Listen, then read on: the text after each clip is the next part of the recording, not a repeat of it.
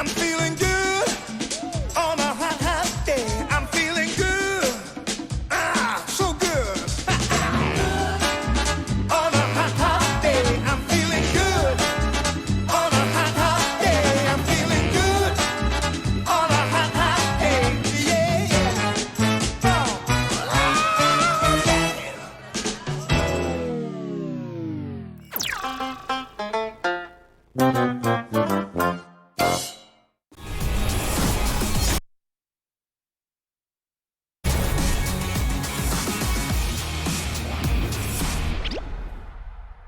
WBG's double Transformers comp with lousy quality equipment and heroes with insufficient rage suddenly encounters YZG's Viper, Wushin, and Yorihime's comp. WBG Sleepwalker, who first had ult, used Titan's Call but was surrounded by enemies and instantly defeated. And WBG's Jing escaped with more than 200 meters after attracting fire from two rivals, which were YZG's QGG and YZG's CXZ, then unfortunately knocked down. On the other side of the battlefield, WBG Xiao cautiously approaches WBG Jing and successfully resurrects WBG Jing in the nick of time. This time, there must be viewers who want to ask, how did WBG Jing determine that he could revive his teammates in time? In a team with casualties, fallen teammates must turn into Karens and come with a dwindling red progress bar. Before the progress bar goes dark, if a teammate approaches and uses the resurrect, it will fulfill the red progress bar and bring the hero back to life. If two teammates perform a resurrect 2-1 at the same time, it will double the rate of reviving. The speed at which Karen's red progress bar decreases will also relate to Shadow Corruption's progress. In the first Shadow Corruption spreading, the red progress bar decreases at the slowest rate, and in the second time, the red progress bar falls at a somewhat faster pace. And in the third to the seventh Shadow Corruption spreading, the red progress bar depletes at a consistent rate, which is about twice as quick as in the first Shadow Corruption spreading. As the first healer on Moros Isle, Kurumi is naturally mighty regarding resurrection skills. Other heroes who want to perform resurrection can only do it close to a Karen. Kurumi's binding player can connect with Karen from a distance and perform a revive to avoid the battle near a Karen and avoid damage from Shadow Corruption. It is worth mentioning that all three forms of binding player can also link Karen, and the speed of resurrection is the same. Because of WBG Xiao's unhurried efforts to revive team WBG Jing at the last second, the team was able to enter the final circle with no casualties and win the championship of 2022's Nbpl Season 1 Trio Game. 能拿下2022 Nbpl S1 单排总冠军，首先感谢我妈妈当年不减网线之恩。虽然我不是冠军，但是冠军是被我击败的。听说2022 Nbpl S2 赛季来了很多新人，我就想知道有没有比我帅的。是谁呀？谁呀？只要你不退役，估计以后还是没有对手的。来这么多新人手，有空来我基地交流一下。我们队里有个40敌带俩娃的，如果你们打不过的话，可以退役了。一个捷杯冠军，一个联赛冠军兼 FMVP， 还有比这更稳的东西吗？有的话你给我找出来，我不信。稳，实在是太稳了。麻烦转告一下你队友，离你远一点，毕竟地气之子嘛。No hesitation, no hesitation， 天地正看我精气如焚。No hesitation, no hesitation， 用战斗去证明谁才是神。听说 Nbpl 有4大金刚，哼，我只能说，请多指教。很遗憾，岛少失去了复仇的机会。唉，单排赛打不来的嘛。知识越山，知识妖刀姬，喵，知识凯豹 ，AS 现在也不在了，麦克4舍5入也算个亚军吧。凯豹闭嘴。对于已经通关了单排赛的我来说，就浅尝一下3排吧。你这叫能通关？我这才是通关单排，浅尝3排啊！我要在这个舞台上证明谁才是 Nbpl 第一劳模。你要问什么是强者？如果你只停留在这一层，是无法理解的。当你来到了这一层，就能有所觉悟。隔着仙人饼呢？那我想问问，到底什么是心魔？我的菜刀沾满了刀哥的鲜血。2022 NBPL S2我的夺冠概率也是你们的2倍了。垃圾话就说到这里了，终须赛场见真章。2022 NBPL S2我们不见不散。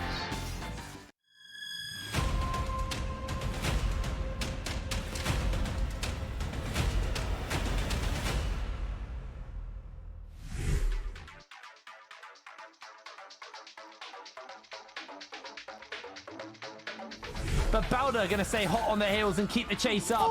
They've got the freeze from the Justina. Oh, the mid-air shot from the musket. Huge coming in from Bowder.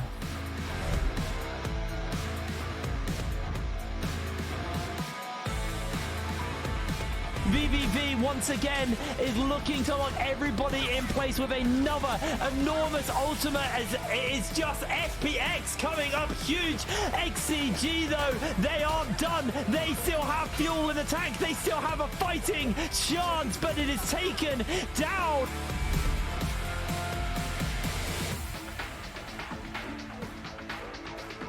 Very quickly, as now we're going to be hopping over to GBL. We were already down 1, soon to be 2, down by so low. With those nunchucks, still able to get a couple of hits in, looking to maybe grab a couple of stun locks for the rest of their teammates.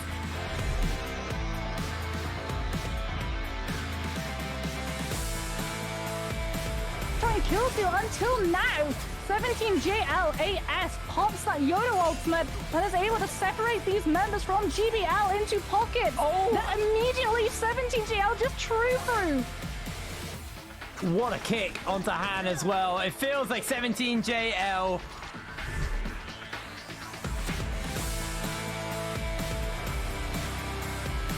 Maybe he can find himself a little bit more here, but gets himself knocked back by the charge click of the longsword, countered and finished up.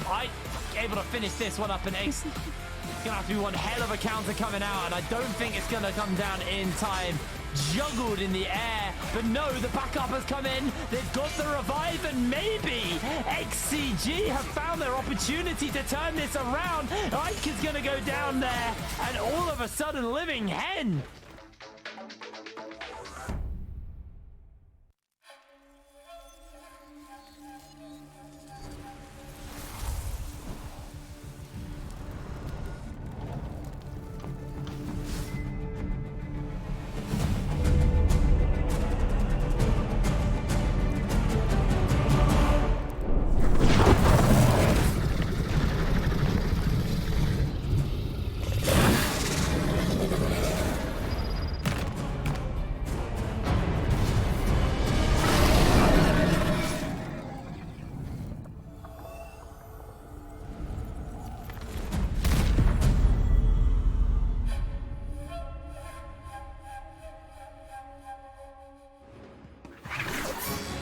反列就带走黄不来了吗？王良这边是击败了黄不来，拿下了本场比赛的前面。这波能反杀，看看翔月这波操作，他输了。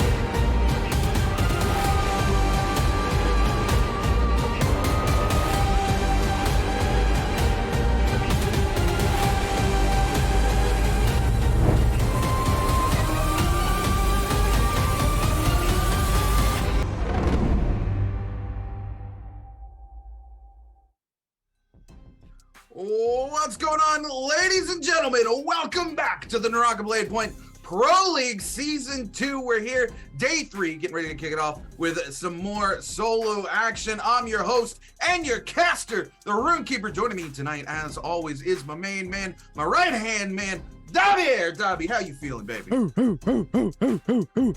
feeling good. I'm back at it again. You know what we talk about always, Naraka, baby. We back at it on a fantastic, I mean, it's now Saturday at this point, but my Friday was actually really nice. How was your Friday? Did you have a good Friday, Rune?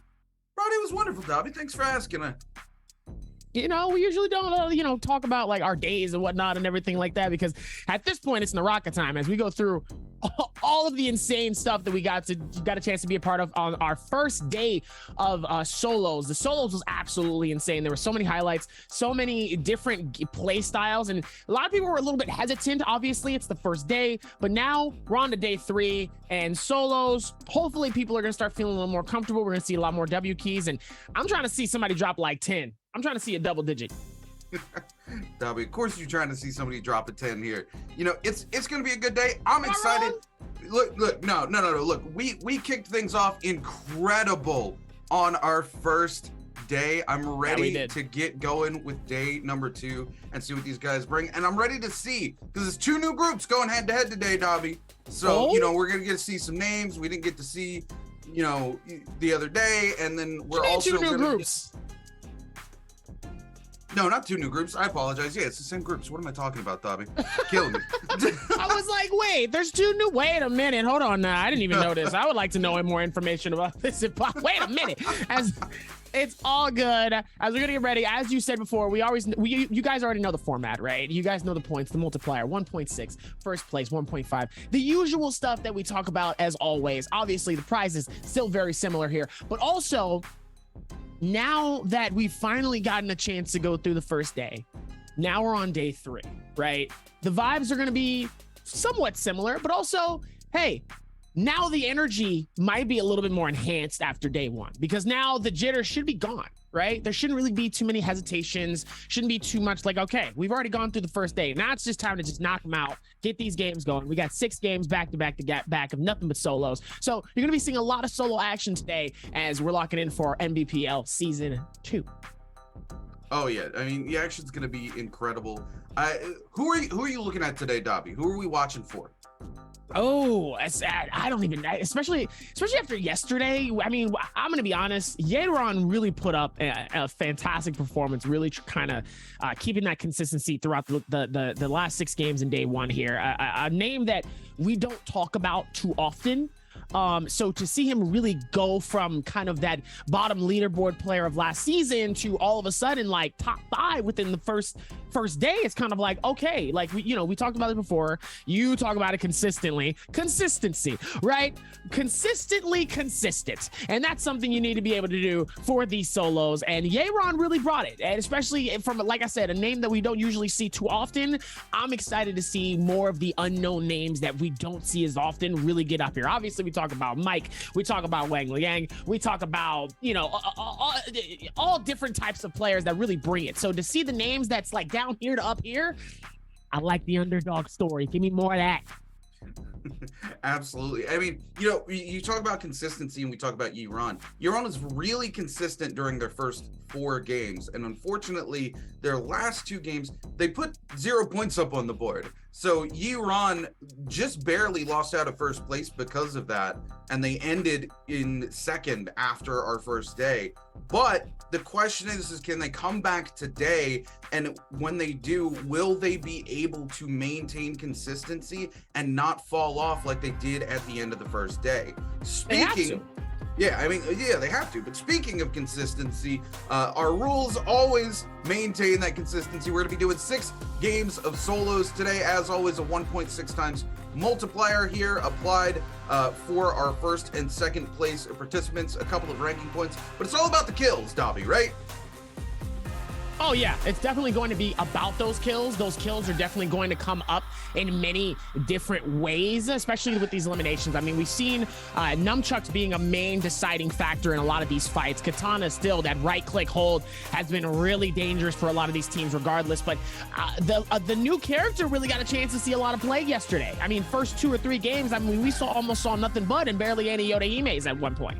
So to really see the magnitude of how much one character can kind of switch up the meta is pretty good as we look at the top 9 through 16 here. Kai Bao, that originally was KB from last season, 16.9 points. Shuz, a new name that we haven't been seeing from JDG, with a 16.8. But as we look up top here, Zan Yu, 33.2. I mean, absolutely doing so well, keeping it consistent throughout all 6 games, except for game 2, sadly with that 0. But look, 7.8, 9.4, 7.2, 6.6, and sadly a 2.2 in his game 2. But regardless to that low score within that final game, those 4 games were so consistent. And even with that massive in game 3, he still was able to stay up top. Like we said before, Yeron, a name that we haven't necessarily heard too much of, getting 2nd place with a 29.2. And obviously, Zin, Huanfly, X-Zin, Luren King, we've seen these names before, but also there's another name, Spider, a name that we haven't seen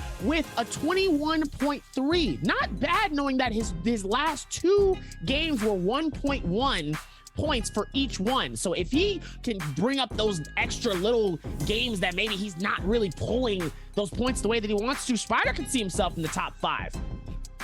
Oh, absolutely. I mean, it's going to be really interesting to see how the day shakes up and these matches go head to head. And, you know, we got to talk about Zhang Yu, right? Zhang Yu last season in solos was the player who, in my opinion, had the biggest shining moment, right? That incredible fight in the final circle where they clean up a kill, they turn around, they have literally just the tiniest sliver of HP left, and the other opponent's at full health. The circle's there, so they're not going to be able to abuse the zone, and they could have clanked twice, and that would have been the end of the run for Zhang Yu. And Zhang Yu, against all odds, plays that fight perfectly calculated, and they're only able to clank once, and they take that other opponent from 100 HP to 0, claim victory, literally like the most textbook fight we've ever seen. It was such a hype moment, and then to see them coming in now into season 2 and performing the way they're performing is really incredible, because the thing that Zhang Yu struggled with last season was consistency, right? Yeah. Now they're coming in and they're performing these incredible feats, like we saw that amazing, like the big shining moment from solos in season 1. They're still doing those things, but now they're keeping it consistent. They're sitting at the top of the leaderboard. It's still only the first week. It's still anybody's game, but I think Zhang Yu really has pulled it together since the first season and realized, hey, I'm capable of these incredible things. Now let's just consistently be incredible. Very interested to see how the rest of these things go, as we're going to push forward towards the first game here. Don Queen, a very dominant player, obviously, from season 1 here, is going to try to see if we can make some magic happen as well for these games. I mean, as we said before, we saw a lot of that consistency and things were looking good. So now it's like, let's try to see where we go from here. Obviously, I think with a lot of these players, it's only going to get more and more interesting. Zan Yu up top, just absolutely dominating and just steady keeping the pack ahead of time and just keeping that aggression as much as possible. They've been doing a pretty good job of it so far, so I'm excited to see what they do after this, you know? Oh yeah, absolutely. We've got a couple new teams here this season as well. We've seen a lot of roster changes as well. J-Team's 10110 moved to Team Baoda. Fun Plus Phoenix picked up BBV from J-Team as well. Just a ton of roster changes across the board. And we even saw, I think, some name changes as well from some teams. GYG is now NPG, if I'm not mistaken. But these players coming in, we've seen most of them perform. We know what they're capable of. And it's been interesting to watch them grow. Because like you said at the beginning of the show, Yiran was not a player we talked about. Yiran was originally a trios player for the team that they were playing on, and it was a team we just didn't talk about. They were either in the middle of the pack or towards the bottom, and they didn't really do anything. But watching players come in now and patch holes in their play styles, clearly the coaches have been paying attention and the players have been paying attention to what they've been doing as well. So watching them grow is super, super enjoyable. And I also love that we get to see some action from some of these other people. It's not just like the same three we've always seen, right? It's not just AOW's Mike sitting up top. It's not just GG Shaw. It's not just Wang Liang. Now we're starting to see some of these other players really come alive and compete on an equal or higher footing than the top players from last season. Oh yeah, absolutely. Especially as we look in towards this one, and it looks like we're going to be able to lock in as well. You love to see it coming in as we're going to lock in with these players for our first game. Ladies and gentlemen, game one is about to get ready here. All of the players are about to lock it in. 678, one of the newer players for our roster. For our solos, and obviously we have a lot of the same names that we've seen time and time again. Xin, Xiang Yu, Dubai, Luren King, GG Shah, very favorited man as before. And ladies and gentlemen, Jukes and Panda Man is back, ladies and gentlemen. I'm excited to see Panda Man come through and make some magic happen. Obviously, that insane clutch to put him back in the finals from last season was absolutely tremendous. So we're very happy to see Panda Man back at it again, making some magic happen. As what we immediately jump in. Okay. Oh, wow. Okay. Immediately just get into it. We don't even know where people are landing. We didn't even get a chance to see the map. Y'all know how much I love to tell people where people are in the map. And it looks like Dahui. Oh no, Dahui might be AFK. Today's not the time to be AFK in the first game, as Dahui immediately looks like he was able to figure out his situation here. Goes for the scale rush. Scale rush connects. Dubai is going to be able to push this back. Dahui is in a very dangerous situation. Dahui gets eliminated. Tough time though with that. Unfortunate. Don't necessarily know what happened there. Could have been a connection issue. Could have been just maybe his stuff just stopped working here. It looks like it's going to be going back and forth. 678 is going to keep that same aggression with those nunchucks, maneuvering from this Wushen, trying to see if he can get some shield up. Is able to. Beautiful right click from that katana coming in to connect for 678. Hits another one as well, and 678 is going to force himself to try to back out, but ding! It's going to be able to shut down 678. It's going to be able to count that down as Moo, one of the newer players. Fun Plus Phoenix is finally back at it again, this time in solos.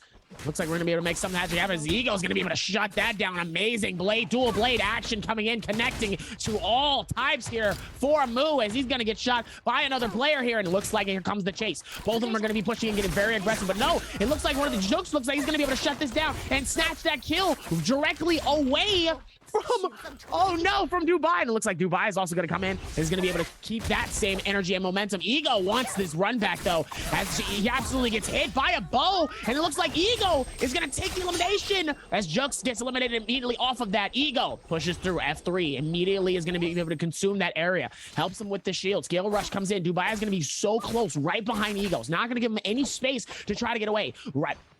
Nice slashes coming in from the katana. Plays decently well so far here, as oh no, the bow shots come really well, and here comes the Yorihime. He's gonna be able to force it, but Don Queen is gonna be able to shut this down. Third parties coming in galore off of the first game. Oh, absolutely. And I mean, you know, Alliance's Jux that we just saw steal that kill out from underneath Ego there earlier. That's what Jux does, right? Jux waits for the opportune moment to slide in and make something happen. But as we just saw, these players are not putting up with it this season. Jux immediately gets targeted as he slides in, steals that kill, and gets himself eliminated early here. He still does have a resurrection, but you can only do that once in a game. And Jux now needs to be careful about how he's trying to slide in to steal these kills. Speaking of stealing these kills, GD's Don Quing here, our resident solos and trios player for Team GD, coming in and trying to make something happen with these bow shots as we see Ace's champion go extremely low. Don Quing's going to lock down Dubai here and turn things on to them as champion goes to get away. And Don Quing is not having any of it. He says, look, champ, get out of here. Champion's my kill, Dubai. I'm going to make something happen. We get the fourth party coming in.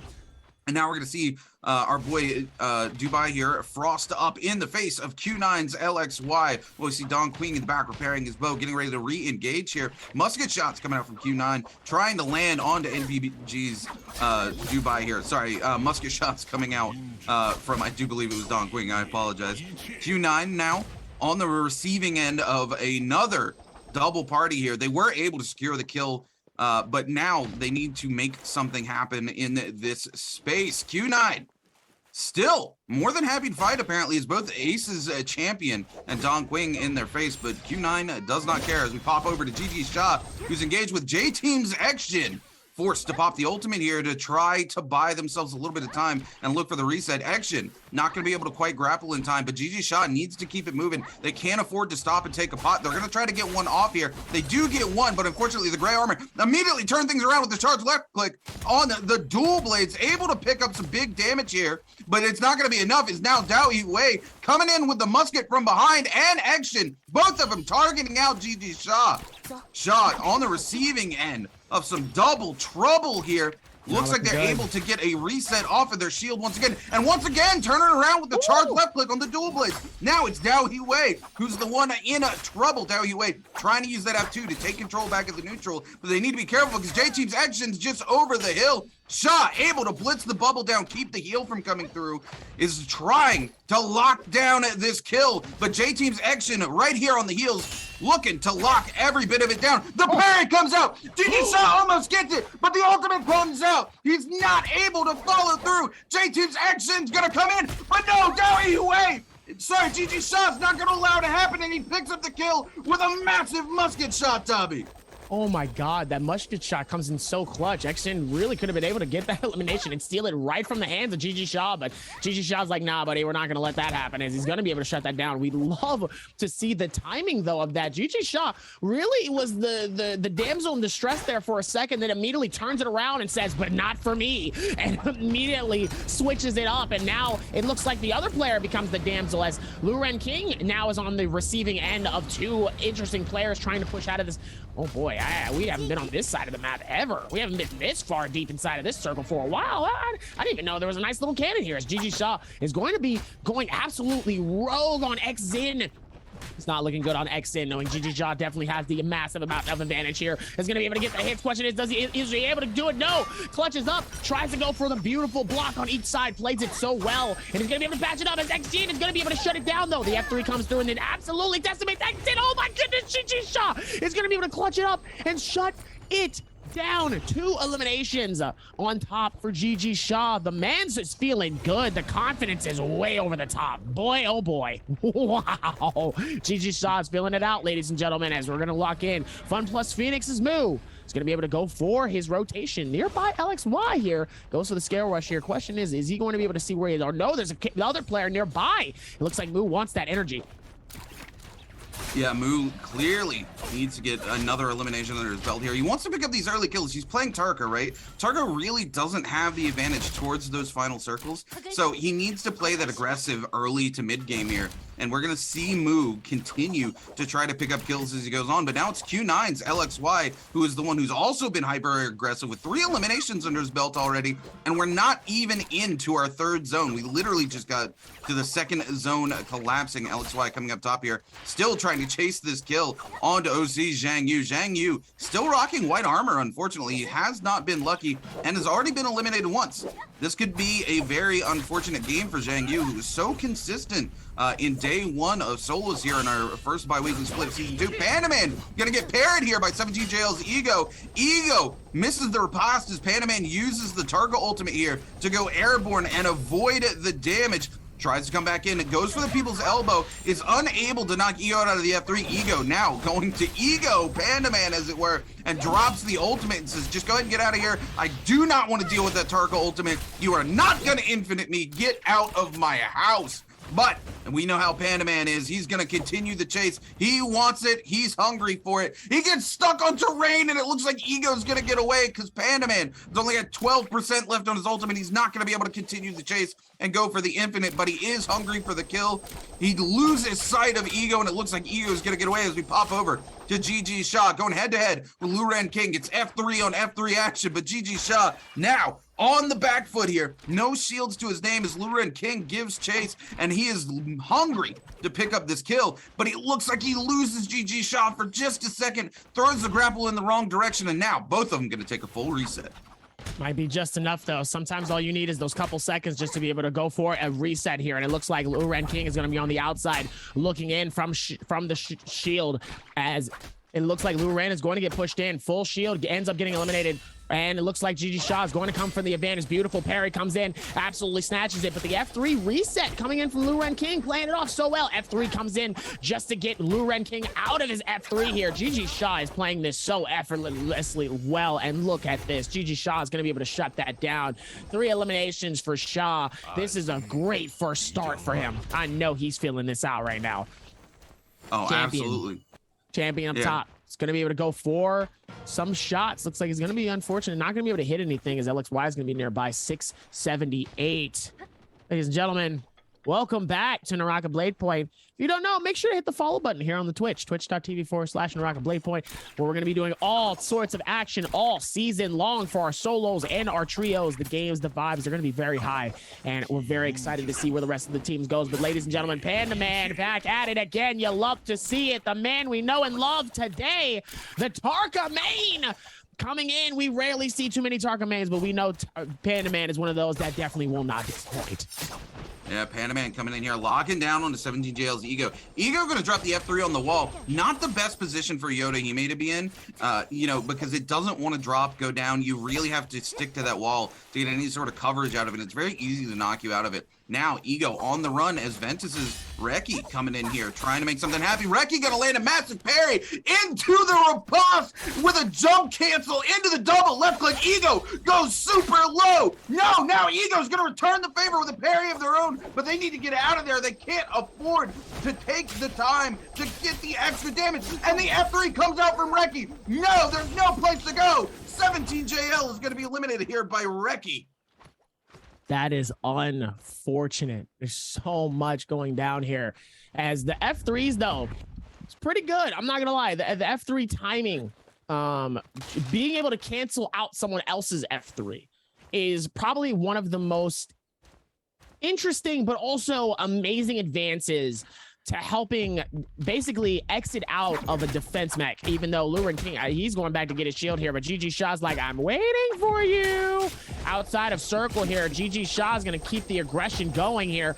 Luren King is like, boy, if you don't get off me and let me go, GG Shaw is currently just like, I want that booty, and I'm going to need you to bring it over here, because that's what I'm going to be having later on as a snack. And it looks like he's going to be able to keep this going. Keeping the aggression, though. Luren King doing pretty well here. As definitely trying to do this, as Luren King is going to be able to force the Yoda Hime ulti. And ladies and gentlemen, we're going airborne. The hits come out. Very briefly, though. Yeah, Luren King playing this really well here. Unfortunately, GG Shaw just comes with a massive parry. As I say that, no, Luren, he worked so well. He used the terrain so that Shaw would catch the terrain every time he grappled. He canceled his ult so he could slide away from the aerial hit and not die to it. He immediately got behind cover, but it's just not enough. Shaw, clearly a demon and a hungry one at that today, as he takes Luren King's life for a second time, moving himself to 4 eliminations here before Zone 3, which is about to be fully collapsed on. We only have 11 players left alive into the Zone 3. Dobby, the aggression is so much more today. Why do you think that is? I think it's because, like I said, those jitters from day one is definitely depleted. It's a lot less hesitancies now, and everybody is just like, all right, we went through our day one. Now it's time for us to just get it. It's time to get it, and what a getting is good, and it's time for us to secure the bag. So now it's like, all right, everybody's getting aggressive. The third parties are a lot more prominent. The extra amounts of scale rushes and even like hard right clicks are just even more prominent in these games now, and people are just waiting for the opportunities to strike. They're not taking any chances. They're not waiting for anything to strike. They're just ready to make it happen and just go for it. And that's one of the things that it's crazy to think how those sections are, and especially for players like GG Shaw, who has been doing such a great job keeping that aggression alive. I mean, they're definitely going to be the standout players this season if they keep that same momentum going, and I feel like that's what they want. You know, yeah, you have to keep the aggression alive. You really need to be putting kills up on the board. And here's the thing, you have to follow through with it though, right? We saw a couple of players in the first day that had, you know, 4 or 5 kills by the mid game, but they weren't able to take it out and clutch it to the end. And because of that, they're sitting around like, you know, 6th and 7th place right now, instead of being up in 1st place where they would most definitely be if they had taken those same scores to the final end game. So it's going to be interesting to see if Shaw can take it there. And, you know, I say that full well knowing GG Shaw is one of our players who almost always ends up in the final circle. So we just have to hope that the aggression pays off for him here and that he maintains the same level of gameplay he has during season 1. But now we're going to pop over here to GD's Dong Quing, sitting on a 1 elimination here, playing the Yodohime, rocking the summer outfit. You gotta love the old Yodohime summer outfit here. Speaking of which, back to GG Shaw, still sitting on 4 eliminations right now, rocking the nunchucks. You know, he's rocking the purple armor right now, could use an upgrade on the weapon, both the blue bow, blue nunchucks, but it is still the mid game. There's plenty of time to get in and secure those Morse blessings. And if you look here, there's a Morse blessing getting ready to drop right here, and you can see all of these players ready to descend upon it. There's 1, 2, let's see, Mu, Yangju, Action, Dong Quing, Reki. We see 768, Panda Man, all these players descending on the same Morris blessing. It's about to be a bloodbath here, Dobby, as we see Panda Man going head to head with 678. Panda Man taking bow shots as well, is going to come down on the side and just look for a quick little reset here. I don't think he's going to give up on that Morris blessing anytime soon, though. Oh, absolutely not. It doesn't look like it. And to be honest with you, I probably wouldn't either, as it looks like Panaman just rotating around, trying to keep the section alive. It looks like currently where Circle is going to be, looks like, oh my goodness, look at the F3s coming out in this very center. Absolutely nobody. Listen, if one person doesn't get it, nobody is, because everybody just threw out their F3s and was just like, nope, you're not going to get it. You're not going to get it. I definitely do. For sure don't. He wants you to have it. I don't want you to have it at all here. And it looks like that's going to be insane. I mean, that were so many F3s. There was at least a minimum of 4 F3s that came out here to make sure that nobody was going to get that. But it looks like Mu, trying not to get caught up by Rexy's end of the bullet. Definitely does not want that, though. It's going to be able to go for the repair here, as we're going to be able to rotate this around. Definitely doing a good job of that so far here. We'd love to see it. Xin staying up top alive here. So it looks like where Circle is going to be in is going to be right near Enfermos, right on the south side of Stillside Temple here. So it looks like, oh boy, he's going to be 678. It's going to get pushed in on 2 players here. Definitely has to keep this momentum pretty live here. Has to be careful. Definitely gets hit outside of it, and so does Mu. Mu ends up getting sent on top of the roof here. Unfortunately, though, as Mu is going to get pushed, ends up getting hit, and he's now burning. Definitely not looking good for Mu. Mu has to keep this alive here. He's going to have to throw his fire as well. He's going to get pushed on each section here. They're not going to give him any opportunity to try to do anything with the defense. And Mu ends up getting eliminated, though. Don Queen is going to be able to snatch that elimination with that dagger. Wow, unfortunate coming into this. There was so much happening, and just Mu just ends up getting deleted by 3 different people at the same time. Yeah, you know, and as we look here as well, Dagger staying strong here since day 1. You know, Dagger, not quite that prominent of a weapon there in season 1. We saw a lot of katanas, we saw a lot of longsword, and we saw a ton of nunchucks during season 1. Now we're coming back with Dagger being one of the most dominant weapons here. And, you know, we got to talk about J-Team's Action right now. J-Team's Action has no eliminations thus far in this match, but currently sitting with legendary armor and a legendary dagger. He needs to start putting those to work, because we're getting ready to close in onto zone number 5. Speaking of putting to work, we see J-Team's Action catching out GD's Don Quing, putting in huge damage. He does it twice, but Don Quing with a quick recovery, still in the move is 678. Reki and Action all give chase here. Don Quing going for a fast armor swap here, but nobody wants to give him a moment's respite here. He's just got to keep moving. He's armor swapped again. He's armor swapped from purple into blue and then blue into white, just trying to stay in the game, and nobody wants to give up this chase. Everybody wants to see GD's Don Quinn go. He catches 678 here with a huge charge left click coming out of the dagger. 678 going to be forced to go ahead and use a very quick F3, so he's got a place to recover. He doesn't want to be the one everyone turns onto, but Don Quinn here into zone 4, taking massive damage, forced to use his own F3 here. Now this is going to go really bad really fast for Don Quinn. There's no place for him to go. All of these players want to hold the top side of the hill, and he's the only player in the lobby with still gray armor after 2 very quick hop sweats. Don Quing now no armor after taking a massive musket shot. Nobody wants to give up this chase. Don Quing swaps again into another gray armor. 678 comes in. The parry. Don Quing, no place to go. Action and 678 gonna make it happen. But it's Ace's Champion who picks up the kill with a giant cannon shot from downtown. Unbelievable coming into this as the pistol shots gonna be able to hit though, but oh no, Hexen had to repair his pistol. He could have got so much damage though from that. Did a pretty good job. Looks like he's gonna be able to do the rotation here. Rexy just trying to keep this magic happening though. Looks like they're gonna be able to push this going though as Champion trying to stay alive here, ducking it out though. Oh my goodness, it could have been massive damage if he was able to do the downward section from that, but sadly ends up getting shut down. Love to see the spacing though, as it looks like we're still going to be going through the rotations though. Xin still keeping this alive. Yeah, Ace's Champion here now on the inside, able to get the little bit of the reset there. It was super unfortunate. Reki comes in from behind while he's doing the slam portion, and he doesn't have the hyper armor from the blue anymore, and just gets completely blitzed in the back and saves Xin quite a lot of trouble. Xin looks like he's able, speaking of which, to find a place to get a quick reset off here. Still rocking that gold armor and that gold dagger, but he's not been able to secure any of these kills. Everybody is taken all the potential kills away from J-Team's Xin here, which is really unfortunate. And this is, this is why a lot of these players favor that strategy. Get your kills in the early game where you're not going to be coming into this final zone and it's anybody's kill almost, because you can pick it up with a musket, you can pick it up with a bow shot, or you can even steal it with a cannon like Ace's Champion did earlier here. J-Team's Xin, he's stacked. As in terms of gear, he's absolutely stacked, but he's just not able to make anything land and stick. Speaking of which, here he is once again using that F2 to buy himself just a little bit of time, trying to get a reset. KZ's Panaman, unfortunately, taking some big musket shots, goes extremely low. Pandaman, will he be able to survive here? He's gonna target, but he needs to be careful because while he's airborne, he can still be shot. Pandaman, 1 HP in a dream. Say it isn't so. 678 picks it up with a bow shot from up top. Absolutely does such a decent job of that.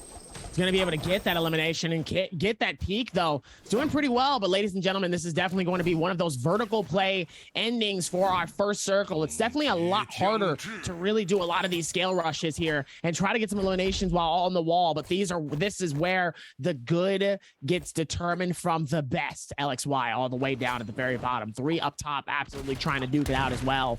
It feels like they've been going back and forth with this and just completely been pushing it off as best as possible here. They've been really doing a fantastic job of that and making this magic happen. As it looks like Rex, oh no, Rexy gets sent by 3 different F3s, pushing him off his own, trying to make sure that they can get some damage off of that. And it looks like Rexy in a bad situation. Cannon shots get thrown up top. Champion's trying to stay alive here. This is what I mean, though, by how hard it is to try to go through and get an elimination while in the air. And also the scale rushes as hard as possible as Rexy is going to force himself to throw that Yorihime ult. He's going to have to. LXY gets hit with massive damage from that. Gets hit another section. Question is he going to be able to do it again? No. It looks like he's going to cancel it out, throw out the F3, and it looks like LXY is going to be at the very bottom. They're going to have to get up top. As now, the timing and the tick is only going to hurt even more, and the damage is only going to be even more severe. As now, it looks like another player ends up getting hit. Xin gets the elimination off of 678 here, and it looks like Champion is going to get the elimination from Circle, but Champion is struggling to get up top here. 5 players left. Xin, Zhang Yu, LXY, GG Shaw, and Champion here. It looks like Zhang Yu gets the elimination off of LXY. Zhang Yu playing this so well here. Obviously, #1 winner from our first day of solos on 2 days ago as Champion now waiting for the scale rush, waiting for the opportunity to strike, goes back up top, knows somebody's up there, so Champion is just trying to play this as long as possible, trying not to engage. Here's the thing, this is where chess meets checkers. Doesn't want to be the first person to get eliminated, but you also don't want to be the one that gets hit with massive damage. Xin gets flown all the way off to the very bottom. Xin's trying to stay up top. This is King of the Hill currently, and there's 3 people on top of this hill. The question is who's going to get thrown off. Xin trying to see if he can balance this off as best as possible. Champion trying to keep the momentum and trying to stay up top. And it looks like GG Shaw just says, hey, I'm going to try to see if I can get some massive damage off of one of these. If one of y'all is low, I might be able to get a free kill off of just decent range. As we come back towards it, Xin staying up top, playing this off as best as possible. GG Shaw is going to be able to go for the full shield. Everybody else with pretty much purple. I don't think anybody here has gold. Actually, no. Exton has the gold shield by himself. Still looks like he is free to possibly be able to go for the shield. Dangerously low on Xiang Yu. Xiang Yu actually has no HP whatsoever. Absolutely gets finished, and it looks like Champion is going to be able to snatch that kill away from GG Shaw. GG Shaw, I know, is one of the main recipients of third partying and being able to steal eliminations from people. So very unfortunate to see him not being able to get that, but it does not matter. GG's Shaw, top 3, feeling good. Champion up top as well. Question is he going to be a champion in the first game? Let's find out. Both scale rushers are going to be tight on each section, trying to see if he can wait it out. Champion trying to duck it out as long as possible. And ladies and gentlemen, we're about to go airborne. You know what time it is. It's the Yoda Hime trying to clutch it up as best as possible. GG Shaw waiting for the time to strike. Champion is going to be able to flush up top. Beautiful eliminations happening from Champion. Champion gets eliminated off the post, but Champion is going to shut it down with his Yoda Hime ult and claim the first game for tonight's solos. Yo, Dobby, we've got to talk about what just happened with Ace's Champion here, because he played this final circle like a fiddle. This man could have dueled the devil and still would have kept his soul, because oh my god, he literally just made every decision perfect, from the scale rushes catching up top. He never got caught out, and he waited. He saw all the Yodos in the lobby, let GG Shaw get his off, dodged a couple of them into the zone, took zone tick, and then was like, let's go. Immediately throws his ult out, caps everybody in the lobby. It looked like it was Shaw. Shaw had 4 eliminations. He was ahead of everybody in the end. Shaw just needed to not die, and unfortunately he couldn't do it. Champion played this so well. He really did. What a game from Champion. He really did. He played that as best as possible here, and he made it look really, really good. As it's going through as much passives as possible here. They really did play the best of their ability here, especially with Champion and GG Shaw. Gotta give it up to Shaw here. Shaw was really trying to maintain as long as possible here, and even with the amount of F3s that was being thrown out, GG Shaw was really good at paying attention when the time it was to strike. Obviously, playing with his bow, really trying to get that damage done from each section. Sadly, was not able to get that one elimination that he needed that got stolen from Xiang Yu. Xiang Yu really trying to keep that momentum as best as possible and keeping the pressure and trying to crowd control as much as possible. Trying not to get caught up by 2 or 3 different people, knowing that there was multiple Yoda Himes, and the F3s are just spinning around as best as possible. GG Shaw, good timing though, trying to keep it together, but Champion just had more health, more HP, more shield, and really was able to just handle the rest of the lobby once they was able to finalize and they went airborne. I'll see you guys later. Oh, absolutely. We got to give it up to GG Shaw, though. Shaw played to his guns here. He played hyper aggressive early. He picked up those kills, and he took them to top 4. Or top 3, actually, I think. Top three. He took him to top 3. So he's not sitting in a bad situation. This was a really great game from GG Shaw. But when it came down to the final circle, it was Ace's Champion who showed that he has the ability to control that space. The utilization of the wall and the constant scale rushing, he put himself in a situation where he had an answer to everything. If somebody came at him, he could just scale rush off the wall. If somebody was sitting up top, caught lacking, trying to get some bow shots, he could scale rush up the wall and hit them. If somebody was chasing or sitting down below, trying to pop a heal off, he could answer that as well. He literally just dominated the space. And the thing with Yoda Hime, and we've talked about this before, is you have to be the last one to ult in the zone, right? Right. But when you watch 2 other Yoda Himes ult in front of your face, it is hard to maintain the confidence to hold on to that ultimate and go, I've got this. And we watch Ace's Champion, he tap dodges to the left, back into the circle. The hit's gonna come down. He tap dodges to the right, out of the circle, jumps up, and then throws the ultimate so he gets back into that tiny little zone that's left as the zone's completely collapsing down. Immediately turns his attention to GG Shaw, knocks him out, turns down, and immediately knocks out Exton. And that's the power of being the last Yoda Hime to ultimate in a final circle. And Ace's Champion had the confidence, he had the cool and the calm to just make it happen. Yeah, he held it as best as possible, which, like you said before, is probably one of the smartest things, but also the hardest things to do in these final rotation circles. Obviously, you know, when you see 2 or 3 Yonahimes really go off at the same time, you really want to just kind of show your guns and be like, hey, like, you know, hold on. Y'all not the only ones that's going to be doing this. Y'all not the only ones that's going to, you know, hold on. Chill out. Relax real quick. You want to be able to create that crowd control as well. And obviously, Champion shutting it down with 12 points, 5 eliminations, 8 kill points. I mean, it's a great start for Champion here. Let's hopefully see if he can keep this going, but gotta give it up to GG Shaw here. GG Shaw with 4 eliminations, 3 eliminations from the very start of this game. Immediately just coming in, third party, steals 1, is able to get caught up by 2 people, is able to crowd control those 2 people from continuously playing aggressive towards him, still is able to get the elimination, still is able to pick another one up before we even get to the halfway mark of this game. I know GG Shaw has to be feeling confident going into game 2. Oh yeah, absolutely. And I mean, we got to give it up to Q9's LXY as well. 3 eliminations and we walking away with 5.7. But Ace's Champion, Dobby, the most points we had in a single game on day 1 was 11. Champion now taking the title for most points in a single game this season, moving himself up with a 12 game score. What a great first game from Ace's Champion. I mean, you know, this is one of those new players, right? We talked about this at the beginning of the stream, how we need to pay attention to some of these new players. Champion didn't get to play during day 1, so we didn't get to see what guns he was bringing to the table, as it were. But apparently he's out here, suns out, guns out, and is like, look at it, baby. Exactly, yes. Say, you see this? You see these?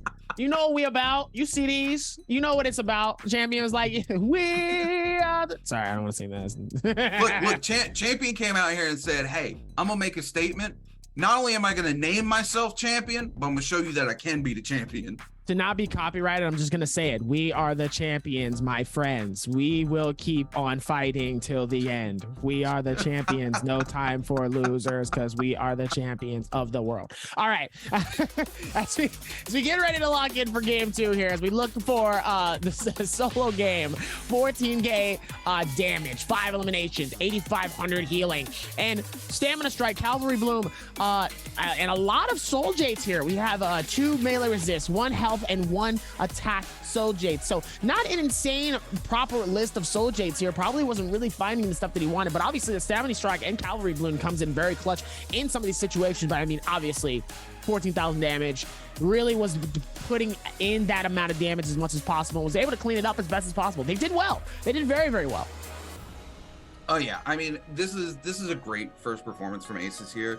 This is our first time getting to watch them you know, play here in solos. Honestly, it's nice to see that these new players coming in aren't just going to be middle of the pack, bottom of the barrel. They're here to make a statement, right? You know, they weren't here in season 1. Now they're here in season 2, and they're like, hey, just because we weren't here season 1, don't think we're just going to come out here and, you know, not perform. We're here to stay. And clearly Champion, again, just making a statement game 1. The question is he consistent? This is we've only got 1 game from him. Yeah, here we go. I know. Is he consistent? Is he consistent?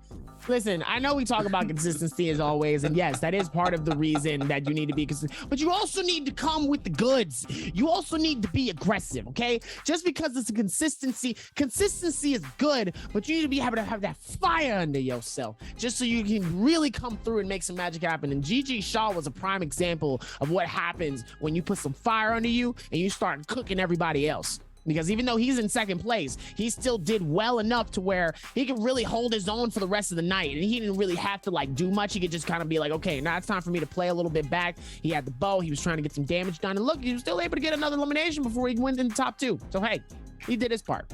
Oh yeah, like, you know, and there's different play styles, right? We talk about heroes having, you know, there's early game comps and early game heroes. There's mid game comps, mid game heroes, and final circle heroes as well. GG Shaw playing a final circle hero, but instead of playing for the final circle, playing to his strengths, right? He knows He's so confident in those 1v1 fights that he can win them. Even when he was on the back foot, Luren King chased him for a hot minute and had him on the back foot, and Gigi Shaw just turns it around, shuts down Luren King, comes and finds Luren King again, lacking as Luren King comes back to pick up the purple shield, and Gigi Shaw shuts it down a second time. He's just extremely confident in those 1v1s. So instead of betting it all on the final circle and being like, all right, I'm going to be the best Yodo Hime ult in the final circle, he sticks to his guns and goes, I'm just going to pick up a bunch of kills early and take it to the late game. And that's a really smart decision. And then we see the likes of Ace's champion, who clearly favors the end game, clearly has the confidence and the cool to lock down those final circles against multiple opponents, play to his strengths. He waits to the end game. He, he picked up one elimination before he got there, but most of his eliminations come from that final circle in the very end. He's just waiting like, a trained animal ready to strike.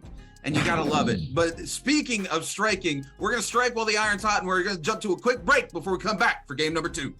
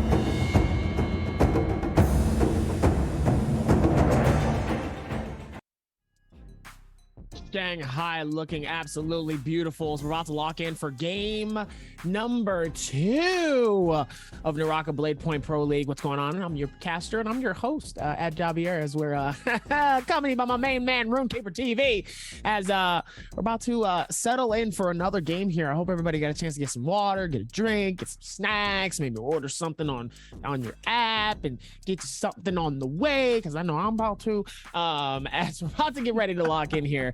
The first game was really, really good. I'm stuffed already. I got a decent amount of parries. We saw the insane Yorihime ult towards the very end, but now we talk about consistency, right? Consistency. Now we talk about aggression, because Shaw brought it. Shaw brought the aggression, and I love to see it when it comes to somebody that has put in that same amount of energy every single season. And GG Shaw is one of those people. Obviously, champion up top. We don't usually see this name often. So now to see him up top, the question is for game 2, can he keep that same momentum?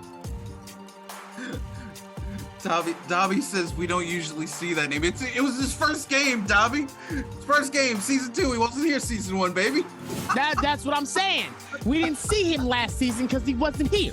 So now that he's here, he's here clearly because he's made a show in the first game. Oh my goodness. I love it. Again, he's here to make a statement, and I'm happy for it. Alliance Jux. Oh my god, we had to talk about him last game, man. Look, Jux kind of been the king of stealing kills, right? He usually comes in and picks something up really quick. Absolutely punished for it last game. Came in, picked up that kill, 3 players immediately turn on to him, eliminate him out, and then he does nothing the rest of the game. His safety net was gone. He couldn't be aggressive. He couldn't take the risk again, and then somebody else catches him out, and he just goes out. Alliance's Jux got to pull it together here and figure out a way, put the points up on the board besides risking it for the biscuit like he did there, because that strategy is not going to work for him, Dobby. It's not going to work for him. We're definitely going to have to switch up in some way, shape, or form. But like I said, it's only the first game. We're going into game 2. We still have 5 more games, so it's okay. If you have that first kind of off game, do not fret, do not worry. Just come back. We're going to make it hotter. We're going to do even more in the next game here. So now I need to see that same energy. As we said, we saw the amount of momentum in game 1. Now I need to see the same momentum in game 2. Zanyu doing a fantastic job in this first game. Really locking it together here and making it look good. Yeah, Zanyu, again, Zheng Yu is a player that I just expect a ton from, right? Because, again, he had that huge moment in season 1, and I always lock back to that, right? That's almost my favorite highlight from all of season 1, period. Because it's that perfect moment of coming in and getting the perfect fight. And speaking of Zheng Yu, we're going to jump into a quick video with him real quick before we come back and get ready to lock in for game number 2. 感觉自己决赛的时候打得不是很好，因为决赛的时候打的时候那个状态非常的迷，然后发挥的也不是很好，只拿到了一个第7的成绩，然后我是对这个成绩感不是很满意的，因为我想拿一个更好一点的成绩。感觉岛少转3排对我们来说有点遗憾，因为毕竟以后单排少了一个实力这么强的对手，感觉有点我感觉有点可惜啊。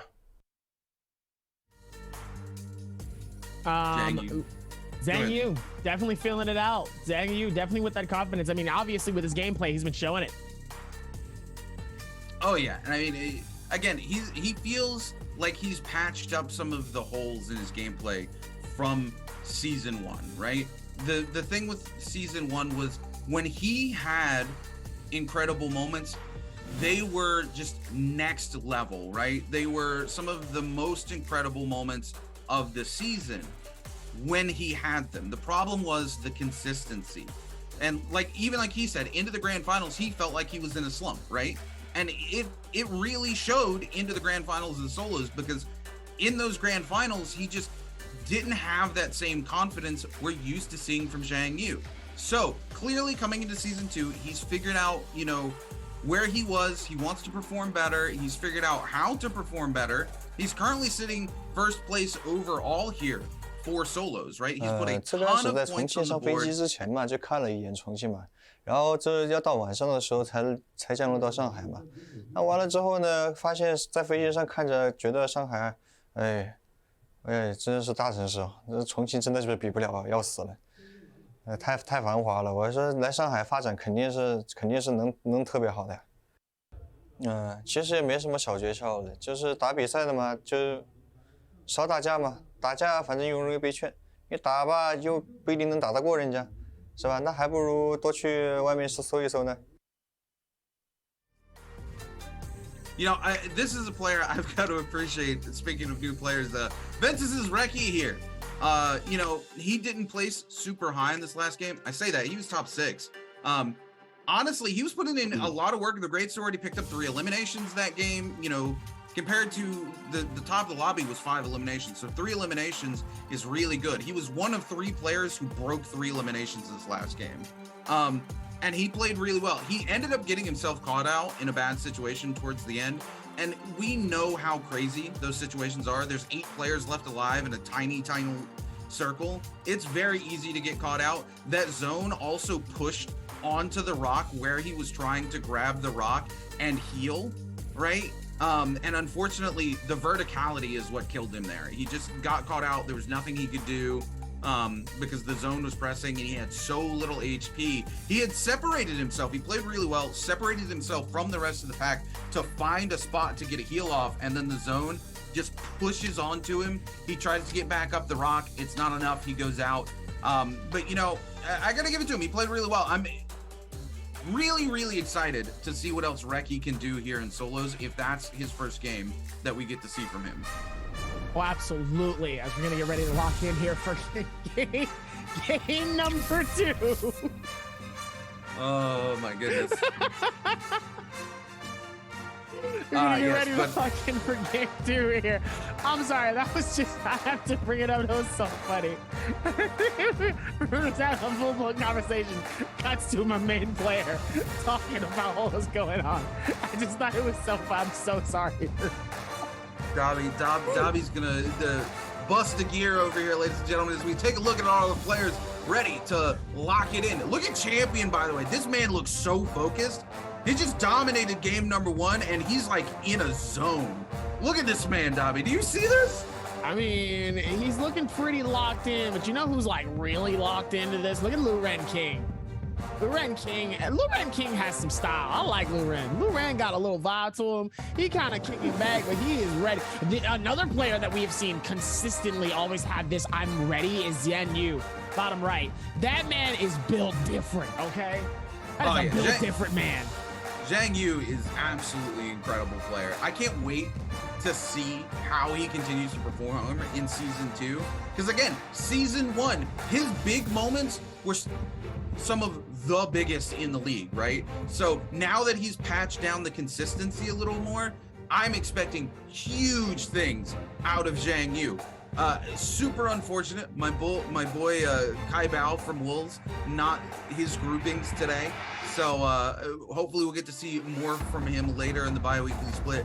Another player I really love to watch. But man, it's so interesting. I love the fact that we've got a couple of new players, and those new players are putting in the work, and they're not just kind of sitting down in the bottom, because I feel like it's shaking things up so much, right, Davi? Well, absolutely. It's shaking up the game plan, and at the same time, it's also forcing other people to look at this and go, man, I'm seeing the aggression from these players. These guys have been just absolutely laying this out, and they're not really letting people breathe here. I need to be able to keep some type of aggression and consistency as well within these games, and I need to be able to do this as well. Like, I have to bring something to the table as well here. I got to keep it moving. So it's good to see exactly like what's been going on here. They've been doing a pretty good job of this, so let's see what happens in game 2. We're gonna lock in for Naraka Blade Point. As always, we started there with our winner from the first game, a Champion, and now we're gonna pop over to check in onto 17 Jail's Ego and NAD's Dao Yihui. Dao Yihui had a little bit of a rough game last game, Dobby. He immediately started out just getting completely blitzed down, and I think he walked away with a 0-point game, and it's something we don't expect from Dao Yihui. You know, also, I've got to mention, Dao Yihui is a very aggressive player, right? He loves Tarka. Like, absolutely loves heroes like Tarka. We know this. He played Tarka G last season in more games than Panda Man. That tells you how much Dao Yue loves Tarka. But now he's playing a support hero. You got to remember, Ziping Yang is pretty good into solos. That's why we're seeing a lot of her right now. She's pretty favored, but she is a support. So going from an aggressive hero like Tarka to playing a support really feels weird for Dao Yue. And once again, we cut straight to Dao Yue in the very beginning of the game, getting blitzed down by GG Shah.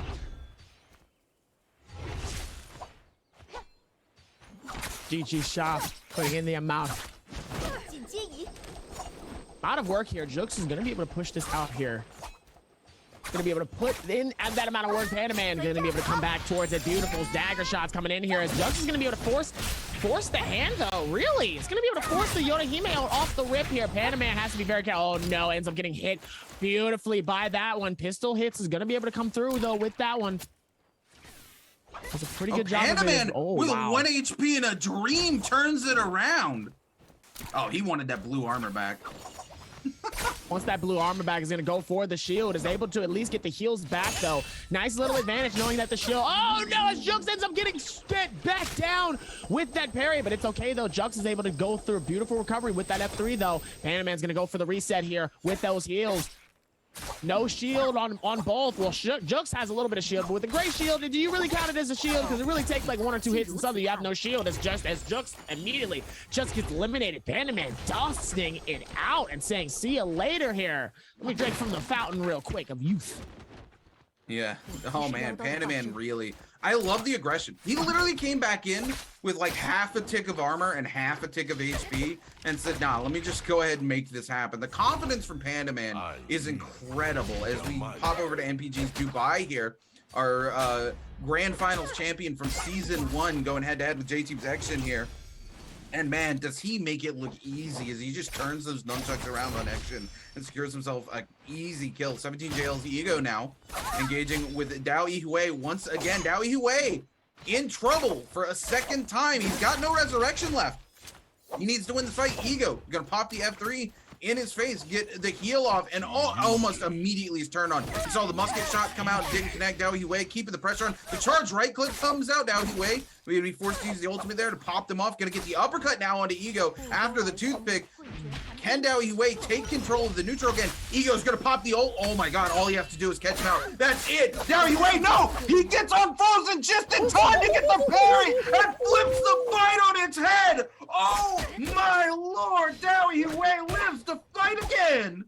Dao Yue actually doing a nice job flipping that over like a dish in a oh my goodness, you love to see it coming in as Lil Ren King is going to be able to shut down Ding as well here. That flip coming in from Dao Yue was impressive. That's definitely one of those clips that definitely we should be seeing in the highlights because man, that is how you flip.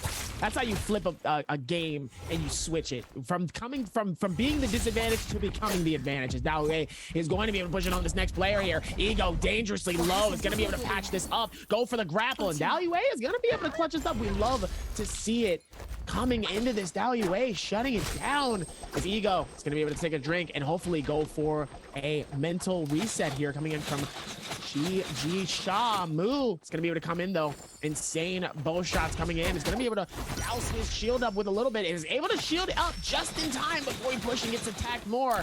GG Shah coming in a massive damage though from that repeating crossbow. Moo coming around the bend, trying to keep it as massive as possible. Moo ends up getting hit. Massive parry comes through from GG Shah. GG Shah keeping that same momentum and energy with the nunchucks. Nunchucks coming through with a lot of damage on each side, and looks like Moo is going to get eliminated from GG Shah, putting in so much damage and keeping the pressure right in front of him. Look, I gotta go back and talk about Dao Yue again, because he killed Ego twice. He flipped that fight on its head, and Ego had a bounty on him. He reversed bountied Ego's ghost to figure out where he was gonna respawn nearby, and Ego broke the cardinal rule that he had no business respawning anywhere near Dao Yue after that fight got flipped, and he did it anyway, and in less than 10 seconds, Dao Yue killed him the second time and eliminated him from the lobby. What a game from Dao Yue. I love to see it. I love to see the pressure. We pop over to OC's Zhang Yu here, finding himself to engage with any Ds. Dubai, locking him down with the dagger. Nunchuck versus dagger. Zhang Yu forced to take the white armor swap, but we see the mirror dump come out. Dubai gets caught up in the air in the corner, can't even get out of the window, and Zhang Yu deletes him from this lobby. Absolute shutdown coming in. You love to see it. Love to see it coming in. Xian Yu is just controlling the narrative right now of this game. Xian Yu and Dao Huey. Dao Huey right now is just controlling this. Oh boy, I would love to see this. Please, please, please, please, please. No, don't run away. No, I want to see the Dao Huey and Xian Yu fight. Please, please. I don't. No. As we're gonna look in, and it looks like we're gonna be able to patch this up. Back at it again. Don Queen playing this well here. Looks like he's gonna be going across here and keeping the same momentum off to Moo here. Moo trying to run around and trying to stay away from this as best as possible here, as it looks like Moo is going to be successfully being able to get away here. Looks like he will be able to go for the reset and the shield. Wow. This game has been really good so far. Yeah, this has been incredible, but honestly, man, Dao Huey and Zhang Yu, the two people to talk out this lobby. He's on GG's shot. Dao Huey, there's so much confidence from him today. Sha gonna be forced to pop the ultimate here as we see Q9's LXY come up. Sha is super low here, but there's multiple players locked into this, not trying to let him get away. Oh my god, the musket shots and the bow shots coming out. Sha goes super low. He comes in, takes the blue armor off of the box, but I don't think anyone's gonna let this hunt go anytime soon. Dao Huey going around the left side, hoping to get Sha out. As Zhang Yu also comes in. Again, the two players we've been talking about all game now, giving chase to GG Sha. Sha going inside, looking to find a little bit of a respite, trying to find a place to get a reset. He's gonna go up inside the box here. Zhang Yu sees it, goes for it. Sha gets out the window. Zhang Yu does not. Sha forced to go in the zone to take the reset. Zhang Yu continues on the hunt. He's gonna catch Sha out here. Sha has got the full reset, but man, he is far from out of the fire. He's still in the skillet as multiple players give chase. The F3 comes out, the lockdown from the charge right click of the dagger. Sha forced to go inside to take another reset as we have Q9's LXY turning their attention to Zhang Yu, but apparently doesn't want that smoke, just wants to wait here for GG Sha. Yeah. That's true. That's pretty true. That's pretty true. As looks like we're gonna go lock in from Xian Yu. Xian Yu. It looks like Rexy locking in. It looks like his X-Zin is gonna be a little bit ahead of the game here, as Rexy's gonna be able to use that grapple, push forward here, get a little aggressive. Looks like Rexy is going to be able to push in towards this, and it looks like Rexy wasn't ready for the momentum, but it looks like he was, as X-Zin absolutely gets shut down. X-Zin got damaged so much. Rexy was ready for the momentum, ends up getting pushed. It runs back, and it looks like now Rexy's going to try to go for the reset here, as it looks like he's going to be able to do a nice little slash right through the body of X-Zin here. It's going to be able to juggle it back and forth here. Perry's waiting it out, just trying to see if maybe the defense maybe can connect something here to shut it down, but no. Rexy is going to keep that same momentum on each side, though. Rexy's going to go for the shield. It looks like they're both going to go for the reset. Very interesting. Coming into this, I thought Rexy already had a decent amount of shield here. Really shouldn't have gone for the reset here, but decides to anyway. Dagger at hand. Try to see if maybe they can make something happen here. Does a pretty decent job. X-Zin really being able to patch something up, though, with this dagger. Dagger downs and being able to do something as well here. Rexy trying to do as much as possible, though, with the damage both on each side here. The Q ends up coming out, going for the reset, but ends up shutting it down and going for the reset, as Rexy's going to be able to switch and swap shields. He's going to be able to swap it again, going back to his purple. Ends up getting full shield here. X-Zin's going to be able to do the very similar full shield. It looks like this is like the fourth reset currently. The resets in this game are very, very impressive, especially from both players here. Rexy and X-Zin really putting on a show for you guys here on Twitch. Make sure you guys hit the follow button, as X-Zin is going to be able to patch this up. Back at it again. He's going to go for the reset, waiting for the opportunity to strike, goes for the repair, trying to come farther. Surprise, F3 comes out. It looks like the shield is going to be on the outskirts. They're going to have to be careful, though, because now the heal is going to start ticking on each side. Rexy pushes in. X-Zin very, very far. Misses the grapple. Big opportunity, though, for X-Zin to at least get a little bit more heals here. Rexy pushing in, keeping the aggression alive as much as possible. Rexy keeping the momentum here. He's going to be able to come through. Exin had no time to go for any type of shield. Now looks like has the time to recover. Was waiting for the time to end so that way he can do that. Now the reset comes through. Back at it again. Rexy ends up getting down from that insane parry. F3 comes out. Beautiful reset. Now they're going to come back forward towards it again. Love to see it coming in from Exin. Exin really juggling this out as best as it can. It looks like Rexy is just going to decide to just back out. Yeah, Rexy here is running into a huge issue. That issue being resources. They have 2 health bots left. They've got no shield bots at all, Dobby, and it's only zone 2. They're already out of resources and going to be forced to back out of that fight because J-Team's action, full shields, already healed back up, clearly still has resources to their name. Yeah, they need to just go ahead and get out of there. As we pop over here to 678, looking to find something themselves, and they might end up running into J-Team's action. And now back to the top 2 demons in the lobby. Dobby, this is the fight you wanted, as we see DAY3 and Zhang Yu trading musket shots with one another, but will either of them commit to the fight? That's the question. DAY3 looking to go for a quick repair, and Zhang Yu looking to go his own separate way as the Morris blessing comes down. He wants to pick up some goodies here. We're going to see multiple players come in and try to keep that from happening. Zhang Yu going to take the quick armor swap there. More than happy to get some extra goodies. Throws old purple armor down to take the full health one. Nobody wants to give chase though now, as everybody wants to see if there's any scraps left in that immortal blessing. Now we're gonna see Luren King here going extremely low. Gonna pop the ult, but the range shots are gonna come out. Don Quing trying to make it happen here. We're also gonna see those huge repeating crossbow shots, but it looks like it's gonna be Don Quing. No, Luren King still alive. Somebody gets it in his GG shot at range with the repeating crossbow. We're gonna see now here as a move from Fun Plus Phoenix trying to get onto some of these players with that flame breath, pumping out a bunch of damage here. Gonna pop the F2, take control of the neutral because they're taking shots as well, as KZ's Panda Man coming in onto GG's shot, trying to make something happen. We're gonna see the bow shots come out. He is gonna land it, knocks Shaw back into the zone. Shaw had the grapple on him. Both of them going to take the opportunity to take a quick little reset here. Panda Man just wants to keep Shaw down in this hole. Says, you are not allowed to leave. Shaw going to finally opt to go the opposite direction, go around and come up, but needs to be really careful because there is a lot of players above him. He's got to figure out how he's going to get himself out of the trap he put himself into, coming down to secure that kill. But GG Shaw, once again, here we are, zone 3, 4 eliminations, playing that hyper early aggressive game. So he's not just counting on that final circle. Now the question is again, can he do what he did in game 1 and take it to the end? He's going to be able to do it to the end though. Looks like Rexy is going to be able to push into this. Keep the same aggression as well here. Exin trying to keep the same momentum alive here. Back at it again. They really went through a whole reset, and now they're back at it again. We just went through this earlier. This is like our 5th and 6th reset here. I'm telling y'all, y'all gonna need to keep the aggression going here. Somebody needs to get eliminated here. Okay? Rexy, Exin, figure it out, boys. Rock, paper, scissors for it or something. As it looks like a bow shot coming in. Whoa! Beautiful hit coming in. Whoa, from Ding. Ding is gonna be able to hit a massive one off of Rexy. Looks like Zhang Yu. Looks like he's going to be able to go for the rotations as well. Cannon shots coming in. LXY trying to create a nice little bit of diversion here.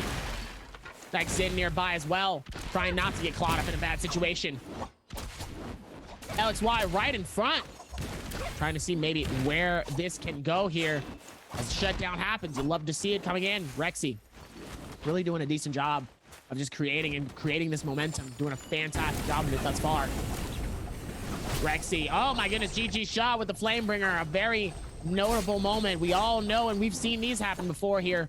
Looks like the shutdown is going to be able to patch in on each side.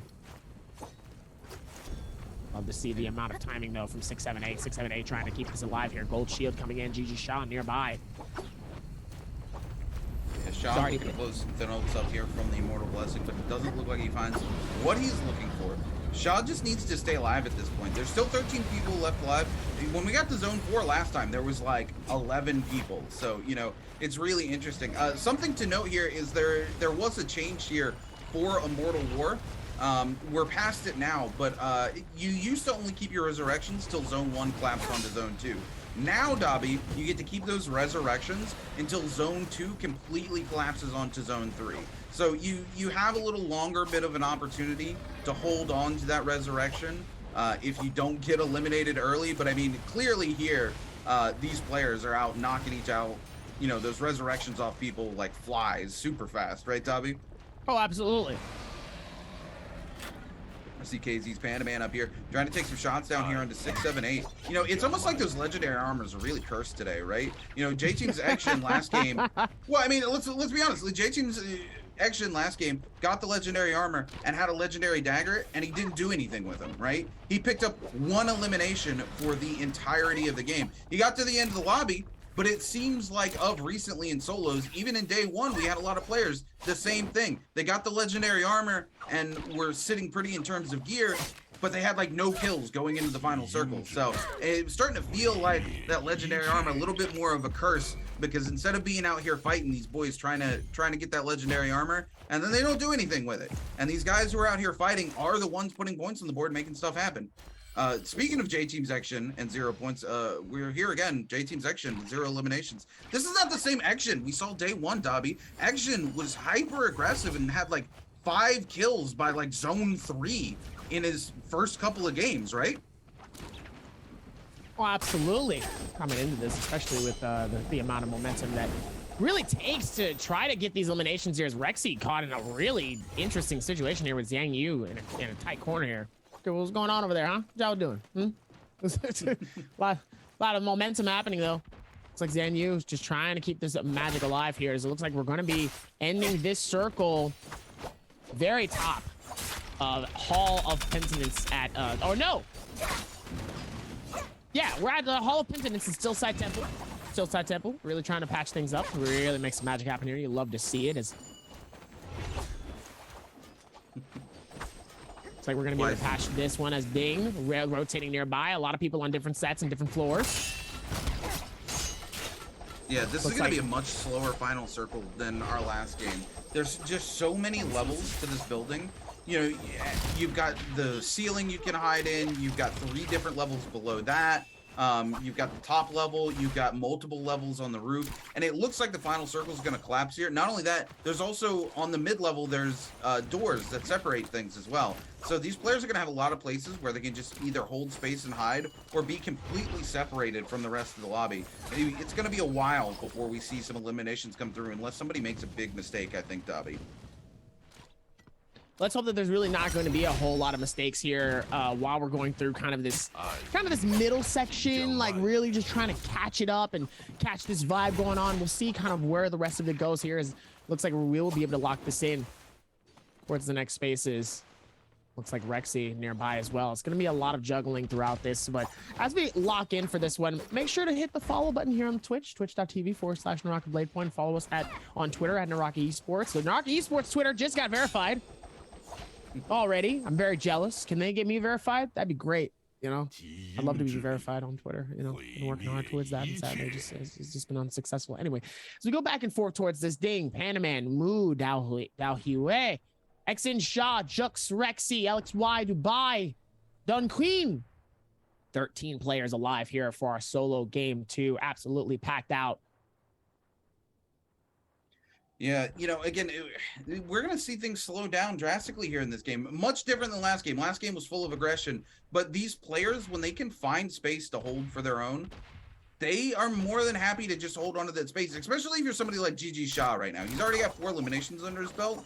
He needs to just wait it out till some of these other players are eliminated. Yeah, GG Shaw has the confidence that he can take the fights, but every single fight he takes right now is a risk. You know, even if it's a 12% risk that you're gonna die, you do not want to be eliminated in 12th place with 4 kills under your belt. It doesn't make any sense when the average kills in the Pro League for solos is 5. Just take those 4 kills to the end circle. Just find a spot, hold on to it. Don't let nobody put, you know, no disrespect on your name and come evict you. But just hold on to your spot, and make those kills count for as much as possible, where some of these other players really need to try to make something happen here. Like Zhang Yu sitting on 1 kill again. Zhang Yu went to the end of game 1, played a really good game 1, but unfortunately he had a couple of kills stolen out from underneath him, so he only had that 1 kill. Got a decent game score, comparatively. I think he was 4th or 5th for the overall lobby here. Ooh, speaking of which, FunPlus Phoenix's Moo gonna be the one who looks to make the first mistake here, as the rest of the lobby now hungry for it. NAD's DAY3-SOLO, who's been very aggressive all game trying to secure that. So is Zhang Yu. Everybody just looking. There it is. The single tick comes down from the Flamer, and it's Zhang Yu who's going to pick up his 2nd elimination here on Tamu from FunPlus Phoenix. OC's Zhang Yu got to be super happy about this, but now Zhang Yu down in the same situation. Looks like they were able to get a quick pot off before anybody noticed and started to dog him down though. So thankfully Zhang Yu not going to be on the same end that Moo was. Zhang Yu just going to go to the bottom here, take a pot while he can. Needs to be careful though, because Zone 6 is collapsing onto Zone 7.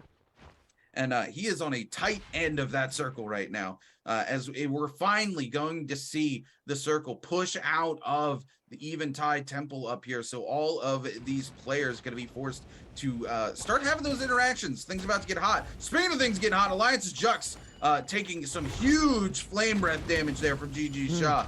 Jux finding just enough of a spot to get a heal off. We're going to see Zhang Yu also cooking up some barbecue. Somebody get Dobby at number 2. Absolutely. With the Sprite, please. Thank you. As we lock in as well here, Zhang Yu with that Flamebringer. So is GG Shaw. So we found the 2 people that have their that have the Flamebringer.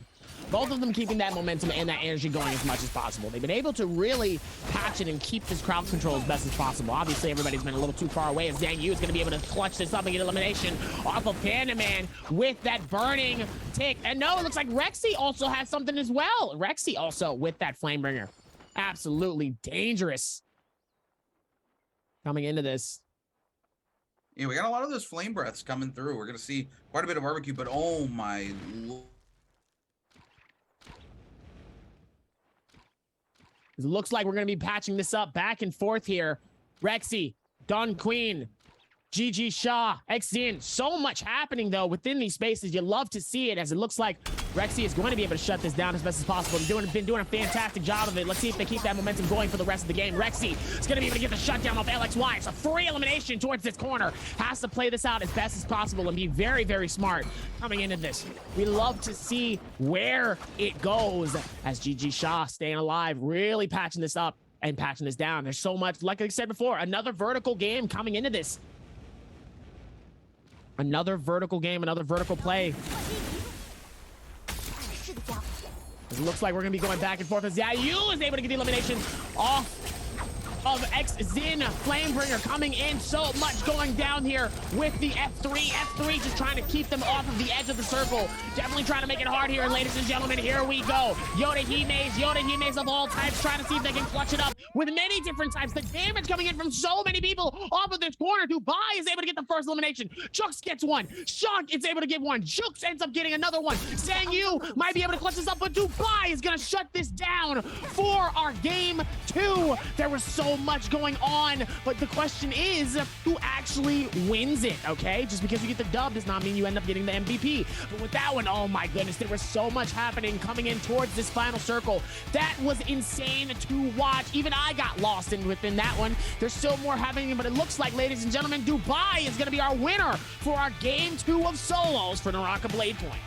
Wow. Let's go. Defending champion coming in and going to be taking home the big points, Dobby.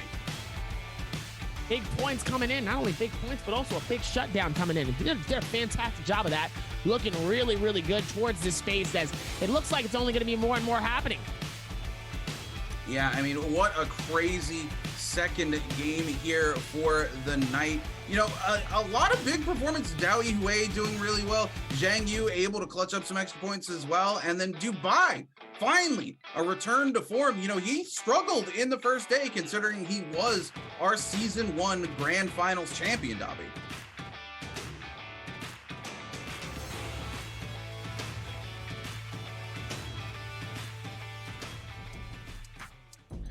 as it looks like we're going to be able to shut this down. They've been able to do a fantastic job of it thus far. But man, listen, the amount of times that we saw that amount of craziness in this final circle. I mean, there was at least 4 or 5 Yodahimes that came through and shut down within that moment. But oh my goodness, they did such an amazing job keeping the game alive.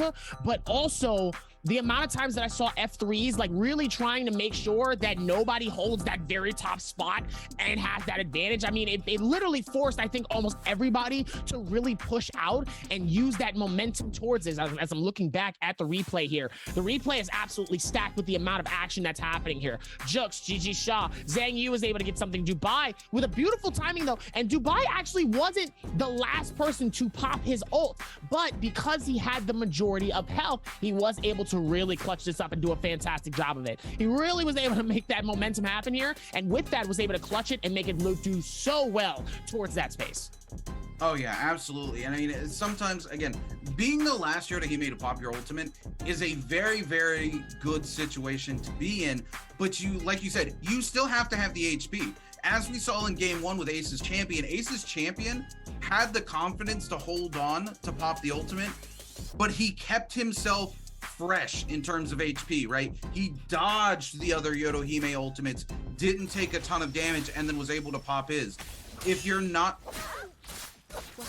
Because there was no reason for it, though. There was no reason for it within that space, though, as it looks like they're going to be able to patch this up. And like I said, Dao Hui, a lot of momentum and did a fantastic job of really getting those amount of eliminations and doing so much, though. He did a fantastic job towards that space, even with the amount of momentum surrounding it. And man, they just did an incredible job just keeping that space happening. And then obviously, once the Yodahimes came out, it was game over. Oh yeah, I mean, you know, Yodo very, very strong into the end circle, but some of these players need to be careful because again, the hero point rule still in effect. You can only play Yodahime 3 times and then she's out. So these other players need to start looking towards picking up some of these heroes, especially if you've played Yodo twice already. You do not want to use Yodo all 3 games first and then not have her for if you have a bad game and then you can't fall back on a hero that you're playing exceptionally well, right? If you go ahead and burn it, you get to those last 3 games and then you don't have the ability to play her, something goes wrong, that could be it for you here in day number 2, Dobby.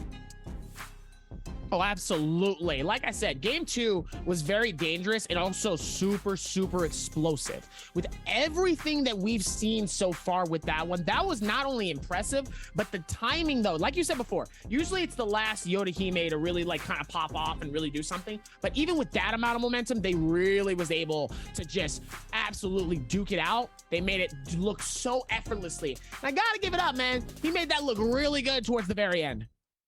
Oh, absolutely. Dubai doing a really bang up job. Speaking of which, let's take a look at the leaderboard. Dubai now, you know, it was our boy Champion last game.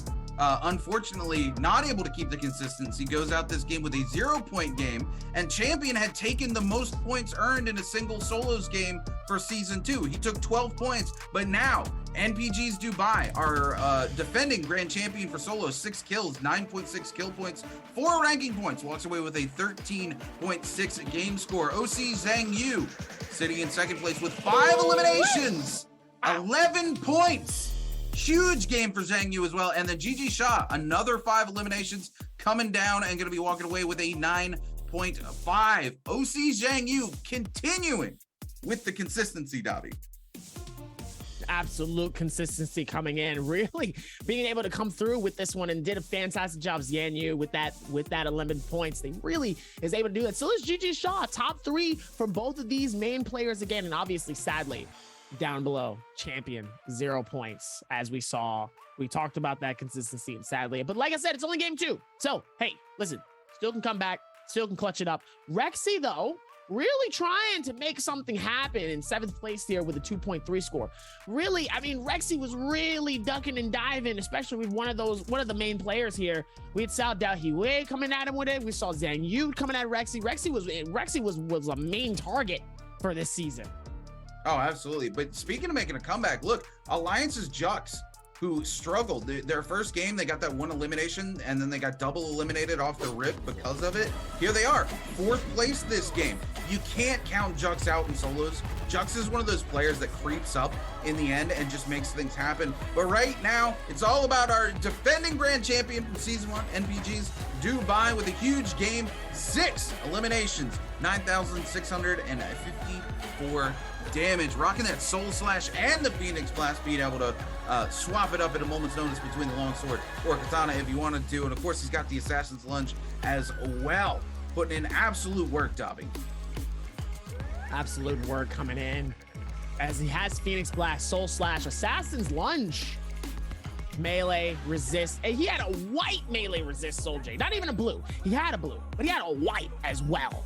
And 1 health Soul Jade, 6 eliminations, 9,000 plus damage, 4,200 healing. I mean, man, Dubai really coming through and really just showing that, hey, I did so much work last season. Let me show you why I'm the best. You know, he needs it today though, Dobby. He struggled in day 1, and he's not going to get many more opportunities to put points on the board. So today needs to be his day to make it happen. Not only has to be able to make it happen, but has to continuously make it happen throughout these next, weeks of a lot of Naraka action, because wow, we have a lot ahead of us. And knowing that these first 2 days worth of games have already been looking so good, I can only imagine how the rest of it's going to go towards the rest of the season. I'm excited. It's going to be good. It's going to be good. It's going to be good, man. Oh, it's going to be a fantastic season. These new players have come in and they have kind of shaken things up, and some of our old players as well. We really can't count out how much some of these players have evolved, right? We saw Yiran, he moved away from trios, he came to solos. He's not playing today, but in his first day of solos, took 2nd place, played very consistently, had two troubled games in the end. But for a player that we basically didn't talk about all of Season 1, for him to come in and that's his opening performance says a lot about how much he's improved. And then Zhang Yu, again, a player who had really big moments all season, but didn't perform super well overall, coming in now and has patched the issue with his consistency. I don't think we've seen a single game with Zhang Yu where he's not been top 3. Zhang Yu really keeping that consistency as much as possible. Zhang Yu, I think there's going to be a decent rivalry between Dubai and Zhang Yu, because I feel like Zhang Yu is definitely one of those people that really deserved that #1 place, and I think he's trying to show like why he not only he deserves it, but but him staying there within the top as well, because Zhang Yu is really, I mean, Zhang Yu is putting up so much momentum. He's trying to pull up like he's a new guy, and he's not. We've known Zhang Yu, but Zhang Yu's just trying to be like, let me show you why I need you to pay attention to me real quick. And he's steadily showing you, pay attention. I'm right here. You see me. You know what I'm doing. Look, I've been following Zhang Yu since last season just because of that one incredible play. That comeback at the end of that one game, still just incredible. I wish we had the replay, because I would love to play that right now, but oh my lord, Zhang Yu really, I was like, keep your eye on him last season. He kind of sputtered out in the end there. He just, I don't know, he was in a slump. What was going on in the grand finals? He didn't place bad. 7th is still not a really bad placement, in my opinion, into grand finals, right? But like he said in the video we saw earlier, he wanted to do better. He expected to do much better. And honestly, like you said, he definitely could have been in contention for one of those top 3 places coming into grand finals last season. So the fact that he's patched things together and coming in and absolutely dominating here in our first bi-weekly split says a whole lot. And I think he is one of the players to watch in solos for this season. But speaking of watching, we're going to jump to a quick break so we can come back and watch game number 3 here in the Nbpl.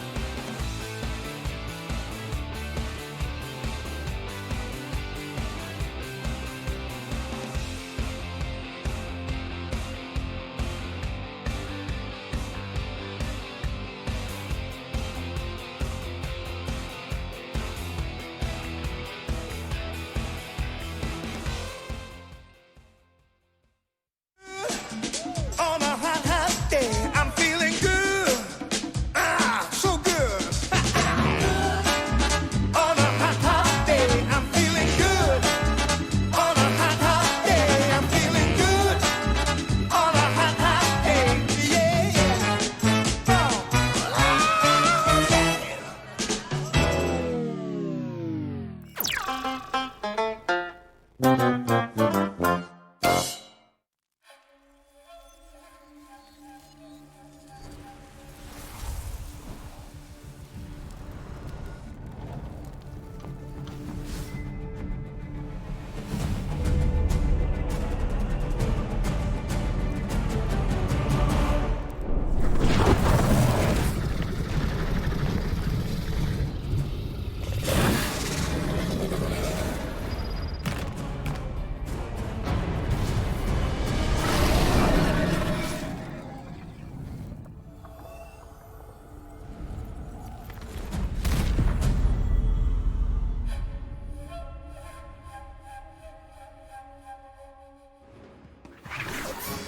速反列，就带走黄不来了吗？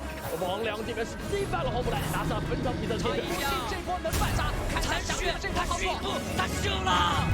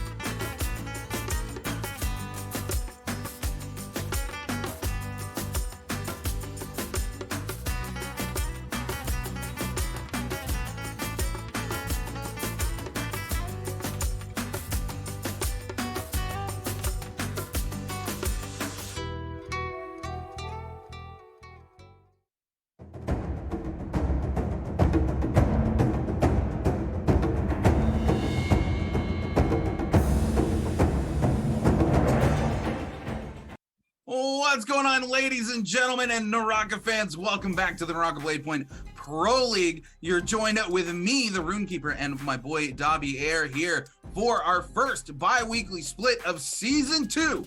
We're into Day 2 of solos, and we are 2 games deep of today's 6 games. We've got 4 games to go, and you know, we are seeing definitely some players come together in the 2 groupings today that are clearly, you know, in the forefront and making something happen. Zhang Yu played in our first day, right? And he's keeping that consistency. You know, he was top 5, I think, first game. He had a couple of little points, not a lot. And then this game comes in and it absolutely puts up a massive number of points on the board, 11 points. Dubai with the biggest game yet of solos with a 13.4, I think it was, Dobby. Taking first place, MVP for game number 2 there. GG Shah, who kind of struggled during day 1, is doing a lot better today. He's keeping that consistency. He's in the top of the pack every single time, you know. Yeah, exactly. And then we're also seeing the likes of DAY3-SOLO coming in and making some noise here today as well. DAY3-SOLO didn't have a great first game, but this second game, he really kind of locked it in, right? He had a moment, he was completely on the back foot. I think you and me both counted him out in that moment, right? He got froze. What? Look, he got froze out and he had like 1 HP, and we were like, oh, DAY3-SOLO's done. He's gone. There's no way. And then all of a sudden, it comes back to that importance of it's not over till it's over. DAY3-SOLO just sitting there. He had to have been mashing parry. He's like, the blue's coming, just unfreeze me, just unfreeze me. As soon as the blue was about to hit him, he unfreezes, instantaneously parries, flips that whole fight on its head, kills his target still has a bounty on him. He hunts his ghost down, waits for him to respawn, and re-kills him almost immediately. The timing switch coming into this, and this is the reason why these guys are the best of the best, because man, in a dire situation like that, knowing that you are just about 1 touch away from being eliminated is the reason why these guys are the best of the best in terms of clutching. In a 1v1, there is nobody nearby. It's just you and this one person, mano a mano. It's got to be very, very nerve-wracking to be able to go through that and go, this could really be kind of the end for me. But obviously, they were able to shut that down and kind of go, no, this is my chance. This is where I really make my stand. And my goodness, they were able to do that. Oh, yeah, absolutely. I mean, DAY3-SOLO, you got to love it, especially, you know, he wasn't playing Tarka. Again, I talked about it at the beginning of the match. It's super interesting. I know Zipin Yang is kind of coming into the meta here in solos. they have a really good kit for being able to control fights in solos, but they're not aggressive. At the end of the day, they are a support character. Whereas DAY3-SOLO, again, played Tarka last season more than Panda Man. Loves the aggressive heroes, loves the thrill of the chase and hunting you down. So to see them move over and start favoring a hero like Zeep and Yang is really, really interesting, but clearly still able to pilot that hero extremely well after we saw him flip that fight and just make things happen. You'll love to see it. Oh man, look at it. You see how far he turned that keyboard sideways? He got that at a 90-degree angle, Dobby. Absolutely engaged and focused and ready for the next thing here. As we look at it, I mean, Nbpl has come a long way. Has come a very, very long way here from where we first started. It's crazy to see where we're at now. I mean, look at the stage, man. Look at the setting. It's so amazing. We're about to be ready to lock in for game 3 here. I kind of liked a little bit of unknowingness about like where people are lining up, where people are locking in here. Obviously, I really missed not being able to tell the map in terms of where people are, but that's okay. Sometimes it's better to have a surprise right in front of you. You know, speaking of surprises here, man, once again, no surprises coming in as we take a look at the camera feeds for our players here. We see Champion completely locked in. We see the likes of Lura and King getting a little stretch in, but still, eyes locked straight forward, ready to rock and roll. Alliance Jux, we just get to see the top of his eyeballs there. Jux is like, I don't want to give it away. You can't see the rest of my face. This is all you get. Sometimes that's all you really want, though. As it looks like we're going to lock in for game 3 here. Solos coming in, feeling good. Dubai off of the rip. Oh, Champion is already dangerously low here. As it looks like GG Shaw is going to be able to shut down Champion off of the rip here. And immediately, GG Shaw comes through and absolutely decimates Dubai with a parry immediately in front of his face. Doesn't give him any room for error here as the momentum comes through. Dangerously low. He's trying to patch it up as fast as possible. Dubai is trying to maneuver as quickly as possible here. GG Shaw is going to be able to go for the feed. Tries to see if maybe he can get for his second elimination. The question is, can he? And it looks like he might be able to get that touch. All he needs is 1 HP, 1 small touch of something or anything, and he can't afford to get it. To have somebody else take it and steal it away. So dangerously close coming in as it looks like the shield is going to be able to protect him just a little bit while longer here. Bullets ringing out on each side here, but this really could be his game, though. It's okay, though. Even if Dubai ends up getting eliminated, there is going to be that reset, though, as Ego actually ends up getting elimination from DAY3-SOLO. As Dubai trying to just keep this game alive here as a second party ends up coming in. Shaw wants this. He wants to try to get this elimination, though. The question is, can he get it? Oh, no, he might actually get stolen, and he does! Yeah, 6, 7, 8 just slide in here and gonna go ahead and take that out from underneath Shaw. Now immediately turning things on Shaw with a huge uppercut combo coming out from the nunchucks as well. Shaw needs to be careful. He does have that quick dash there, but I don't think it's gonna be enough. He's gonna get another one here in just a second. He's got his F back up. He's gonna need to use it. There it is, but 6, 7, 8's got those nunchucks. He's got that tech chase available to him if he really wants it. Shaw is gonna miss time the parry. The meter dump comes out. 6, 7, 8 says, go ahead, go back to the soul altar, buddy. This is my game, Shaw. You thought you had it. You only get 1 elimination off the rip. I'm gonna be the one taking these 2 kills. That's tough coming in as Rexy on the wrong side of this one as Lou Ren King trying to give the momentum as possible, as hard as possible. Beautiful right kick coming in, scale rush ready to strike here. Oh! Beautiful parry coming in.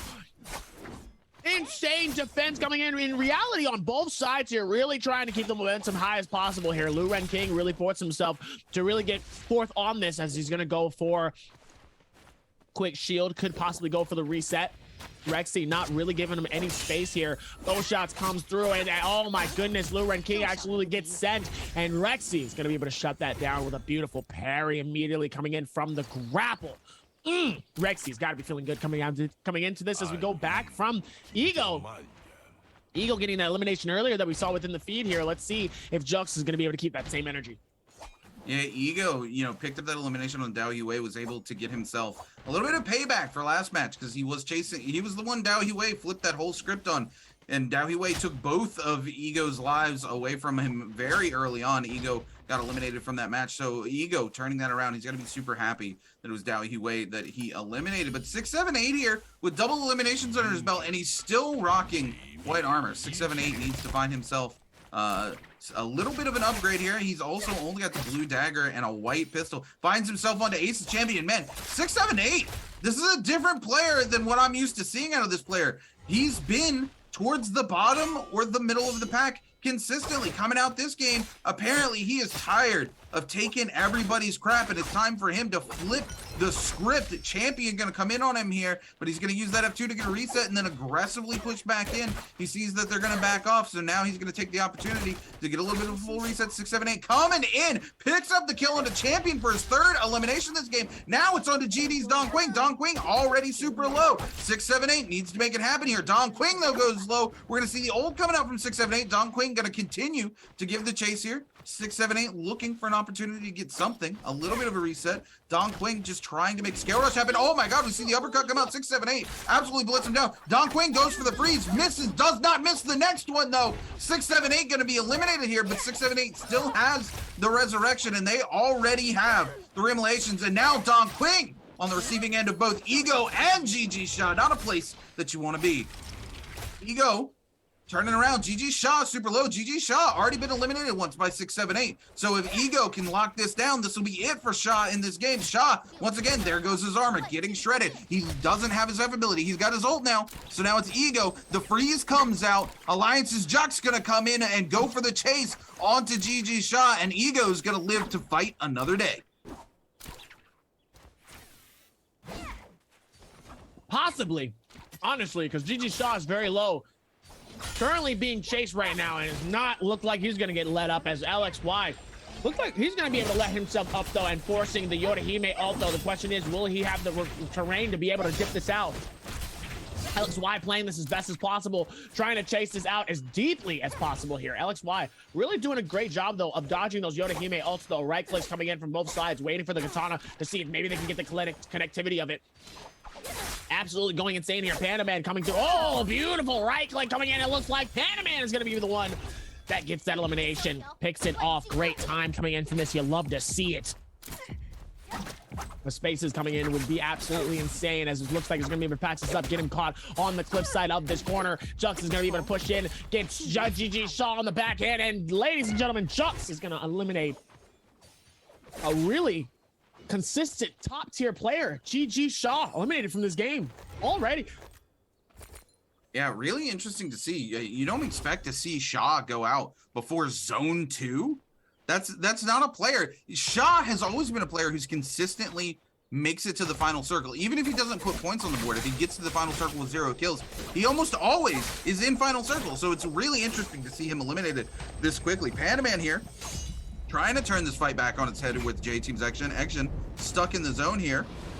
Trying to make something happen with these musket shots. Panda Man not having any of it though. Trying to turn things around with the bow. Is actually going to come in and blitz action. Send it back in the zone. Panda Man just needs a couple more hits. And there it is. Casey's Panda Man is going to pick up the kill on J-Team's action. But he needs to be extremely careful now as NPG Dubai shows up for the third party. Panda Man in a bad situation, going to be forced to pop the F3 here, gets frozen out. Luckily doesn't die though. Dubai though doing an excellent job of keeping Panda Man from getting the reset. Panda Man able to get one pot off, but shots coming out as well. The uppercut comes out. Panda Man literally one tick of HP in a dream, and it's Alliance's Jux who comes in from the steal and takes it away from NPG's Dubai. Jux is going to be able to take that out, knock it down, and do a fantastic job of it. Looks really good towards this. Gonna be able to shut that down though. Does a very, very insane job of that one as the parry comes in. Oh man, we love to see it. Even with the changes made. And we take a look at the kill feed here. Ventus's Rexy actually eliminating DAY3-SOLO completely from the game. Down to 12 players left alive as we are now fully collapsed onto zone 2. Resurrection still available for a couple of people, but a lot of people already have them completely shredded off of them. As we see OUG's Luren King looking to get involved with Ventus's Rexy here. does a pretty good job of it so far. You love to see the amount of extensive space that they have, though, for this. Looking really good coming into this, as it looks like now. Steady keeping the model going. Ducks still trying to patch it up as Rexy and Luren King looks like they're back at it again, trying to keep that same momentum. They're not going to let up. Then Rexy really pushing in, trying to keep that aggressiveness going forward. Pushing in. Let's see if he can keep the same energy going forward, though. You love to see it coming in. Looks like Rexy is just trying to back this up as best as possible and just trying to dip out. Luren King coming in here, able to get a little bit of a reset, using the freeze there, able to avoid the dual blades the first time, not the second time. Now, Luren King turning around with their own dual blades, but Reki with a freeze of their own, able to avoid most of the damage here. Luren King trying to get away as we see a third party come in as well from OC's Zhang Yu. Zhang Yu trying to get an elimination onto the board. Rexy not happy about what's happening here, but forced to take a little bit of a moment, get a reset here. We're going to see the F come out. We're going to see Ice Core freeze up for Luren King, and Zhang Yu and Rexy both trying to make something happen. But now we're going to see Luren King get poisoned out. And wait, Ventus's Rexy able to secure that from the poison. The bow shot coming down from Zhang Yu actually made them low enough so that the poison that was popped by Rexy was able to tick one time and secure the kill. Zhang Yu is going to be so mad about that, literally leaving 1 to 2 HP on the target for the poison to proc and secure the kill. Zhang Yu wanted that elimination so bad, Davi.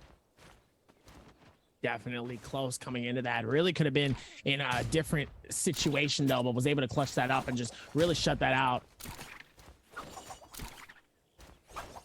It looks like Panaman is going to try to see if he can dip out as best as possible. Dubai trying to be aggressive on Panaman as much as possible. Looks like they want this energy, though. Panaman is going to want to go forward, straight forward, back and forth. Let's see if they can keep that momentum. Dubai going for the Ice Core is going to be able to shield up a little bit. Scale Rush coming in from Dubai. Dubai trying to see if maybe he can rotate. It looks like Panaman is just deciding to dip out. Shots ringing out. Panaman is out of there.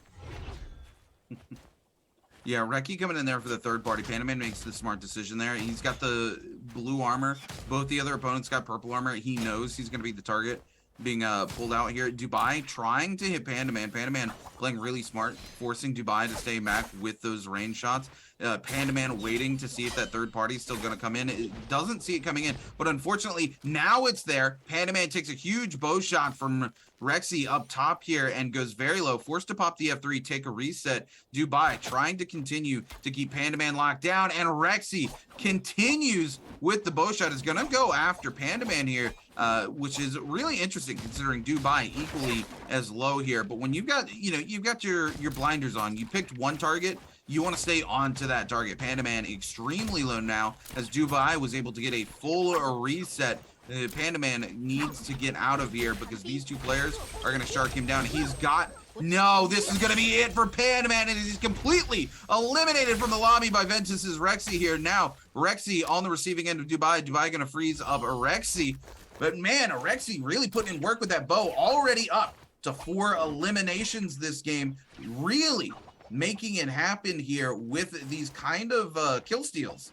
We all thought Dubai was going to get that kill. Dubai comes in and locks down the freeze, and we're like, oh yeah, Dubai's got that. Rexy says, nope, thanks for holding them still for me. Massive bow shot comes out and just picks up the kill onto Pandaman. It's going to be a good look for this one, as it looks like they're able to patch this up. Did a fantastic job of it the first time. Let's see if they can keep the same momentum for the rest of it. Let's see where we can get it. Because now, looks like they're going to be able to take the time out to do more.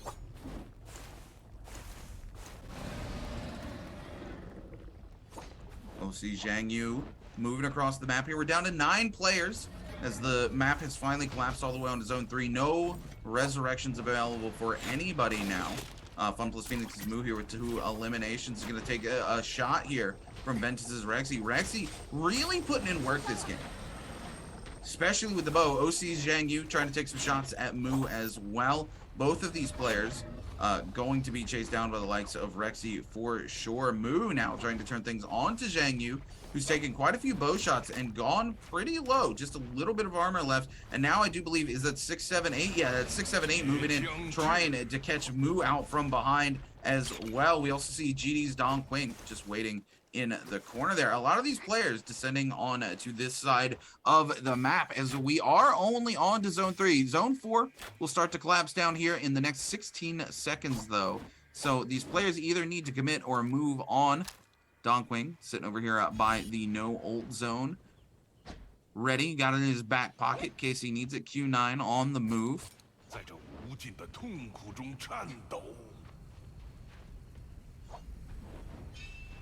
LXY. Just away from everybody. Not really trying to go for too much engagement. Don Quing very close by. Sees him though. Shoot him with a bow? Looks like it might have been possible bow shots here. Looks like they will be able to go for it. Oh no, LXY is going to be able to go for the aggression here. Let's see. Don Quing looks like he doesn't want any of that energy though. What are you doing? You went through all that and all of a sudden you don't want to fight? Oh, never mind. Actually, hold on. There might be a chance here. Oh, wow. LXY gets sent by an insane right click. LXY maybe thinking differently as Don Quing actually gets hit by some bow shots from Zhang Yu. Oh, and he also gets some more bow shots in from LXY. LXY is going to be able to push in on this. Don Quing playing this aggressive. The Shark coming in, trying to see if maybe he can get something out of this, but looks like he wants to try to get something from the Morris Blessing, though. LXY. Here we see GD's Don Quing moving back out of this fight. Doesn't want anything to do with it. That Morris Blessing, everybody kind of descended on it, but didn't sit directly on top of it. So we're seeing a couple of little spread out fights here. Things gonna slow down a little bit though as we move into zone number 4, about to be completely collapsed down. And almost as if to curse everybody when I say that, we immediately see 3 players descend on a Morris Blessing. And it looks like Fun Plus Phoenix's Moo was the one who was able to get what they wanted out of that, even though there were multiple F3s locked down onto the Morris Blessing. We're gonna see 6, 7, 8 here with the legendary armor. Again, this is a much different 6, 7, 8 this game. You know, much different. So much from day 1, and even the first 2 games, he didn't really do a whole lot. And then he locked down and immediately off the rip comes in, steals a kill out from underneath GG Shaw, one of our top contenders. And then immediately turns that energy on GG Shaw and eliminates him super early into the game and sends Shaw to go resurrect. And then unfortunately, I don't know if it just, you know, affected Shaw's mood or what, but coming out of that, he just gets eliminated before zone 1 even completely collapses onto zone 2. We never see Shaw go out that early. So 6, 7, 8, much different player today, or this game. Clearly wants to prove he deserves to be here, especially considering he's one of the newer players that we haven't seen a whole lot out of. So it's going to be interesting to see what he does with the final circle here in today's game number 3. 17JL's Ego here, moving across the map. Dagger still the favored weapon, it looks like. We pop over to 6, 7, 8. He's got legendary dagger, legendary armor, and I would still nunchucks. think nunchucks is it. I would still think nunchucks is the favorite.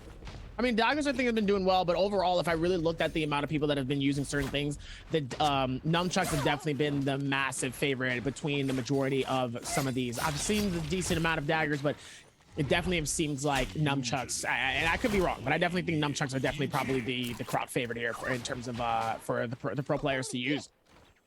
You know, we're gonna have to get some stats when we go to break dot and come back and find out whether it is dagger or nunchucks. I'm team dagger, I think, and that works out because your team nunchucks. We'll find out. We'll see if we can't get some stats. I think it's gonna be interesting to see. I think a lot of players are carrying nunchucks in their back pocket, right? Because you build that meter up. That meter can do so much for you, right? So you keep the old nunchucks with the full meter in the back pocket in case things go south, and you use the dagger as the main weapon, right? And then there are a couple of players like Alliance's Jux here who definitely clearly favor the nunchucks as their main weapon, but for the most part, I think we see more daggers. But we'll get some statistics to find out. Because yeah, if you look here with 6, 7, 8, 6, 7, 8's got a legendary dagger, but he's keeping that nunchuck with the full meter in his back pocket. He's waiting. You know what I mean? As we pop over to GD's Don Quing here. Everybody just kind of chilling out right now, looking for their own space. Alliance's Jux going a little low here, though. We're going to see another bow shot come out. Maybe we're going to finally see a fight break out. Oh, another bow shot since Jux flying over the edge. We're going to take a chance to look at the overall standings, the scoreboards here, and it looks like Ventus is Rexy here.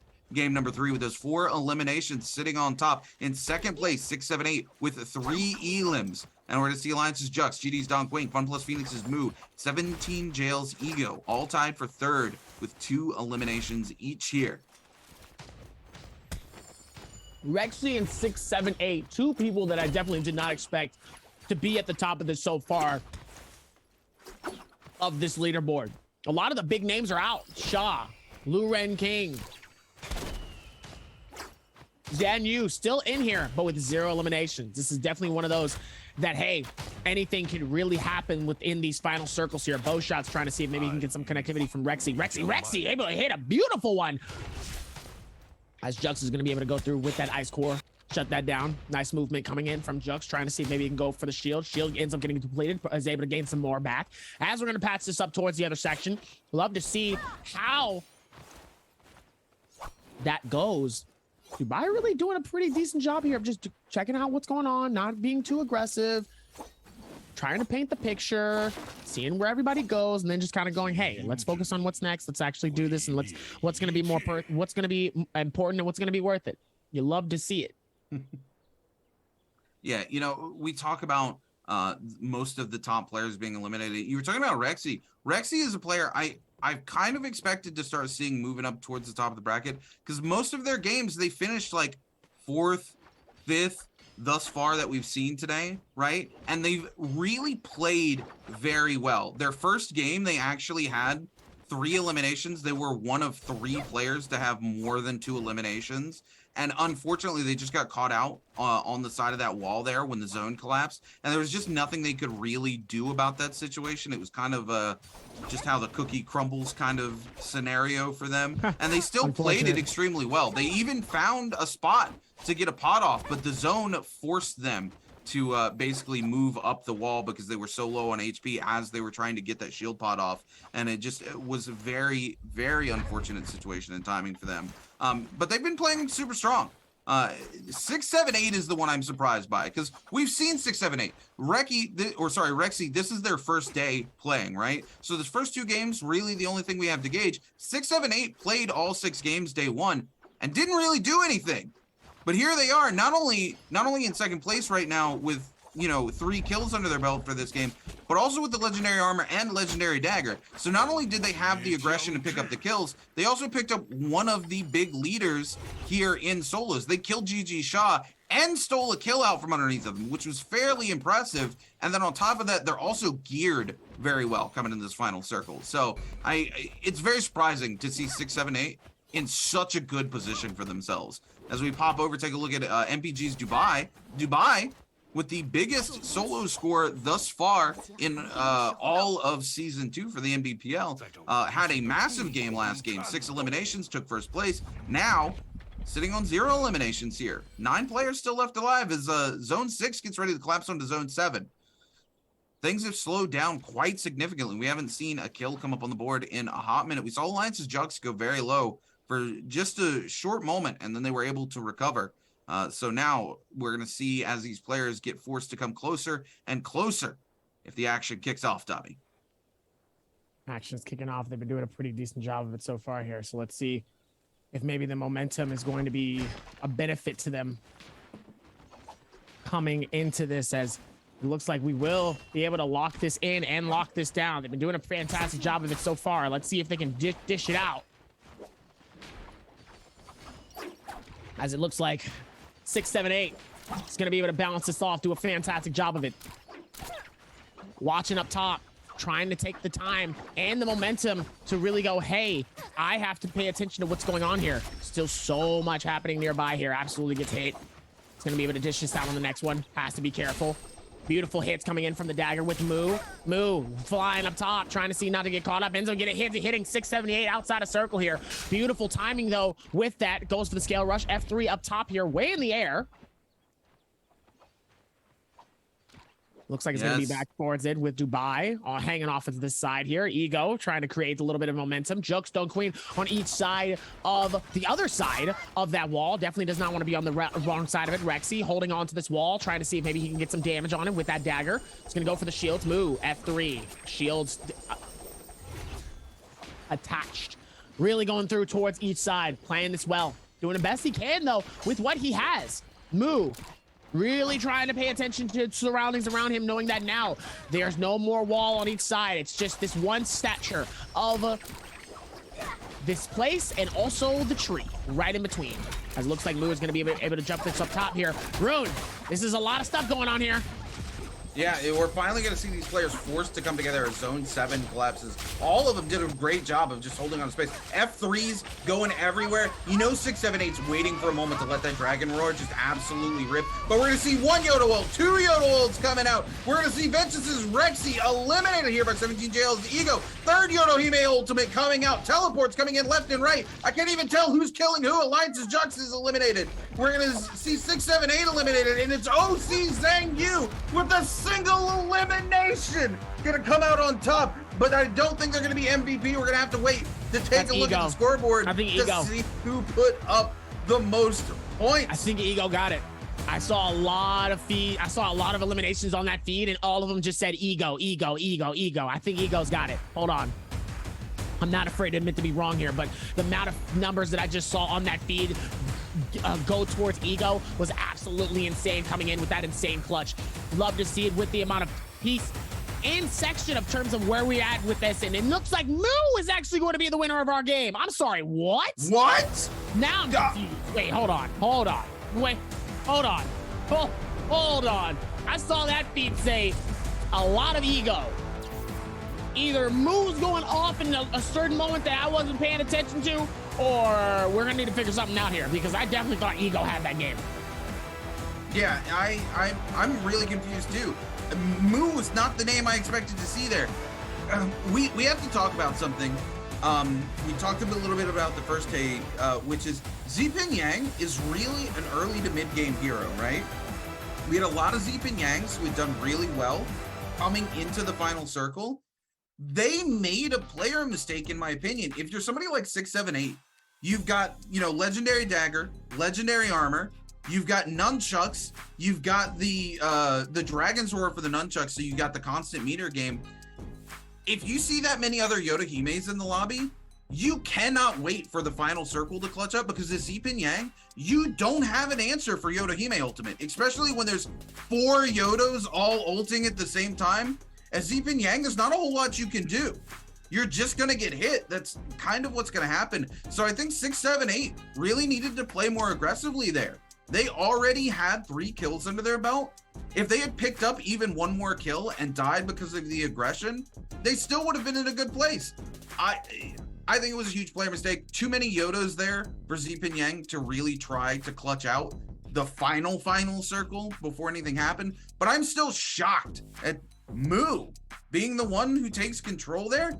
Moo had 2 eliminations, right? So hold on. He did have 2 eliminations going into this, but what I definitely noticed, Ego picked up like at least 3 different eliminations. Moo picked up about 4 in that ending circle. I actually didn't notice because the feed was going so fast that at first that feed section was actually going insane. So looks like Zhang Yu was able to pick up 2, Moo was able to pick up 3, LXY gets an elimination, Moo gets another one, Ego gets 2 more. And from what I'm watching on the feed itself here, there was a lot happening towards that final circle, though, in terms of the ending. So Moo was able to get the first amounts of impact off of each side. The F3 starts to really patch it up here. And it looks like Moo in that ending circle here really does, he's in the main center of all of that action. There's so much going on here towards this very center here, as Jux actually tries to stay within its Ice Core. Ice Core ends up sending him out. 678 ends up getting eliminated. Moo, look at Moo in this very center of it, ends up getting sent so far in another direction that by the time people start getting hit by the ticks, I think Moo might have been the last person that ends up getting hit by all of those players. So he ends up picking those up before anybody else actually tries to fight for the others. It's insane. It's actually insane. Yeah. The timing of Yodohime ults are insane, but also you don't want to be the first one to hit. You want to be the last one. Oh, yeah. Look, I mean, this was a crazy final circle. Let's be honest. Not often do we see 9 players into the very, very final circle collapsing. We're going to take a look here. Moo was able to pick up 4 eliminations total for 6 killing points and 2 ranking points for a total of 8. Ego went out a little bit too early. And this is only because there was 9 players left alive. Ego just didn't get enough placement to be able to surpass Moo here, even though he had more eliminations. Zhang Yu staying alive long enough because he was the one that came out on top, even though he only had 1 kill, gonna walk away with 5.6, takes 3rd place. And then we're gonna take a look at Rexy, who had 4 eliminations going into that, couldn't pick up any more because there was so much madness going on, still going to be sitting in 4th. And then 6, 7, 8, who had 3 eliminations, had the gold armor, had the nunchucks, had the dragon's roar, not able to pick up a single elimination in that final circle because, like I said, Zipin Yang just can't clutch it out in a circle like that. There's too many Yodahimes. I think 6, 7, 8 needed to bring the aggression before that final circle came down, and we just watched, 6 Yodos go head to head airborne. I mean, airborne isn't even the. It wasn't even really as airborne as especially for me, because I love when Yodahimes go airborne. A lot of people really stayed within that tight section of the circle. There's a lot going on here, even with that, and they really was able to do a decent job of that. But man, they really patched that towards the next section though, and it looks like obviously for Moo was really able to lock that in and lock it down. Did a decent job of it with 4 eliminations and 10,000 plus damage. Yeah, Moo just I really want to give Moo credit where credit is due, because I want to be like, Moo did really, really well. But in that final circle, that sort of chaos between all those Yodahimes, honestly, he got sent flying over the side. And I think a little bit of luck played its hand there, because when he got sent flying over the side, instead of taking more hits from all those Yodohime ultimates, it sent him away from all the damage, and he had hit enough people, he picked up the extra 2 eliminations he needed to be on top, and then he just stayed alive.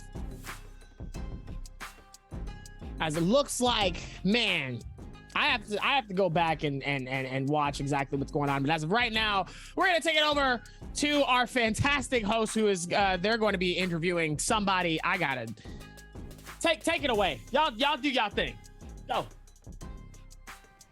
Hi everyone, welcome to the post-game interview. Today we are very glad to invite Xiangyu to the post-game interview room, and this is Jaeger. And hi Xiangyu, let's introduce yourself to our audience. Hello 翔宇，那我们先给我们英文流的观众朋友打个招呼吧。大家好，我是 OC 的翔宇。Hello， 再次欢迎你。Okay, so first of all, congratulations, 翔宇 is the highest score so far from the game 1 to game 3, and we see that today's game is really you have good performance, and from the last season to this season, I would like to know how's your change in the resting times. 那首先要恭喜你在今天的第1把到第3把目前保持在了一个最高分。其实我们看到从上个赛季到这个赛季，翔宇其实整个状态是有个非常大的提升。那么想问你一下，在休赛的这一个月不到的时间里面，你自己做了哪些调整呢？这个月我打永劫单排打的比较多，然后比赛的时候我就换了一个打法，就是之前是一直喜欢找人打架，现在就是稳一点打，装备好再打，装备不好就先发育。Okay, so from the last season to this season, so at the resting time, I train a lot in the solo game. And from the last season to this season, I also changed my mod in the solo games. Like last season, I'm more like fighting with other opponents. And for this season, I would like to search the good equipment. And if I have good equipment, then I can fight. Okay, so another question is, we saw that in the final circle, there's too much Yoda skill in the final circle. So I would like to know how's your skill to survive to the end. 那我们也看到，其实刚才这把比赛到了决赛圈的时候，有太多妖刀机的这个盘子、妖刀斩在那边。那我想问一下翔宇，你自己觉得在决赛圈的一个生存技巧，在这么多盘子下面，自己的一个生存技巧是什么呢？就没化妆的时候，然后先保持自己的状态，然后尽量让自己少被变成激活的目标，然后就是最后的时候开大，然后用大招去扛那些伤害，然后就会血量保持的比较健康。好的，so actually in the final circle, I think we need to keep our status and keep our armor and health to the end. And at the end of the game, at the final circle, I will use the ultimate to reduce the damage from the other opponent. So that's why I can survive to the end. OK, 谢谢翔宇接受我们今天采访，也再次恭喜你。Thank you, 翔宇 for today's interview, and we will take a break and be right back later.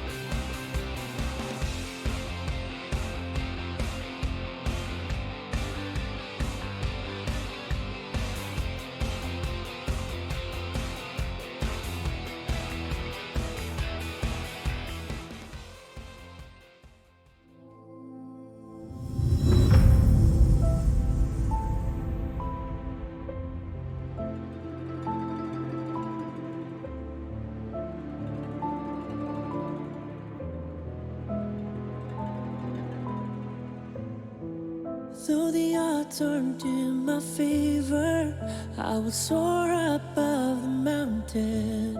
I won't give in nor surrender. I'm the phoenix in my head. All the scars beneath my armor, I will wear them like an honor. They remind me to be stronger, like the phoenix in my head. And they can try to bring me down or push me to the edge, but it won't work.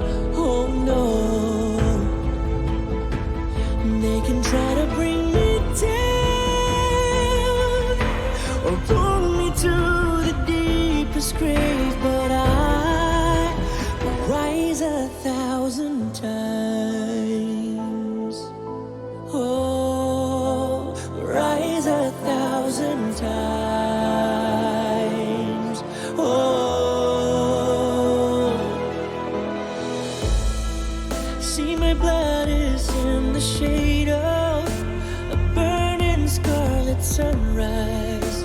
The end is my beginning. I will rise 1,000 times. I've fallen and rise from ashes. This time I'll come back stronger. I know life is getting harder, not like I will choose another. My tears have healing powers, just one drop to recover. Can't stop me cause I'm the phoenix. I'll rise 1,000 times. I've fallen and rise from ashes. This time I'll come back stronger. I know life is getting harder, not like I will choose another. My tears have healing powers, just one drop to recover. Can't stop me cause I'm reviving. From the ashes, from the brokenness, whoa, and all the pain. They can try to bring me down or push me to the edge, but it won't work. Oh no. They can try to bring me down or pull me to the deepest grave, but I still see my blood is in the shade of a burning scarlet sunrise. The end is my beginning. I will rise 1,000 times. I've fallen and rise from ashes. This time I'll come back stronger. I know life is getting harder, not like I would choose another. My tears have healing powers, just one drop to recover. Can't stop me cause I'm the phoenix. Rise 1,000 times. I've fallen and rise from ashes. This time I'll come back stronger. I know life is getting harder, not like I would choose another. My tears have healing powers, just one drop to recover. Can't stop me cause I'm reviving. Rise 1,000 times. I've fallen and rise from ashes. This time I'll come back stronger. I know life is getting harder, not like I would choose another. My tears have healing powers, just one drop to recover. Can't stop me cause I'm the phoenix. Rise 1,000 times. I've fallen and rise from ashes. This time I'll come back stronger. I know life is getting harder, not like I would choose another. My tears have healing powers, just one drop to recover. Can't stop me cause I'm reviving. Rise 1,000 times. From the ashes.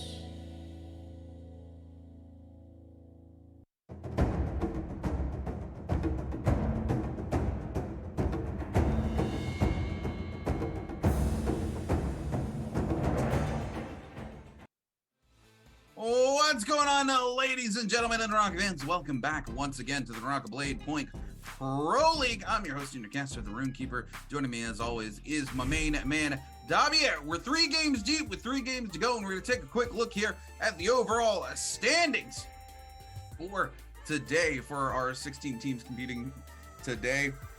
6, 7, 8 after a strong game. Unfortunately, still in the very bottom here in today number 2. Reki going to be taking on 15th place here with a 12.8. AW's Mike not competing today, all the way down to 14th, but he's got another day to put some points on the board. It's very interesting to see Mike in the bottom of the pack here. We're going to see the likes of LXY, who has had a much better day today thus far. 3 more games to put points on the board, and he's already almost double his score from game number 1. Spider moving down because they've not been able to compete today. The likes of Kai Bao also moving down to 10th place. But again, they're going to come back day 3, have another chance to lock things down. Zhang Yu still in first place with another impressive day thus far, 19.6 points. GG Shah moving up.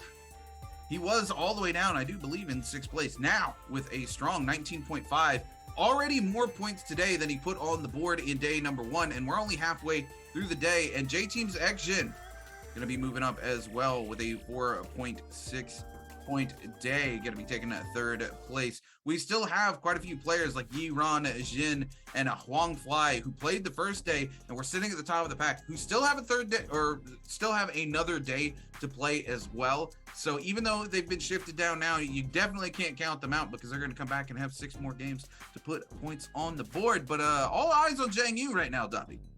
Absolutely.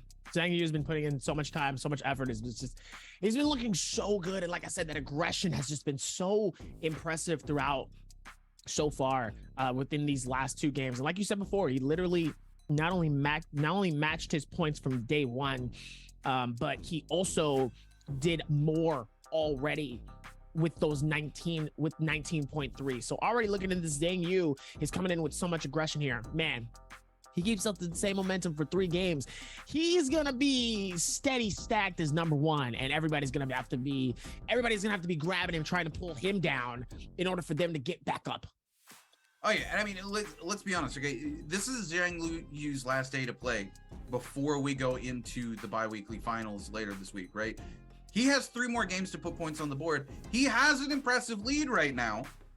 Don't get me wrong, but he needs to keep that aggression coming in these final 3 games so that he can put up enough points on the top of the leaderboard that nobody can come back in the final day and take it away from him.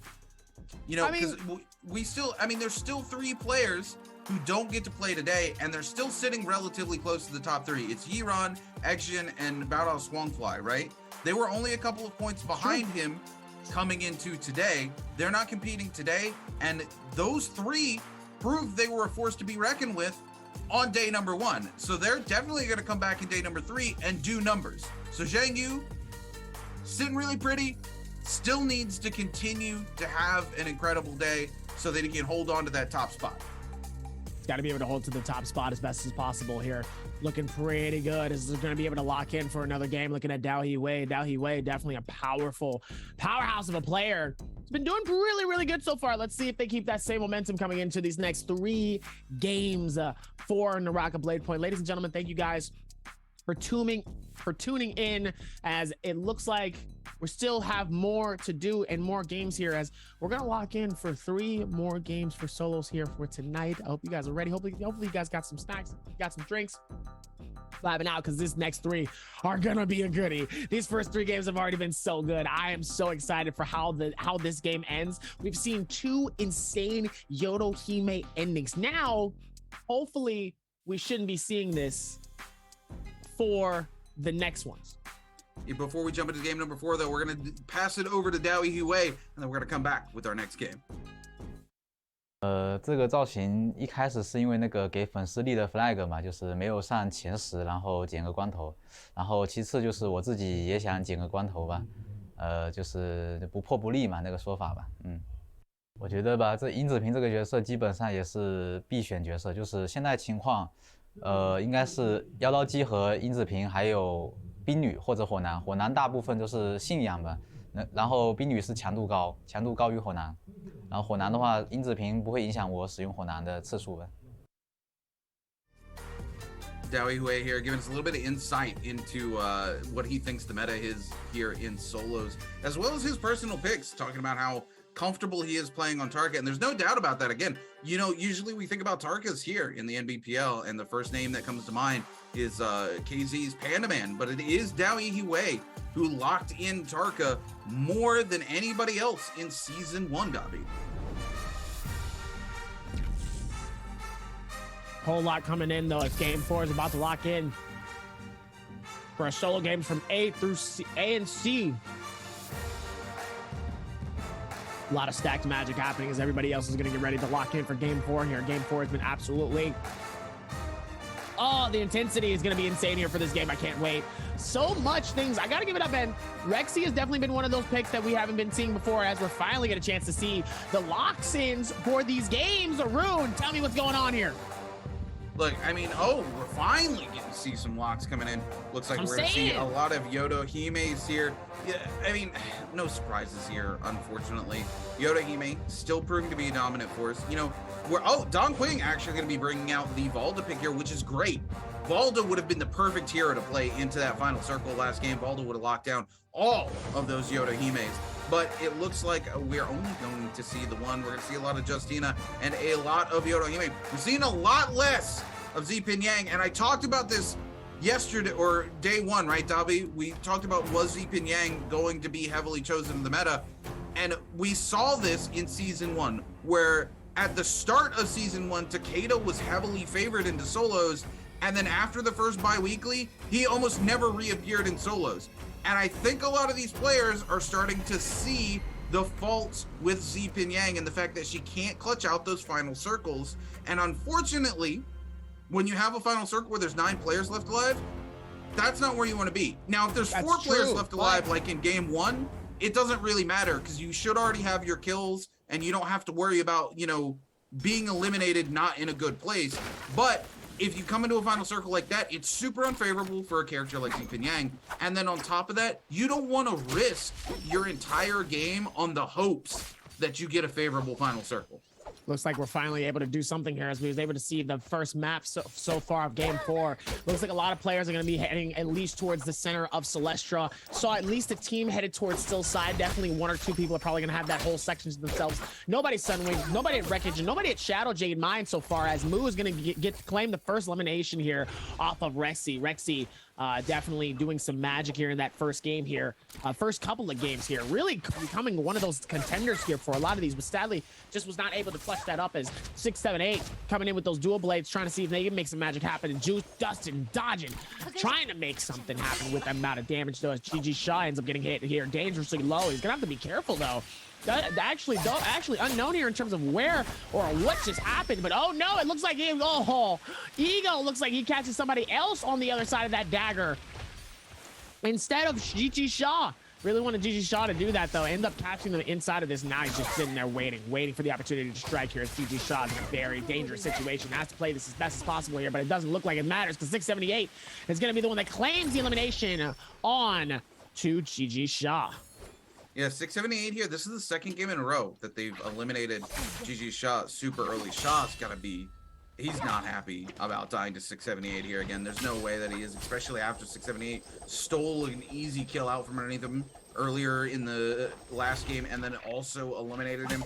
The GG Shaw needs to find his momentum here in the 4th game so that he can get that consistency back. One bad game isn't going to keep GG Shaw out of it, as he clearly is still sitting towards the top of the pack here in day number 2. But he needs to reclaim that or lose that momentum. And we've seen before when Shaw loses that momentum, he falls off pretty hard. As we go now to Q9's LXY, who's running from the likes of YZG's Ding Liu here. Ding Liu trying to go on the hunt. LXY able to find an armor swap down here. So is Ding Liu though, because there's a lot of blue armor laying around here. Ding Liu also going to throw the F3 out to take a very quick reset. LXY going to come back in with the katana. Go ahead and blitz that blue armor right off Ding Liu. Ding Liu going to turn the favor back onto him with the nunchucks, but LXY going to throw the F3 out so he can get a reset. Ding Liu also going to take one as well. Now they're back to back at the top of the order. Ding Liu on the receiving end of the katana again, gets his armor blitzed off. The nunchucks come back out though. We're going to see the left click confirm into the uppercut, into a full combo here. LXY going to go for the blue charge. Both of them going to clank off of that. LXY going to throw the blue first. Ding Liu doesn't go for the parry. Twice he falls for it. Now the parry comes out from LXY. Ding Liu goes super low, and LXY says the heck with that. Let's go ult for ult, baby. And LXY wants it, and he's going to secure the kill here. No, he doesn't. Ding Liu survives. I misspoke. It's NAT's Dowie Hui who picks up the kill on the kill feed onto GG Shaw. LXY finally picks up the kill onto Ding Liu. And as incredible as that is, GG Shaw is out before zone 2 again, Dobby. He's completely eliminated. That's very rare coming in from GG Shaw. GG Shaw really putting in so much time and effort, and it's really hard because most of the time you really see somebody like him with that amount of momentum and really ducking it out as much as possible. GG Shaw absolutely getting so many insane early eliminations through most of these games here. Very surprising to see him get locked out this early, but ladies and gentlemen, just like with every game, it's never guaranteed. You got to be able to keep that same momentum for the rest of it, as it looks like now we're going to patch this up for the back of it. And now it's only going to get crazier. As we pop over to KZ's Panaman, who already picked up an elimination, looking to make something happen, walking around with gray armor, does not care. He's going to keep the aggression coming. Zhang Yu here. Is this an F3? Wait a minute. This is an F3 Justina in solos? Sorry, not F3, V3. We don't even see V3 Justina in trios. Listen. I'm shocked. Surprise! Sometimes you gotta get something nice done to be able to patch it. Listen, sometimes you gotta be able to catch them in different situations here. Ladies and gentlemen, this is looking good though. Yeah, as we see J-Team's action finding himself onto 17JL's Ego. Ego has been really interesting to watch today. Ego has had moments where he's on top, and he's had moments where he's just completely blitzed down by players.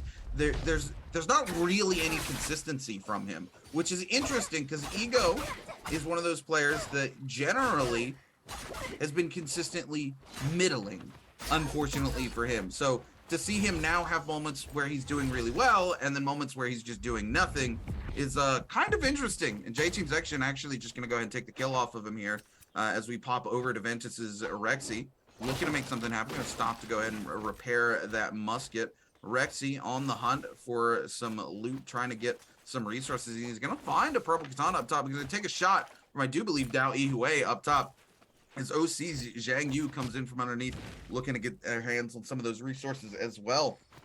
Popping back over to KZ's Pandaman, who's upgraded to some blue armor now and finds himself engaged with GD's Donquink.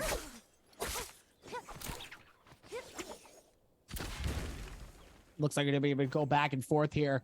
Don Queen doing such a good job here as Panaman. He's going to be able to get that shield back up here, going towards the top, and it looks like he's still going to be able to douse his back, trying to see if what's Don Queen going to go. Don Queen is going to go for the aggression here, right clicks, trying to see if he can go for the engagement. Beautiful katana hits on each side here. Is going to be able to patch this and goes right through him. Beautiful timing. Now let's see if he's going to be able to connect it. Unfortunate, not able to. Panaman's going to go for the shield here. Go for the, oh, I haven't seen any of the ultas in a minute here. I love to see it as Don Queen is going to be patching this up. Less Yodahime's in this pick so far, so let's see how the rest of this game goes here. Yeah, Don Queen on the move, KZ's Panaman. You know how it is. He likes to keep that aggression going. Don Queen actually slips to the other side of the rock. Panaman, I don't think saw him, lost him. Now he definitely sees him as Don Queen taking some shots with the bows. We pop over to Ace's Champion. Champion, our overall winner for game number 1, has been silent these last 2 games. I do believe both games walking away with 0 points, as if to answer our question for us, Champion can't keep the consistency going, unfortunately. We'll see what he does here in these last 3 games. RGG's Ding Liu now on the receiving end of OUG's Luren King, coming in with a huge charge left click from these dual blades. Ding Liu goes extremely slow, finds an armor swap. Luren King now on the receiving end of the ultimate here from Ding Liu. Luren King wants to stay close though. He's put in the work. Ding Liu got the armor swap. He doesn't want to let him get away. Q9 and I do believe Luren King both double grapplinging onto Ding Liu, dropping him out of the sky, not letting him go any more airborne. Q9 drops off the top, unfortunately, and misses the opportunity. Ding Liu manages to get inside and start getting some pots off. So now it's Luren King still looking for them, and I do believe Q9 is going to go ahead and back out of here. No, he's up top. He's waiting for somebody to come out from up top. Ace's Champion, here we are again. 0 eliminations, super low. They're ulting, but no! Now we're going to see NAD's DAY3-SOLO popping the ultimate, and the musket shots come out. There's no place for Champion to go here. If he lives, it is going to be an absolute miracle. 1 HP and a dream. Q9 goes in for it as well. We're going to see the V3 come out again from Zhang Yu. Zhang Yu doesn't catch anybody out with it. Now it's DAY3-SOLO who's on the receiving end of some pain from Zhang Liu. Zhang Liu sees these other 2 low coming in on a Rexy. It's just a street brawl out here in Celestra right now. Ace's champion, 1 HP and a dream for a second time, and he might get away. No, it's gonna be OC Zhang Yu who clutches it out. Now it's Zhang Yu going against Q9's LXY. Zhang Yu gonna pop the freeze, and again, this is an absolute street brawl, Dobby. Absolute insane brawl coming into this. Absolutely doing a pretty good job of it, as it looks like Rexy staying alive here, trying to push this onto DAY3. DAY3 in a very tough spot here with 2 hungry sharks, trying to see if they can push in and get this elimination though.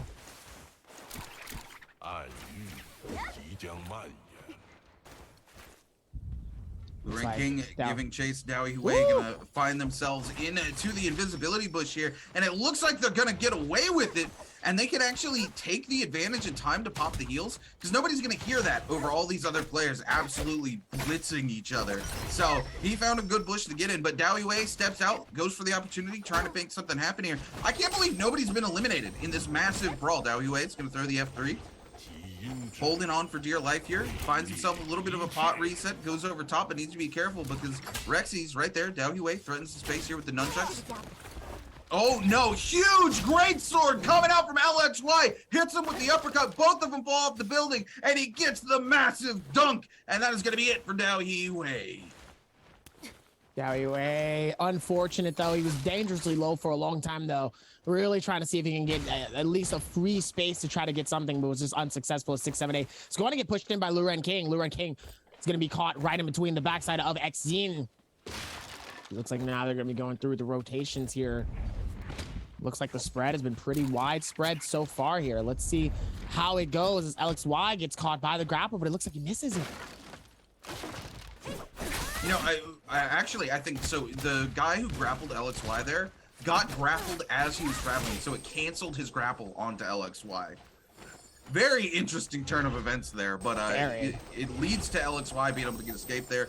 As we pop over to the lines of Jux, Jux is able to have secured himself an elimination right now as he goes head-to-head here with 17 JL's Ego. He gets the full reset. Needs to be careful, though. Ego is going to get the fully charged left click off of the dual blades. He's going to pop the F. He actually comes out of that F very quickly here, and Jux still on the hunt. Needs to be careful, though. Ego does have the ultimate here. Jux with full meter, though. The freeze comes out. This could be it for Jux. Jux with the F3 is able to secure himself at the very end. It gets a little bit of a heal off here now. Jux needs to play this very carefully. He's got meter to dump here, so if he can hold on, wait for Ego to mistime a parry, he can turn things around here. No, he doesn't flick it. Ego mistimed the parry, and Jux let it go in the wrong direction. This is a huge misplay from Jux. Could cost him this fight here. Jux turns around with the cannon, gets some damage off. Now he's going to pop his ult, seeing if he can't make something go down onto Ego, knowing Ego doesn't have their ultimate or their F available to them. Huge damage coming out, and Alliance Jux is actually going to be able to clean it up. Cleaning it up there. They've been doing a pretty good job of this right now. Patching it in many different ways here. Ding. Looks like he's going to be able to back this out. And ladies and gentlemen, there goes some Steam codes. If you've not played the game yet, go ahead and go check that out. Free Naraka active Steam codes. Make sure to snag those codes because they do go quickly. Ladies and gentlemen, they go fast. Looks like he's going to be able to patch. Keep going. Rexy staying around. Trying to see if maybe they can find something. And there goes the Morris Blessing. The chases come in. They're both trying to fight and get people away from it. It says, hey, stay away from this Morris Blessing. This is mine. One's going to be trying to see if maybe they can go for it. Rexy trying to play a little bit more dangerously. Not looking good for him. The question was it worth it, Rexy? Was it worth it, Rexy? As Rexy's going to get pushed in, so much damage is happening to Rexy. Was it worth it? As the elimination comes in, Zhang Yu is going to clutch it and finish that off here. Was it worth it, Rexy? Was it worth it? You know, sometimes you have to risk it for the biscuit, and you have to come in with that mentality, that confidence to go, yeah, I can get this armor and get out. Unfortunately for Rexy, that was not the case this time. They did come in with the confidence, they risked it, and yeah, that's why we call it risking it. It is a risk at the end of the day, and it did not pay off this particular time, as now we pop over to Q9, LXY, going head-to-head with J-Team's Action here. Action! Gonna hit him with the uppercut combo, but Q9 pops the F3, returns the favor, turns things around into the air with a dagger here. Action trying to make something happen here with the musket shot. We're going to see an armor swap come out. We're also going to see the legendary Soul Jade come out from the dagger there. And we're going to see J-Team's Action forced to pop the F3 to counteract. They don't want to be caught in that and completely blitz down.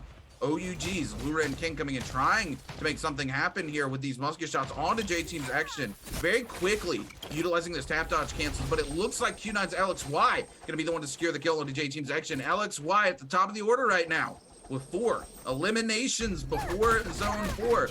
Zone 3 getting ready to collapse down onto Zone 4 right now with 11 players left alive. We see Don Quing turn things around with a meter dump onto 678. Able to get a quick armor swap and to get out of dodge as 678 continues to give chase. This could actually be unfavorable for him. Don Quing has the full reset. Now 678 going to take the time to take a reset of their own before they go back onto the chase. They're going to go topside. Top side here, Lu Ren King also on top side as Moo is going to be trying to go for the rotation. Heels coming in. Heels coming in from Lu Ren King, and it looks like Moo is going to be able to try to find it. F3 comes out, trying to keep the same momentum. Those dual blades coming out, absolutely decimating Moo. Moo going to get that eliminated from that. Space comes in, and it looks like Moo is going to be forced to use their Yorihime just to go for the back off. And it looks like it immediately. Lu Ren King is not going to let this go, though. Goes so dangerously close. Oh, my goodness. The grapple to... Wow.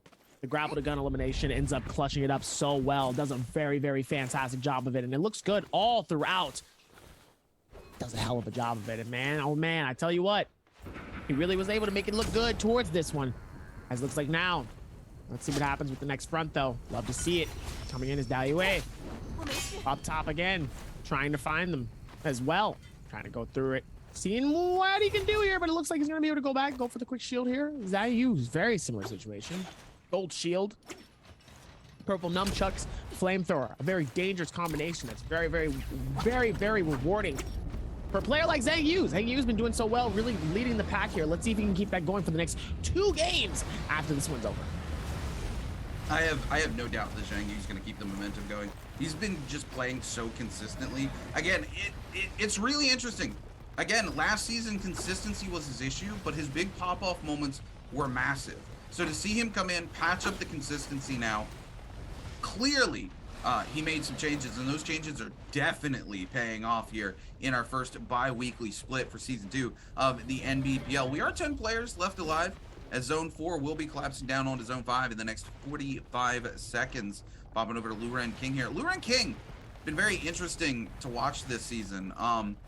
He's just been, he's kind of been all over the place. He's had some high highs and some low lows. So we're going to see what that shakes out to coming into the rest of the season here. As we see Bane's Breath dropping down here, and OC Zhang Yu putting in work once again here as he chases Q9's LXY, who's currently at the top of the order, but no, Zhang Yu gonna be hit with the Bane's Breath, almost walks into the second one, the cannon coming out from behind. This is not where you wanna be. If you're Zhang Yu, you're on fire, you're in the Bane's Breath, and you're getting countered from all sides. Zhang Yu looking for a place to escape. Take a little reset here. 678 sitting up top. Somebody who did not do great during day one of our new contenders here. But had a really good game the last game. So you can't count them out here. You can't count anybody out in the Naraka Blade Point Pro League, actually. 678 on fire here. I do believe that's ballista shots I hear coming in that actually set 678 on fire. You see NPG's Dubai, our current champion from Season 1, sitting up top looking to make something happen here with fire arrows of their own. They might not have a ballista, but they definitely have a bow. Alliance Jux sitting over on the ballista. Look at this. I like this play from Jux. If I'm Jux, I stay here. The zone's going to force them to come out from behind that, and you've got a ballista. Any of them get low. It's an easy pick. Jux, just get back on the ballista, baby. I mean, it's like... kind of crazy with everything going on here. So the more you pay attention here, Zhang Yu is going to be able to have that Flamebringer right there. Really trying to keep that with him at all times there, as Zhang Yu is trying to see if he can find something. LXY dangerously getting hit though. He's gonna have to be careful. This could be massive for him as he's gonna push in with that Flamebringer here, and it looks like, oh, it doesn't even matter. Luring King is going to get the elimination off of LXY here. Zhang Yu trying to be a little sneaky, but luckily the range of that Flamebringer just isn't far enough here. But oh my goodness, the shot coming. Oh, and Dubai is able to get elimination. What? Dubai actually coming through with an elimination from this massive bow. Wow. Yeah, NAD's DAY3 here, coming in, gonna use the F3 to cancel the F3 Panda Man here, using that greatsword to great effect here. And these are the two target players going head to head. Funnily enough, both on Yodohime, the ballista shot comes out. Panda Man catches it again, and it's NPG's Dubai on the ballista, and they're gonna pick up the kill here on to KZ's Panda Man. They get their first elimination here in game at number 4, and DAY3 with the entire corner of the inside of this building to themselves. They do have to push through the zone to get out here, but look at how much breath they can catch off of this. Dubai doesn't want to push the zone to come in, and now Dubai is the one getting hit. Oh boy, it's not looking good though. 6, 7, 8, trying to see if maybe he can get something going as well. Love to see it. Looks like 678 trying to see if he can pick up some of those nice reward pickings from those other players though.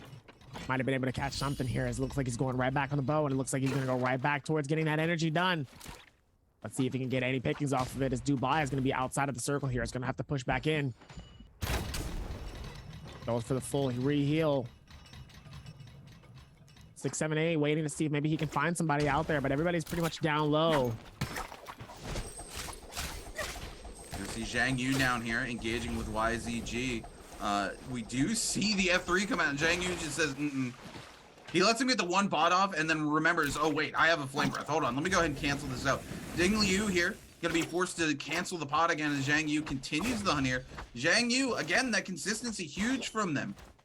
Sticking to the target, really want to secure this kill, but needs to be careful. There's a lot of hungry sharks in the water right now. Zhang Yu trying to hard focus this, and we're gonna see the ball to come around with the bubble onto Zhang Yu, but all eyes still on the fight here, as we're gonna see Dubai absolutely blitzing down Ding Liu, but it's 678 coming in with a massive bow shot to actually clutch that kill out. 678 having another good game. 2 eliminations. It's a 4-way tie for first place here in game number 4 right now. MPG's Dubai. The only player left, the only player with kills not tied with the 2 kills. I do believe 1 player has 0 eliminations in the other top 4, sitting on 2 eliminations each. Dubai taking a quick reset here, gonna repair their pistol. Looks like Zhang Yu is going to do the same with their flame breath. What an interesting final circle, Dobby. Look at this terrain. You've got the building here, you've got the sides of the cliffs. It's kind of open desert everywhere else. Absolutely insane coming into this. This is very much one of those circles that you don't see like a little bit too often here. It's also pretty impressive though with this is Zhang Yu is going to be down low towards this bottom as Dubai ends up getting frozen. Zhang Yu is going to be right here at the very bottom. This could be the elimination that we talked about, but Zhang Yu is very, very normal when it comes to these clutches. He's going to be able to wait for it, gets an insane freeze here, and this could be massive for Zhang Yu. We've seen Zhang Yu clutch these up here as it looks like Don Queen is able to slash up the elimination. Zhang Yu is going to be able to get the heal here, but like we said before, we've seen him clutch up in 1 HP situations here. Just because he's 1 HP does not mean that he has the opportunity. Right now, this is a mano-a-mano 1v1 between Don Queen and Zhang Yu. Zhang Yu caught between the bow, and it looks like he could be the one that gets eliminated, and he does as Don Q is going to be able to flush that out with that finish. Gets his gold shield, goes up all the way back up top, and it looks like now we're back to a top 4. Yeah, Don Queen played that extremely well. Also, tied that up. Don Queen was the player with 0 eliminations. Now he has 2 eliminations. Every player in the lobby right now sitting on 2 eliminations. It's anybody's game. Still has 4 players left alive. And Don Queen waited. He baited out the bubble from our boy Zhang Yu there, and then, or sorry, not the bubble, but the freeze from Zhang Yu, and then when he knew he didn't have the freeze anymore, throws the bubble out, hits him with the meter dump from the nunchuck. Oh my goodness, we just saw it, ladies and gentlemen, the new dagger legendary Soul Jade. We have not seen that land in pro play yet, and he just comes in slithering in like a snake, and it's an RKO out of nowhere. He does it again. I think we saw one RKO from somebody, I think the last time in solos. I think it was like game 4, and I saw him do that nice slam like outside of the circle. It was like circle 5, circle 6. It was closing in and was really looking good towards that. Really was able to put that together, and it looked so sick coming into this. So now it's going to be interesting to see where this goes here. Oh my God, there was so much. Looks like it's going to be coming up towards the top of the order here. It's Don Queen trying to see if he can make some magic happen. Oh, and the insane RKO comes through from 678, but 678 is going to get caught by the bubble here. But it looks like Don Queen was able to clutch it up. 678 trying to keep it alive here. It is now top 3 situation. Don Queen being shot right outside of the circle here, but the amazing ult comes in, letting it die out there. But no, it doesn't matter though. Don Queen is going to see if maybe he can find it. Trying to see if maybe he can find it. He hits it. But the question is that enough? Beautiful trade comes in, and then here comes the absolute spray. And wait, what? Time ran out, baby. Time ran out? What? We haven't seen a time ran out in solos in forever. And it looks like Luren King is going to be the one that clutches up the dub and gets that going. Love to see it coming in. Luren King finally getting a chance to get some of that dub the way that he's been wanting to. But them RKO slams was insane. Look, I need to see more of that. Luren King played that extremely well. He knew the Valda ult was going to come eventually as soon as that zone closed up, right? He backed off into the zone, let the Valda ult came out, and then the target that got really low, he turned around, musket shotted, freed them from the ult, knew he had the last hit, and knew the Valda wouldn't drop out of the ult. Because while Valda's up on that platform, they're not taking damage. It's the damage just reduces the time that they're in the ult. So Luren King used that to their advantage so that they could get the last hit on that player, guarantee themselves a kill, and then it came down really close, wasn't able to clutch out the last kill, but still tied it up, and because they had more kills, because they stole that last kill out from underneath Don Quing there, that's what allows them to be the MVP. Absolutely coming into this. They did a really, really good job of this, especially with the more momentum they had, the better that it looked. And I'm telling you, Don Queen, as I'm looking back at the replay right now, Don Queen really holding it together here with that Flame Bringer, really just trying to see if he can do anything. Luren King really trying to just backs this out here, but Luren King playing it really well here. 678 and Don Queen was really the two main people that was really watching it the majority of that time, right? So Luren King was really at the bottom here, just really going through heals, trying to stack up here, as both of them was really just focusing on finding the most. Even with 678 here, once he had the momentum and he got that Valda ult, 678 pretty much just died. And then after that, Luren was just trying to just stay alive for as long as possible, which obviously he was able to pop it with his shield. Valda really trying to see what they can do, but obviously the time ends and that's about it. Was able to shut that down really with no issues, to be fair. As we lock back with it, it did a good job of that. And Luren played that really, really well. Yeah, Luren actually calculated 100% the 2000 IQ big brain plays there, knowing what the Vault is going to do and utilizing that to your advantage. Extremely well played. I still got to give it a shout out to 678. We don't see the RKOs coming in from Pride's Fall, that dagger Soul Jade ever. It doesn't connect. He not connected it once, not twice, but 3 times here in the final circle. He's just like, I do not care. I'm going to make it work. And look, he still takes 3rd place with 5 points. Don Quing going to clutch out with 6.2 in 2nd place. And Luren King able to secure that final kill, gets himself 4 kills, going to walk away with a 9.4 game score. Zhang Yu still staying with the consistency. Here's the thing, even when Zhang Yu has a bad game, look, he's still in 6th place, 4.3 points. Still putting points on the board consistently.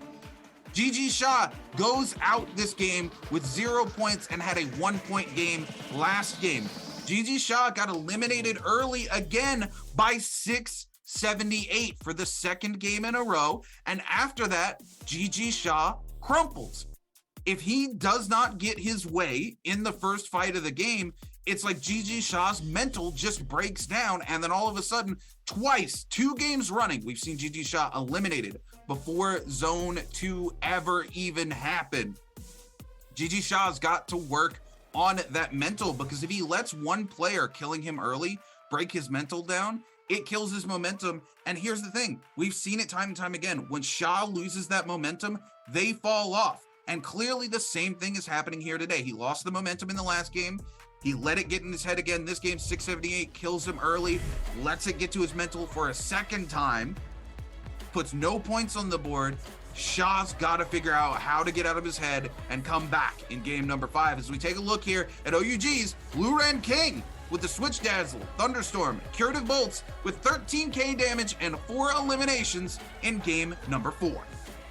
Looks like it's going to be able to go back towards that one, as it looks like it's going to look good though, as he's had a stack. Look at the Soul Jade, Switch Dazzle, Thunderstorm, Curative Bolts, Katana Sap, Cavalry Bloom, and Siphon Technique. This man had everything possible for himself, and obviously with four eliminations too. Very low score here. I mean, obviously that's kind of the average for a majority of solo games currently, is like 4 or 5. Sometimes we get 3 eliminations towards these games here, but 13,000 damage. I think this is where we really need to pay attention. 13,000 damage, was able to heal himself 7,600 plus in healing, right? The amount of damage done, and only was able to catch four players, just lets you know how insane a lot of these players are. You can get the insane amount of damage and really be able to flush this out, but just sadly just not able to clutch up these kills, as we have 2 more games left to go. This is gonna be fun. It's gonna be good. It's gonna be very interesting to watch these last 2 games, Dobby. Yeah, absolutely. I'm excited. I'm excited to see where we go from here. 678 though with the top 3. We haven't seen 678 in the top 3 though so far. So to be able to see him up here, Dao Hui, 4.5 points. Zhang Yu with 4.3. Zhang Yu, first game that's not a top 3. Yeah, it's his first game that's not a top 3, but again, look, he's still in the top of the pack. He's 6th place. He's 4.3 points. Even when Zhang Yu doesn't perform, he still puts points on the board. You compare that to players like GG Sha or 17JL's Ego. When they don't perform, they put 1 to 0 points on the board. It's all about that consistency and putting numbers up.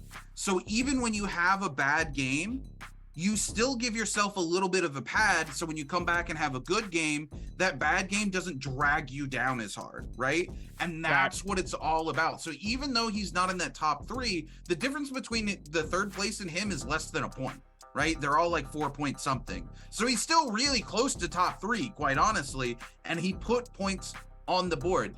If you go look at day 1, his lowest scoring game was 2.3 points on day 1. And even with that, because of his consistency throughout the rest of the day, he was in first place. He's still sitting in first place right now. He was almost 15 points ahead of 2nd place going into this game. And 2nd place was GG Sha. GG Sha put 0 points on the board. So now he's widened that gap even further over top of GG Sha. It's all about putting numbers up on the board. Doesn't matter if they're low numbers, as long as there's numbers. Keep that lead going, and that's exactly what Zhang Yu's doing. He played a really strong game. He got to the end. I don't see him having any problems continuing to have strong games throughout the rest of the day. Absolutely. I think as long as he keeps the same momentum, I think it's going to be really, really sick to kind of see how the rest of it goes, as long as he keeps the same consistency. So like we said, we only have 2 more games. As long as you really have 1 more good, solid game out of these 5, let's say your 6th game isn't the best, right? If you get 1 more game, 1 out of 2, it's all you really need is 1 good, decent game out of these next couple here. You can pretty much solidify yourself within that top 3 as long as you keep that same momentum. Now, obviously, if you do good in both games, it's going to be inevitable. You will actually end up there. But even in these sections, you only need 1 solid game. And all we need is about a couple of minutes, as we're going to go right back. And after this, game 5 of solos for Naraka Blade Point Season 2.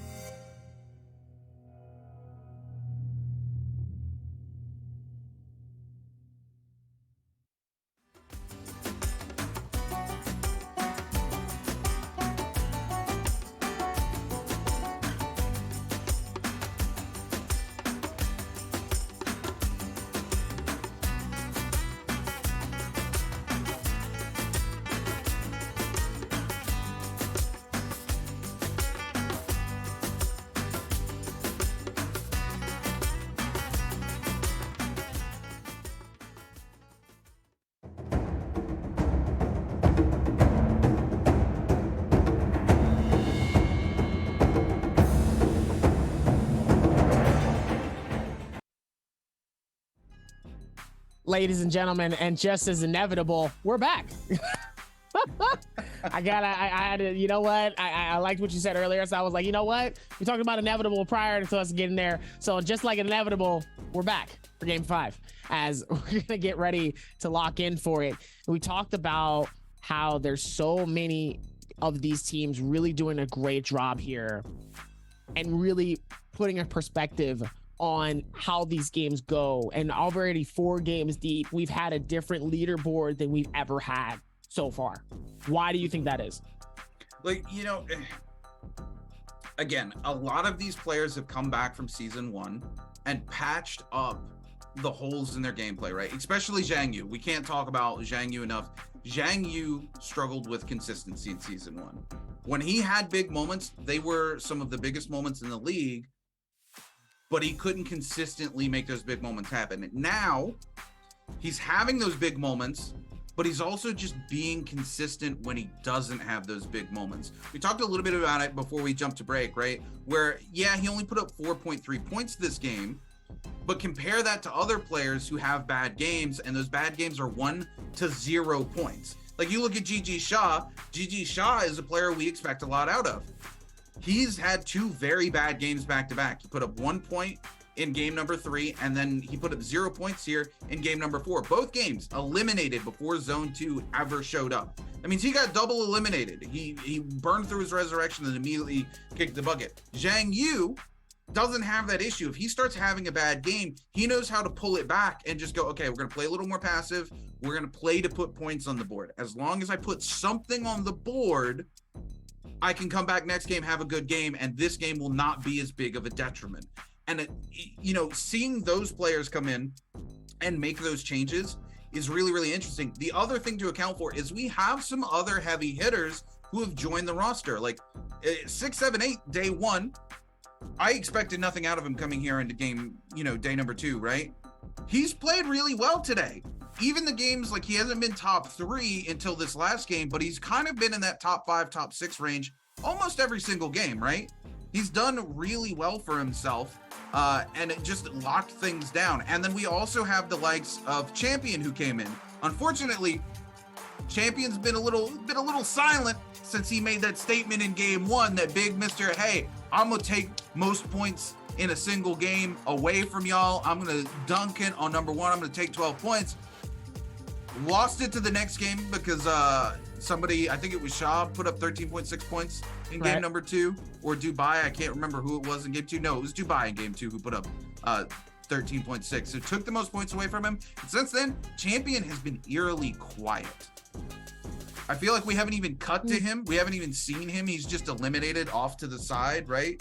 But he did make a big statement at the start of the day. So these new players are coming in really trying to make something happen here. We're going to jump to a quick video before we come back and get ready to lock in for our 5th game.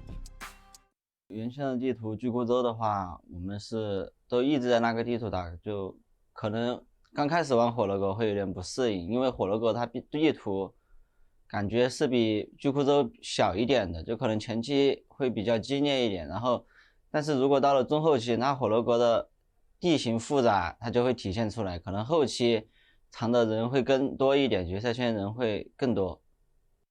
可能经过第1个赛季的经历，然后我现在反而就不让我单赛都打，可能有点不适应了，就因为我之前反正天天都有比赛，反正这赛季也是天天都有比赛，反正已经适应了。Don Quing talking to us a little bit here about, you know, some of these final circles and how difficult some of the terrain can be, especially in this last game. Don Quing did really well, right? Don Quing came into that final circle. He was in the top 6, but he was the only player with no eliminations coming into top 6. He quickly turned it around and eliminated 2 of the best players left in the top 6. You know, had a nunchuck fight with who was it?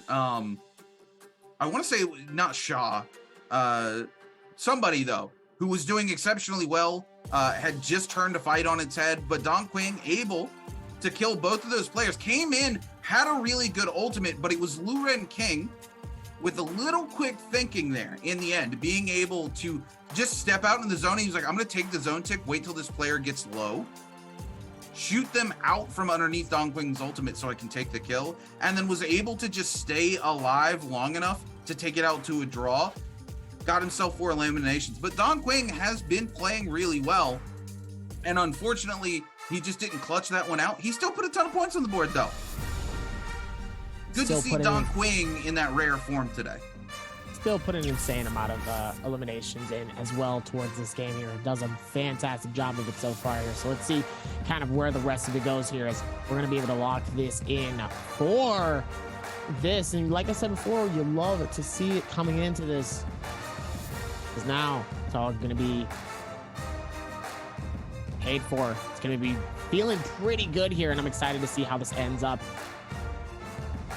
It looks like it's only going to be more and more towards it. And let's see how we can make this work. As it looks like now, here we go, players. Yo, is that Moo locking in Tarka for the second time today, Davi? Let's go. You love to see it. Hey, we absolutely love Tarka, but 3 Zipin Yangs. We're going to see Justina Panda Man coming in on the Tarka. Now I'm excited. Now we got 2 Tarkas in the building. Don Quing gonna be playing Valda again. I'm about that life. I really enjoy seeing the Valda plays come out. 3 ZP Yang being locked in. Dao Yi Wei, here we go. Again, Dao Yi Wei is the person who played the most Tarka in season 1. Against all odds, because Panda Man is who we think of when we think of Tarka, but it's Dao Yi Wei who's played him the most. Now, coming back in, we're gonna see double Justina, a Yodo, and a Zipin Yang. Dabi, tell me about the map. So much happening here within this map here. Everybody's going to be pushing all the way back towards the south side. We'd love to see it, as it looks like Sunwing Rest is finally getting a chance to get a little bit of some play in towards this. Looks like a bunch of players are going to be in that section here. Looks like Servants Grounds and Lake Yellowleaf is definitely going to see its fair share of players. Nobody at Stillside, nobody at Wreckage, nobody at Shadow Jade, and nobody, there might be one player near Celestia, but in reality, everybody's going to be in that far section, especially towards this left side here, rotating. Victims Haven, Artesian Grove, Zest Winery, and also Autumn's Plains right in front of where Sunwing's Rest is also going to see a fair share. So a lot of those little small huts are definitely going to see a wide range of people just coming in and out in many different ways here, but this is going to be very fun. Let's see how these players are going to be able to lock this in and switch it up here for game number 3. Popping over here, of course, we start with Allura and King, as is tradition, the winner of last game. Taking a look at Panda Man. Also Moo here. I love this outfit for Target G. The summer outfit is just so relaxing and chill looking. I love the Hawaiian shirt look here as we see Ace's champion on the receiving end of 678. This is not where I want to be if I'm champion. Look, 678 has blitzed GG Shaw down twice in the beginning of the game. So the last place I want to be going up against here is 678 in the beginning of the game, and he's trying to make it happen here, but he needs to be careful because 17 jails the ego right there. So is Fun Plus Phoenix's Moo, champion on fire, super low here, and you do not want to be a Justina right now, low, going into a Tarka, because they can easily set you on fire. 678's gonna come in, Moo picks up the kill onto champion, but 678 comes in, parries Moo, takes their weapon, and just deuces on out of here. Going head to head here with ego. Absolutely going to blitz the shield off of them. Needs to be careful, though. The fire coming in from behind does connect with 678, but 678 going to be able to take a quick reset here as Moo turns their attention to 17 Jail's ego. Trying to lock in, but needs to be careful because of that F2. Turns around with the charge, left click off the katana, and blitzes the shield straight off of Fun Plus Phoenix's Moo. Moo now the one looking for a reset as 678 comes in to finish what he started with ego. It's going to take a little bit of a reset here. Gets quite a bit of shield back off of that. Coming in onto Ego now. But Ego going to drop the F2 again. And we're going to see, as we see 678 tap dodge through the charged hits coming out of Ego. 678 playing this really well. Just waiting for that shield to go down. Comes in with the freeze. But it's going to be J-Team's action? Wait, no. Sorry. Moo comes in with the fireball and actually picks it up. I apologize. The kill feed double popped up there. And now 678 eliminated by GD's Don Quing. Don Quinn really just trying to get out of here. Been able to get something here. Still is able to get that elimination, though. As GG Shaw. GG Shaw. One of those players, definitely top contender here. You definitely don't want to be in this tough space here. Having a really, really tough game here. These last game prior to this one, and then also this one has been really, really tough for him. Let's see if maybe he can have the opportunity to maybe dip out of here if he plays this well. GG Shaw over here, rocking purple armor already. Oh, beautiful flames coming in. Blackout Vulcan coming out from Moo. This is something we don't ever see. We'll see Fireball occasionally, but we tend to see just a regular Tarka ult here. This is a man after my own heart, because Blackout Vulcan is life, but Panda Man comes in. Tarka on Tarka violence, and it's Panda Man who secures both the kill onto the other player as well as Moo. As we pop back over to GG Shaw, who's on the receiving end of some pain from Ventus's Rexy here, but Shaw able to lock it down and turn the favor back into this fight. Shaw now with the F2 going to be able to control the narrative, but the charge right click coming out from Rexy actually going to put some pain onto GG Shaw, completely blitz the purple shields off. Rexy's not going to let you go, Shaw. I don't know where you think you're going, but Rexy coming in hot here. Going to do quite a bit of damage now with their F2 backup. Is easily going to be able to take control of this fight. Shaw able to send him airborne though. Rexy coming in, able to get just a couple of hits here, but Rexy not willing to give up the fight here, though GG Shaw does have the F2 come down. So Rexy's going to take a moment to take a quick reset before continuing the hunt as we pop over to NAD's DAY3-SOLO, who has found NPG's Dubai, and we're going to see the Fireball come out. Wait, is this Blackout Vulcan as well? It is! Double Blackout Vulcan Tarka here into the Pro League. This is exactly how I play Tarka G, and I love to see it coming out in the Pro League. Taking a page out of Runekeeper's book. That's what I'm talking about here is Rexy. Still at it with GG Shaw. Definitely one of those favorited from the Vulcans coming in. Very rare to see it. Sometimes we don't see it as often though, but finally able to see some targets really make some magic happen here. You love to see it as the insane parry comes in here. GG Shaw looks like he's so close. He's gonna try to see if he can catch the elimination off of Rexy, and he does. GG Shaw so dangerously earlier was so close to being eliminated. He was so low on HP. It looks like he was successfully able to get out of there and in a good situation, not trying to get caught into more and more of it. Trying to get caught in a bat out of hell. More of it. DAY3-SOLO. Going for his on the other side. Is going to be able to back out of this and plays this very, very well. Does a pretty good job. Let's see if they keep that same momentum coming into this. As only more and more of it will be happening though. DAY3-SOLO playing this to the best of his ability. Still been able to do it. It looks good towards it though. Love to see it. Now it looks like it's going to be close to the downtime. Yeah, it looks like J-Team's action was going to give up the hunt there. Stop to repair. DAY3-SOLO could have kept moving, but he didn't. So maybe he wants this smoke. It apparently looks like he does. He's coming in with the greatsword as well. Going to take some musket shots. Unfortunately, he's going to take a huge bow shot from J-Team's action, but is able to come in and pump out quite a significant amount of damage there. Oh, he does! He actually lets it rip from the greatsword there, comes out from the stone form and hits J-Team's action. And unfortunately, action, as much as he tries, he catches DAY3-SOLO in a combo, but he's on fire and the tick is too much for him. And even though DAY3-SOLO is the one who's being pummeled on, J-Team's action dies to DAY3-SOLO's fire. Able to do a pretty decent job of it so far here, and sadly just was not able to do it. Looks pretty good towards it though, as it looks like there's only gonna be more and more of it happening. It's kind of crazy with everything happening. Let's see if he keeps that same momentum going into this. Did a hell of a job the last time here, so let's see where that momentum goes. Love to see it as the patches come in. 670H trying to see if maybe they can do something interesting. Patching this up. Look good look coming into this. Love to see it with the extra spaces. Looks like they will be able to separate themselves from this. Let's see if they keep that going though. More and more of it's only going to be. Take a look at the top of the order here, Dobby. If you notice, all three Tarka Gs right now sitting in the top 4 positions. DAY3-SOLO with 3 eliminations. I think not. No, I think not either. And you know what? You know what I think the difference maker is? It's the Blackout Vulcan, baby. I've said it before, and I stick by my statement. The Fireball Tarka is the best Tarka. Sorry, I get too excited when I see some fireballs. I'm getting flashbacks to the first Morse Cup and K Taco. You getting flashbacks of balls? I mean, flashback fireballs, Dobby. K Taco, man. Speaking of which, DAY3-SOLO coming in here, blitzing down our boy Zhang Yu here with this greatsword with a huge look at this. He knocks him up in the air, gets the left click, and then tap dodges into the people's elbow. and then comes out with another left click from the greatsword and is able to secure the kill. I love it. Look at this. The fireball. You chase, he just turns around, puts it in your face, Dowie Wei, still sitting in first place with 4 eliminations right now. I love it. Ah! I need more Tarka in my life, Dobby. That's what I'm saying. I need more of it as well. I'm a big fan of Tarka and really being able to see the amount of Tarka G actually coming in. We usually never see this number of that as well coming into this. Looks like Alex Moo is so dangerously low here. LXY, all he has to do is on him. Tarka G, run, baby. Moo, run as fast as you can. You can't catch me. I'm the gingerbread man. It looks like he's going to be able to catch him and get so close, dangerously close. As Moo looks like he might be able to get away here. GG Shaw right in between. Looks like he's going to be able to stop the momentum here, but all he has to do is go for the quick heal here. Goes inside of the building. He might have the opportunity, though.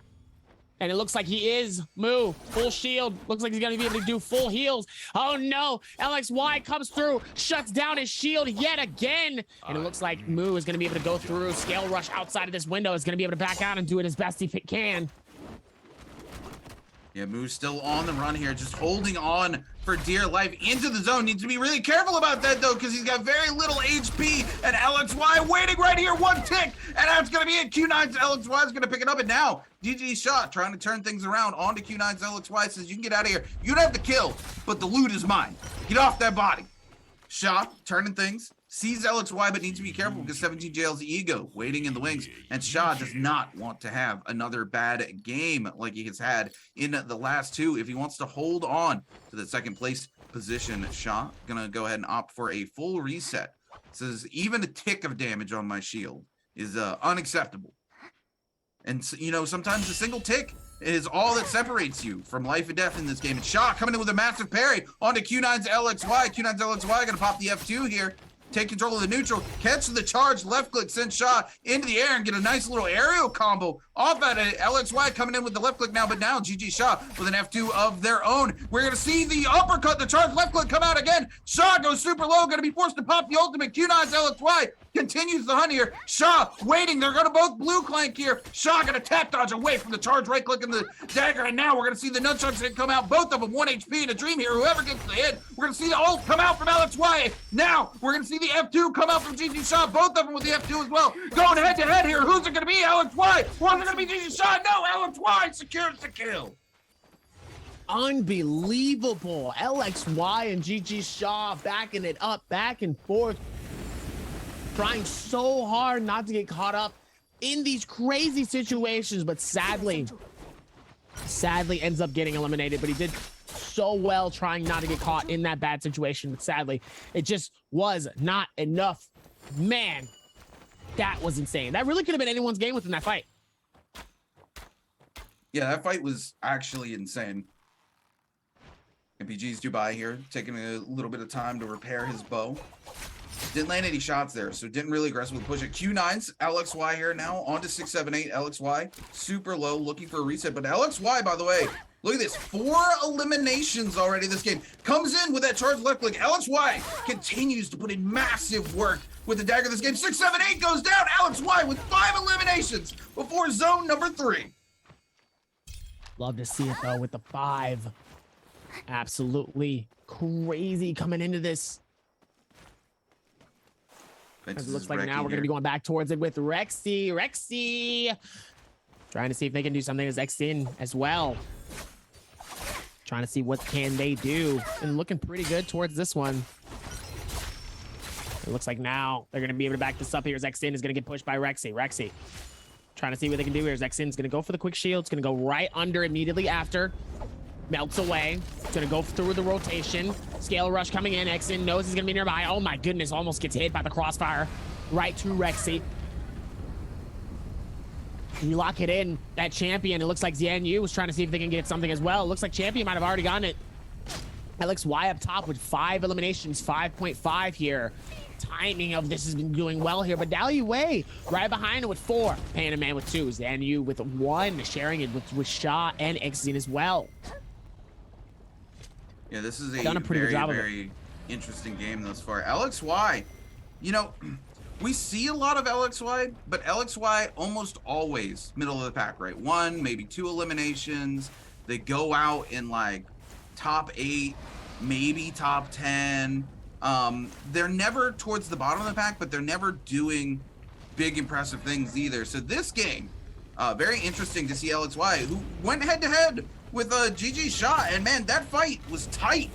Super, super tight, and LXY just able to clutch it out in the very end, and then turns around, picks himself up another elimination, sitting at 5 eliminations now. LXY just needs to take it to the end game.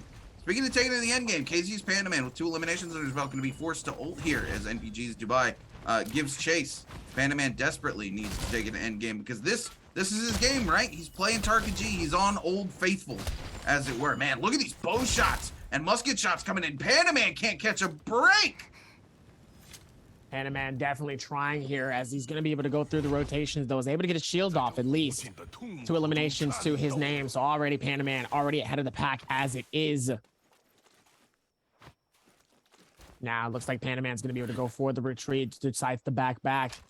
Decides to play the smart. Probably the best thing. Goes for the repair of his bow. Zhang Yu up top here. Let's see if Zhang Yu is going to be able to push on this as DAY3 up top inside of this hut, trying to see what he can do. Dubai, beautiful right click right onto Rexy. Dubai gonna try to see if he can go for the back out real quick. Ends up getting caught and running right in between the fire. Ends up going in and getting burned.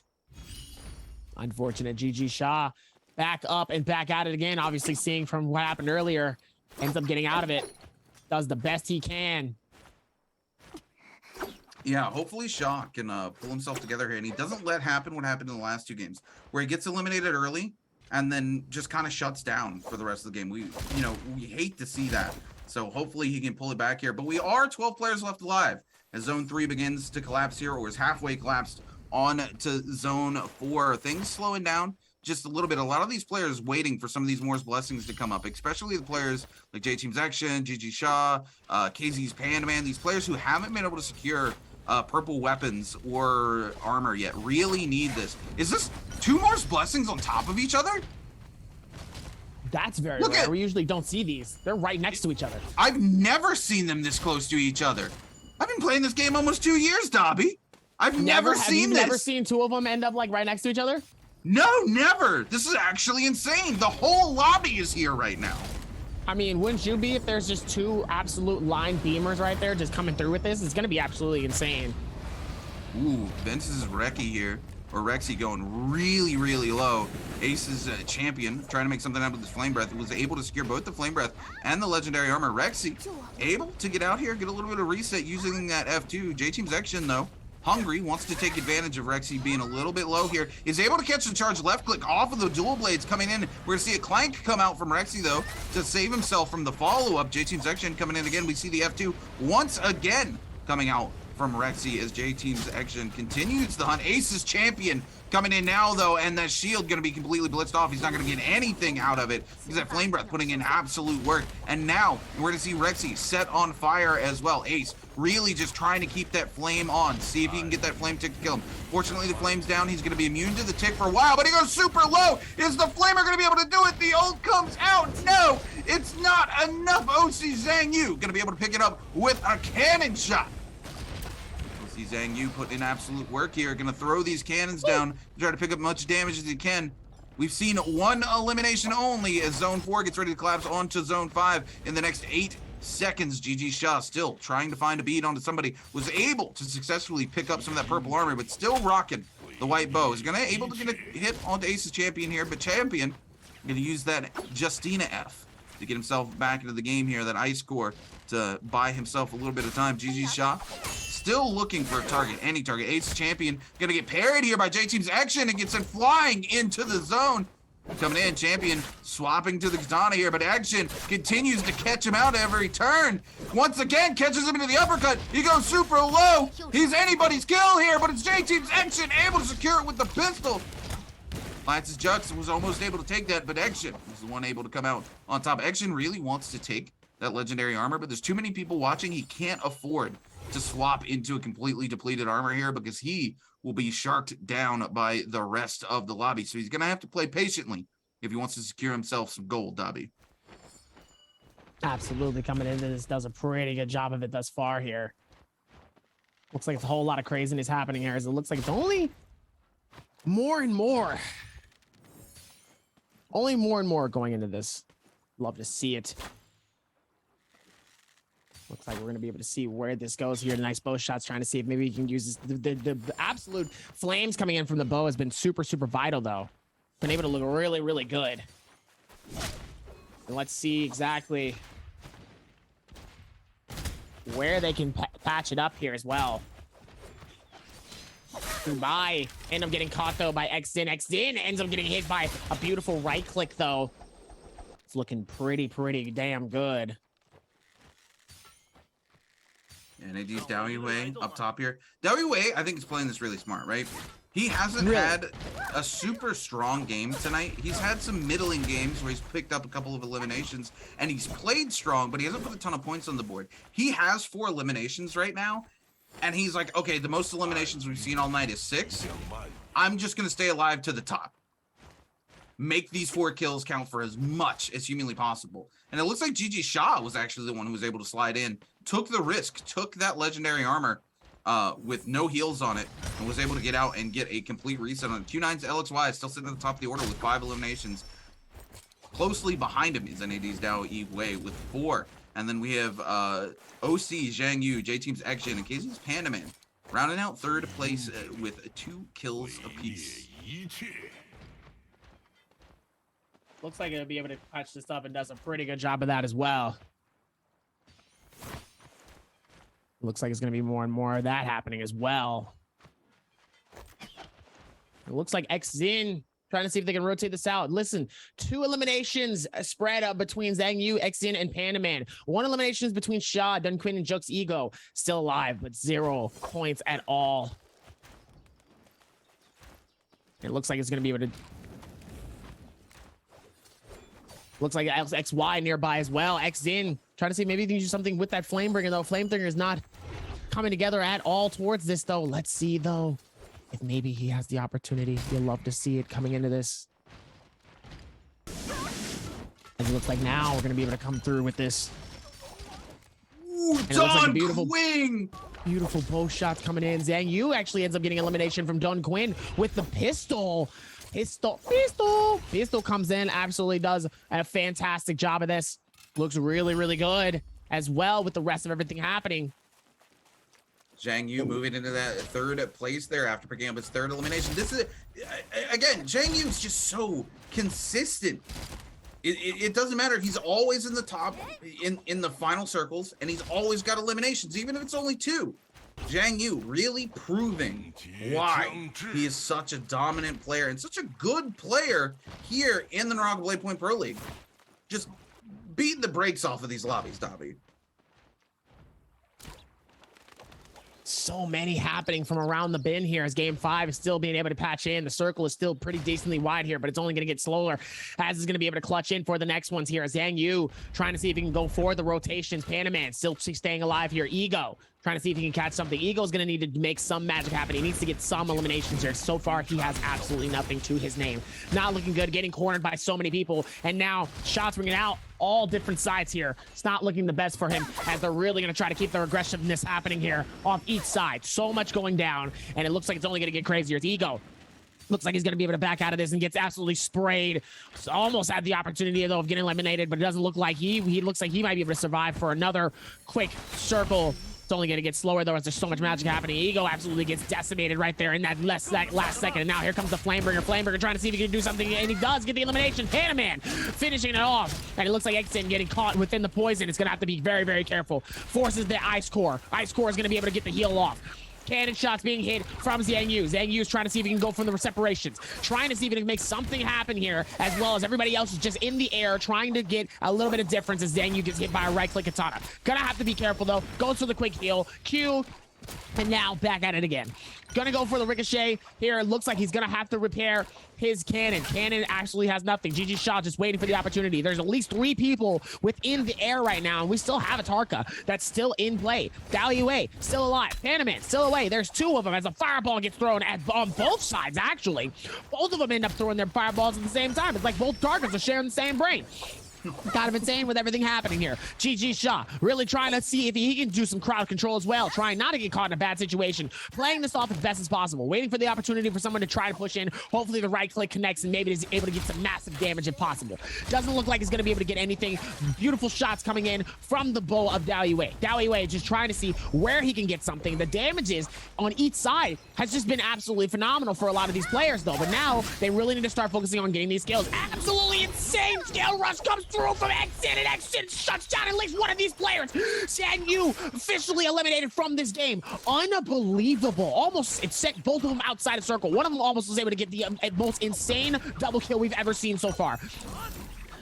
Absolute insanity coming in as DAY3 still trying to do something here. Waiting for the next fireball here. He's trying to stay airborne as much as possible. DAY3 ends up getting hit, falls down to the ground. It looks like another one is going to be very dangerous here. Fireball comes through. Fireball connects to the first one. Question is, does it connect to the second? Yes, it does. Connects to the third. Yes, it does. A quick one straight, and Panda Man ends up getting juggled out of the circle as DAY3 is going to be able to create the control that he needs to shut this down. Ladies and gentlemen, can we see the first Naraka dub of this new season? And it looks like we might be able to as DAY3 is going to shut it down and say, GG's, I am the leader of this game. The fireballs come through, and Tarka is going to say, what's good?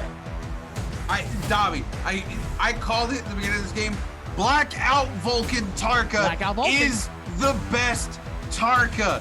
Argue with me all you want. The heck with infiniting somebody. I want to send you flying into the zone so you can take zone tick damage and fire damage. Let me jump up into the sky and turn into the true AC 130. You know, we talk about Yodohime going airborne, being an AC 130, but you know what? Tarka going airborne and dropping absolute bombs onto the lobby.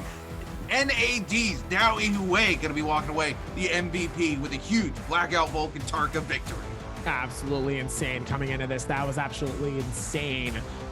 So many things happening here. The scale rush coming through to shut down. Did you see that massive scale rush with that heavy sword? So my goodness, we gotta talk about that. That wasn't actually a scale rush. That was a fully charged tier 3 left click with the great sword. He just waited for those two to lock each other down, came in when they weren't going to be able to parry the blue, and let it rip, which is exactly what you usually do in trios. In trios, you let somebody lock somebody down so you can charge the greatsword and pump out that huge damage. Action making the smart decision, lets the two opponents lock each other down, and comes in from behind and says, ding dong! I just witnessed that happen, and that was just nuts. I just saw it again here. I got to give it up DAY3 though with the insane fireballs. DAY3 actually shut down the other Tarka, literally just letting him get hit by just absolute back-to-back fireball. He actually times it correctly, where by the time Panda Man actually falls down, DAY3 was able to get the finish of the fireball. Absolutely insane timing coming in, because there's so much confidence from DAY3 just to be able to clutch this up. He did such a good job, but I gotta give it up though. GG Shaw, even at that circle, was able to pick up 2 eliminations at the very end. But man, there was so much going down here. He was able to shut that down before anything else even happened. Oh yeah, absolutely. Look, I mean, again, DAY3, man after my own heart right now, because Fireball Tarka is my Tarka. You know what I'm saying? Old school OG Tarkas. That was what we did back in the day. We said, the heck with Infinite, we're playing Fireball, and I still play Fireball Tarka to this day. So to see DAY3 bring it out and clutch out a massive dub in the end, I'm all about it. I love to see it. Gonna take a look at the leaderboard now as it comes up, and then, I mean, no surprise, of course, NAD's DAY3 on top with 5 eliminations. Gonna be walking away with a 12 game score. Q9's LXY gonna be picking up 6 eliminations. Again, LXY, a name you are not used to seeing, had a massive game here. Gonna be walking away with an 11 game score. And GG Shaw, finally able to bring it back after 2 very tough games. Gonna be picking up 4 eliminations. Second place for a total of 9.4 game score. Absolutely insane here. So much going down here, as we love to see it though. Looks like we will be able to patch this up, but oh my goodness, DAY3 with 12 eliminations. LXY coming through with 11 points though. Wow, and GG Shaw again in a very familiar territory here. It's going to be able to patch that in. Looks pretty good towards this. Let's see if maybe they're able to do it again. But man, oh man. The timing, the clutch to be able to let this go. Was able to shut that down so well with 17,000 damage, 5 eliminations, Juggernaut, Velocity Untold, Longsword Sap, Whirlwind Soft Step, and a melee resist Soul Jade. I mean, man, oh man, they did such an amazing job at that, and they was able to shut that down like it wasn't nothing. You love to see how this goes, but damage with melee weapons only comes in at about 9,500. Unbelievable. Those fireballs were dangerous. Oh yeah, absolutely. Fireballs pump out a ton of damage. So every person hit with the fireball, say if you hit 3 people with the fireball, you're dealing 500 damage to all 3 targets for a total of 1,500 damage. Plus the fire tick damage that comes out with it as well when it sets you on fire.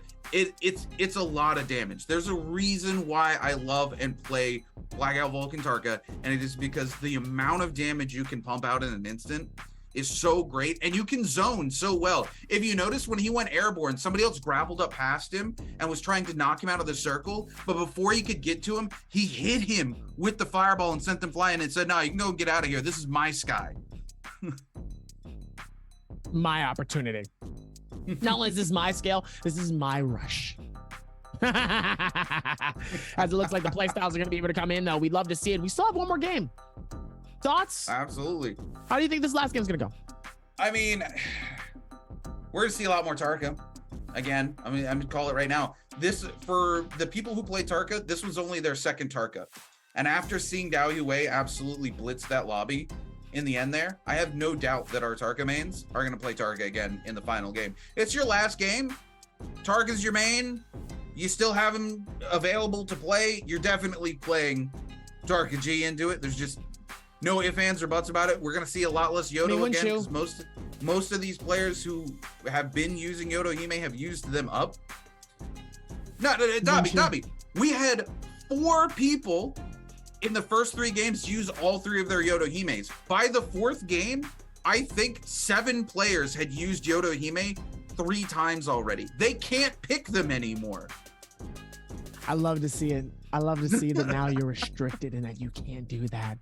I love that so much. You cannot do that. You have to come and do something after. You have to bring your A game. Not only do you have to bring your A game, you also have to bring that style. And with that style becomes a lot of hesitancy, because you might not be that comfortable when it comes to some of these players, and you just love to see it. I'm excited to see what's next in terms of this last game here, because now you gotta do it and you love it so much. Oh yeah, I mean, look, I love when we start to see some of the popular heroes fall off because nobody can play them again, because you put these players in their non-comfort zone, right? And then you also see the meta shift, because now you can play other things, right? Valda actually did really well this game. Valda did well last game. Tarkas came in this game, absolutely dominated. And we saw last season when Wolves, Kai Bao was in the repechage, was all the way in the bottom. He was able to use that strategy to be able to play Tarka, come in and bring himself all the way back and go take it to the grand finals. But speaking of taking it to the grand finals, we're going to take it to a break real quick before we come back for our 6th and final game of the day.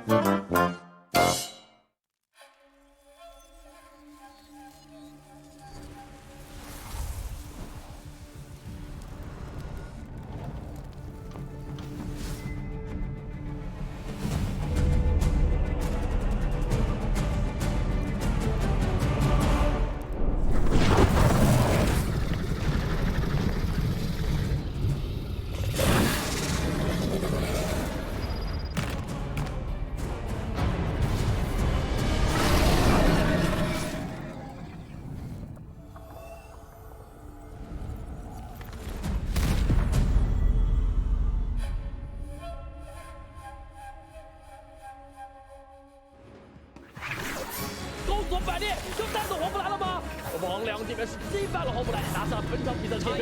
这波能反杀，看一下祥宇的这套操作，他秀了。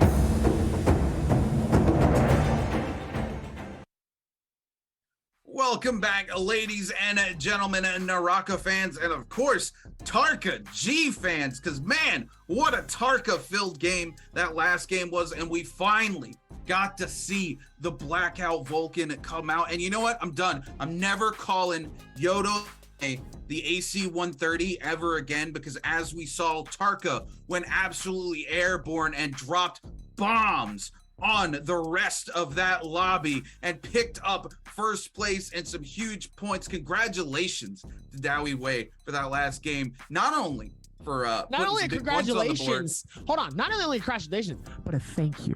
A thank you to confirm that Tarka is still a very powerful character, and the fact that the meta can also be broken. Just because you have the meta does not mean it is the meta. You can create your own meta, and Tarka was the meta of that game. Not only that, but also thank you to him for putting on one heck of a show. Because Fireballs are just always fun to watch, man. They're some of the hypest things in the game. They're almost as hype as a good parry, Dobby. It's very true. It's very, very true. Meanwhile, as I had that intense conversation, my mic arm broke. So as of right now, I'm holding my mic. And that's pretty much how we're going to do it for the rest of this game. I hope everybody's having a fantastic evening, morning, noon, and or night, because man, 5 games deep. We have 1 more to go. Let's get ready to I won't do that. I'm excited. I'm excited to see how the rest of this game goes. And it's going to be a good time and a good, at this point, I need a new mic. I need a new mic. I want to get the new bad boy that everybody gets when it comes to casting and streaming. I need it at this point in my life. This can only hold up for so long, and it keeps breaking at least about every 2 weeks. So it's about time that I finally get a chance to maybe get some upgrades here in the future. But it doesn't matter about me. What's more important is who is going to be taking our final game here. And obviously, Zan Yu should be up top still with an insane amount of points here, because he has kept that consistency throughout all of his games. And I think he only has, in reality, he really only has like 1 bad game. I think every other game has just been really good and just been really beneficial to him.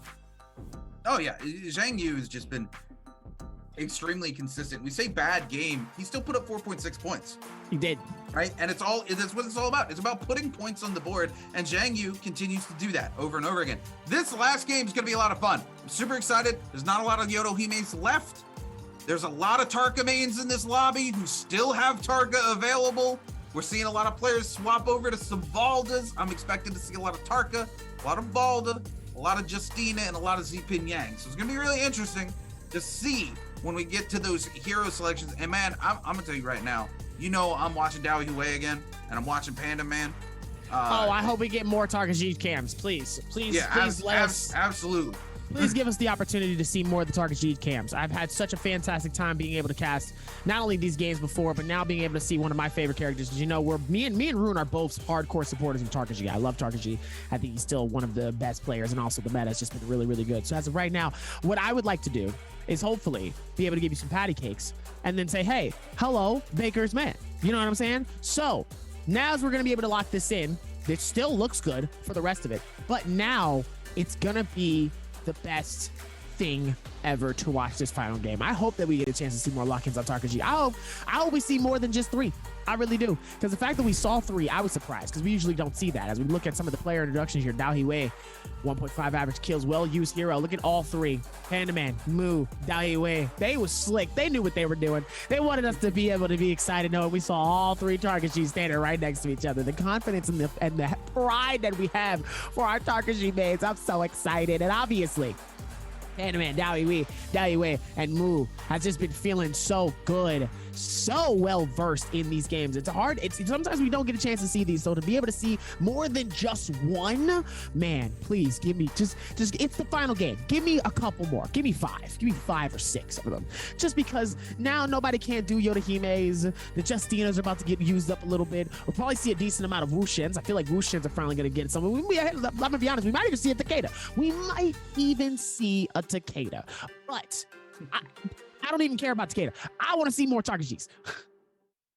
Oh yeah, look, you know I want to see Tarka G, and I have no doubt, Dobby. I would bet the money in my wallet right now that we're gonna see Tarka Gs come out this game. There's no question. It's the last game of the day. Our 3 big Tarka G players all still have Tarka available to play. There's no way. There's no way we don't see it. I want to see some Valdas come out as well. I want to see GD's Don Queen play some Valda again. Always good to see them do that. I would love to see some crazy picks. I don't think we're going to see crazy picks because it's not like the end of the season where we kind of start seeing crazy stuff. But I would love to see like a Uation or a Takeda come out here. I just said but that. It's going to be interesting to see as we get ready to lock into game number 6. I just said that. I just said I want to see some Uations and Takedas. I love to see it though, as we're going to be able to walk in there for this final game. 6th and final. Love to see it as we're going to be able to walk in for this. Let's see how the rest of this magic and the momentum happens here. Let's go. Yeah, look at this Panda Man. He's lasered in, man. He's like, it's target time, baby. Coming in. All right, off the rip. That's a Viper coming out from GG Shot. And a Valda coming out from Alliance's Jux. Oh boy, this is actually going to be very, very fun here. Seeing a lot of the new character come in though. 3 stacks so far. Panda Man on not Tarka playing Zeep Yang? Question mark? That's very interesting. Even interesting more is going to be able to see the DAY3-SOLO sticking to his main prime dime, Dizzle and Dazzle. I'm excited to see how he's going to be able to do it with another Tarka G main. We need to be able to do that one more time.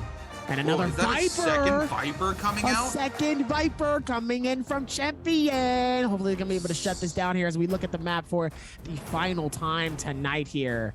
Would love to see the action come in here as it looks like it's going to be a very similar rotation of circles that we saw the last time. Servants Grounds, Artesian Groves, that's Winery, Pool of Cleansing, and surrounding areas of Celestra is going to see a plethora amount. But 4 people are going to be heading towards Moonlit Courtyard and Golden Tortoise. Very interesting play style, knowing that that is a lot of space where there's a lot of freedom, but at the same time though, depending on what you get, you might not get the best thing. As GG Shaw is going to have Stillside Temple and that back section, Emerald Cottage, Bamboo Grove, Infermos, all of that to himself. So GG Shaw is going to be starting off with some very beautiful loot here as we lock in for game 6, our 6th and final game of tonight for Naraka Blade Point Season 2 Pro League, as we're going to look in for DAY3-SOLO. DAY3-SOLO absolutely dugging it out as Luren King and Ego are going to be able to back out of this. And it looks like we said before, the switches here are going to be very, very interesting. And the aggression is going to be very, very swift and eager as Panda Man is immediately going to go in and dive in for the first elimination. He's coming for blood and he's coming for heads immediately, coming through with the amount of precision to shut down the first one. And now it looks like Rexy is going to get chased by Luren King. We've seen this before. We've seen it a couple times here. Luren King really loves running around chasing Rexy. You spin me right around, baby, right around. And it looks like he's going to be able to catch him within this wall. Ice Core comes in. He's going to be able to get the shield. Question is, Gale Rock comes in. He's going to be able to catch it up. And it looks like Luren King is going to be able to shut down Rexy. Panda Man, backside, where Gray is with Gray's shield, is going to be able to see if maybe he can find something. Jux is in the middle of a fight with 678. 678 is going to be able to catch both of them inside of their bubbles. Beautiful timing. coming in, but it looks like now he's going to hunt down 678. He wants to see if he can get this elimination. He needs to be able to get the finish, and he's not going to let him go, though, at the bullets weighing in. Oh, no! It looks like LXY is going to steal it from Dubai, and Moo is going to be able to get it from 678 as Jux goes through all of that work just to get eliminated by Champion. Unfortunate timing coming in as Moo is going to be able to keep that aggression. He was able to get the elimination with that bow. Let's see if he keeps that same momentum going and gets a purple shielded, full-scaled heavy sword Champion. A lot of excess magic happening, and here comes the first ulti from a Viper. Not that good, but at least it creates a diversion and at least a getaway, though. The amount of timing and precision coming into this Champion is going to want to do this, and so is Moo. Moo also wants a little bit of that action as well here, as he's going to push in. He's not going to give him the opportunity as Champion gets sent all the way to his back. It says, lay down there, buddy, and Moo is going to shut down Champion. Love to see it coming out there. What a clean parry. Instantly picks up the purple greatsword and swaps into it for some huge damage after catching off the free. As we pop over to GG Shaw, the other player here, playing Viper Ning, checking in here on Aventus's Rexy as well. He sees a gold loot pile in the zone and says, yeah, come here, give me that. I don't care, I'm gonna walk straight into the zone for that. NPG's Dubai here, looking ready to go head to head with J Team's action. Rocking those nunchucks coming in, trying to catch something out here. Is not able quite to make anything happen as we pop back over to GG Shaw. He's going head to head here with Ventus's Rexy. Rexy getting a couple little shots off. Shaw also got a couple little shots on to Rexy. Both of them opting for the reset. Now we're going to see that repeating crossbow come out there, and GG's Shaw gonna back off, waits for it. Rexy coming back in as we pop back over to NAD's DAY3-SOLO. DAY3-SOLO is actually going to give chase to Moo here. Moo with the bounty. DAY3-SOLO gonna be eliminated by that huge greatsword again. Moo locking in their second elimination. Now DAY3-SOLO, our overall MVP from the last lobby, goes super low. Gets eliminated and is gonna have to go back. He does have a resurrection still, so he's not out of this game just yet, but he's still got to put in some work, and his safety net's gone now as we pop back over to the fight between GG Shaw and Ventus's Rexy. Rexy gonna get a huge parry, kick shot to the winds, pick up those purple dual blades that Shaw drops and come in, is gonna try to kill him with his own weapon. The disrespect coming out from Ventus's Rexy, trying to find his opportunity. There it is, and GG Shaw is gonna be sent back to the resurrection altar. Absolutely insane coming into this. They've been playing it so well. Looking really good towards this one, as it looks like it's only going to get a little bit easier for them. They know how it's been playing so far as Ding. Trying to see if maybe they can find something, is able to get something here. Let's see if they keep that same momentum as they're able to piece it together here. Love to see it as Ding is going to be able to keep that same aggression right in between where XN is. XN is going to be able to dish it and dive it out as best as possible. More and more of it happening, though, as it looks like XN is going to try to see if they can get that elimination. Has been catching it together so well here, playing it to its best of its ability. Looks so good.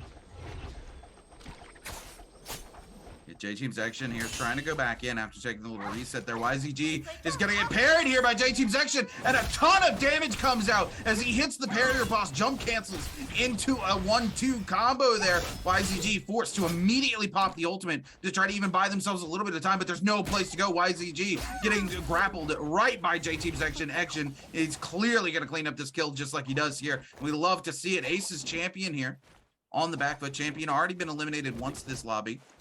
It does not have a resurrection to his name, is super low, just trying to make some distance here using that scale rush. But OC Zhang Yu says, come here, bring that arse here, boy, I want it. We see the grapple come out again. Champion just not able to create any distance, too much verticality here. We're gonna see the ult come out, but Zhang Yu, look at this clutch. There's an invisibility bush right there, just crouches, gets the invisibility so it breaks line of sight. Nothing Champion can do about it. The terrain is going to be the end of Champion here unless he can find a way. No, Zhang Yu with the hot swap to the bow says, don't grapple me. Don't show me that disrespect, boy. You can sit down. And Champion eliminated here in game number 6. Absolutely insane coming into this a second. Panaman. Panda Man! Panda Man! Oh no, it looks like Rexy's gonna be able to go for the ice core. He's able to get the shield here. He's gonna be able to time it up here, and let's see. Goes for the ice core, and it looks like he's gonna be able to dip up out of here. Oh, I really thought Panda Man was gonna be able to dance the dance of glory, because I thought he really was gonna be able to get that, but it looks like he was unable to here.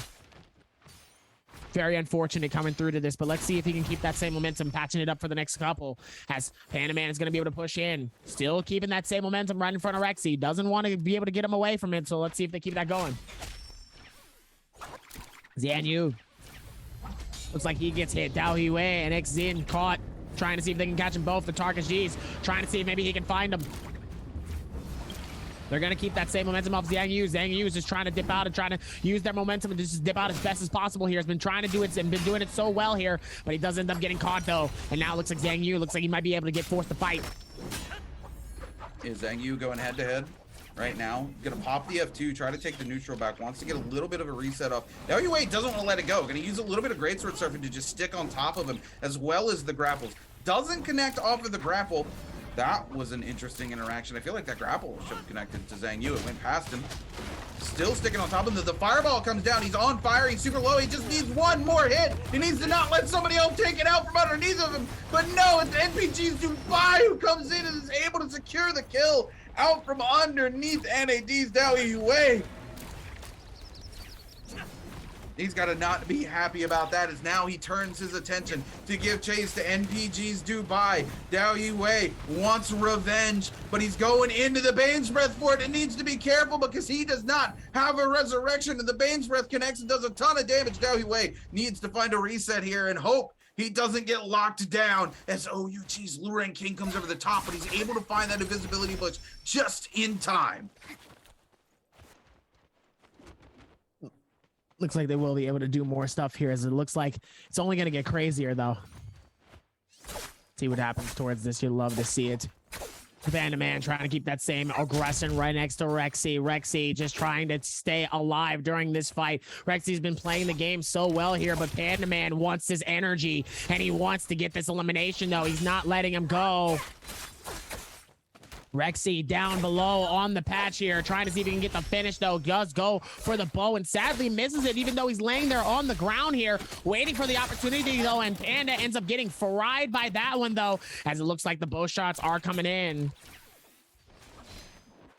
Panda Man continue to give chase here. Defenses Rexy. He just needs one hit confirmed into a second left click to secure the kill here, but the ice core comes out. GG Shaw sitting here up top with the repeating crossbow, trying to make something happen, is now the one who's going to give chase to Ventus' Rexy. And unfortunately, we see in the kill feed, OC Zhang Yu is going to eliminate Dao Yue from the lobby while we watch this fight break out. Shaw still trying to secure this kill, trying to make something happen here, and so is Panda Man trying to lock in onto Ventus' Rexy. Rexy with the ice core again is actually going to stop GG Shaw. Shaw trying to position themselves for a scale rush, but goes a little too high, and now it's Panda Man down below trying to get the hit onto Ventus' Rexy, but unable to secure those bow shots. GG Shaw coming in now, throws the F out, doesn't catch Rexy with it though. Rexy holding on for dear life here, using any and all movement they have available to themselves just to stay alive a little bit longer.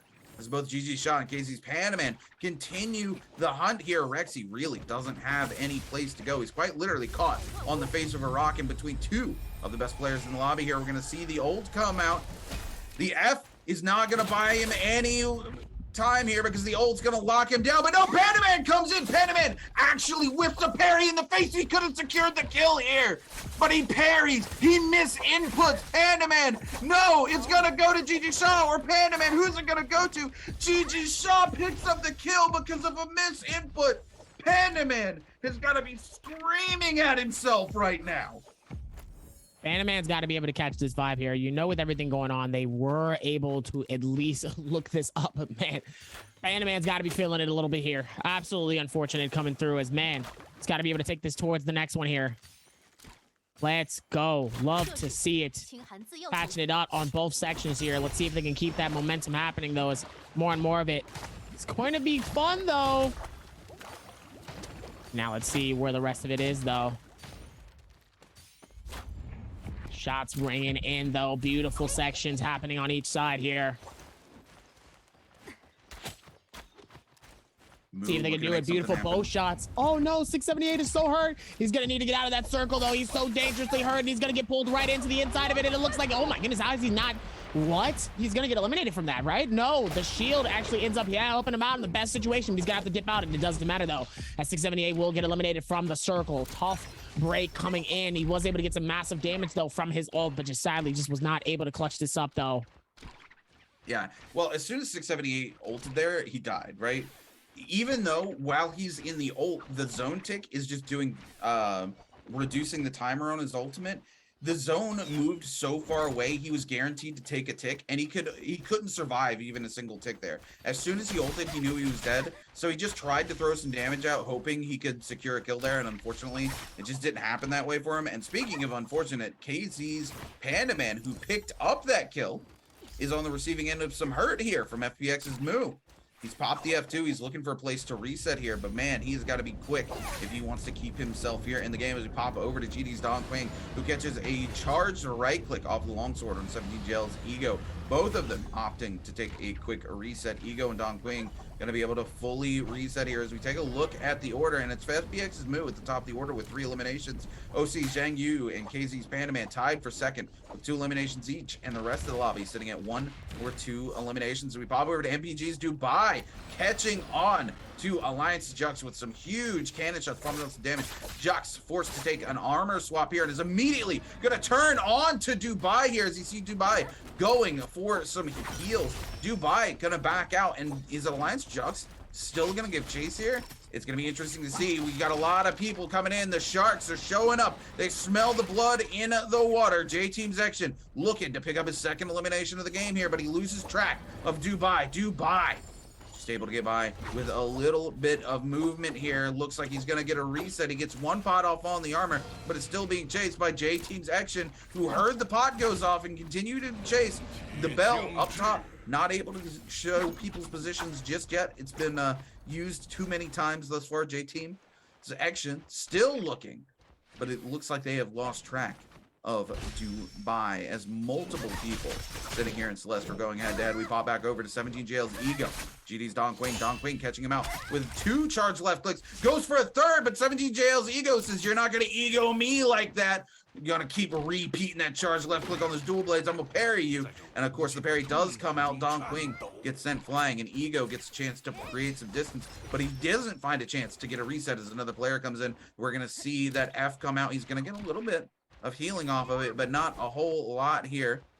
Ego gonna pop the shield there as he goes super low. Looks like somebody hit a huge range shot onto him, and Don Quang gonna blitz off the F2 almost immediately. Ego forced to pop the ultimate, going in for the charge right click, but the clank's gonna cancel out, and GD returns the favor from earlier with a parry of his own, and Don Quang secures the kill. Absolutely doing so well here. We'd love to see it come through here. Is able to patch this up and do a really good job of it.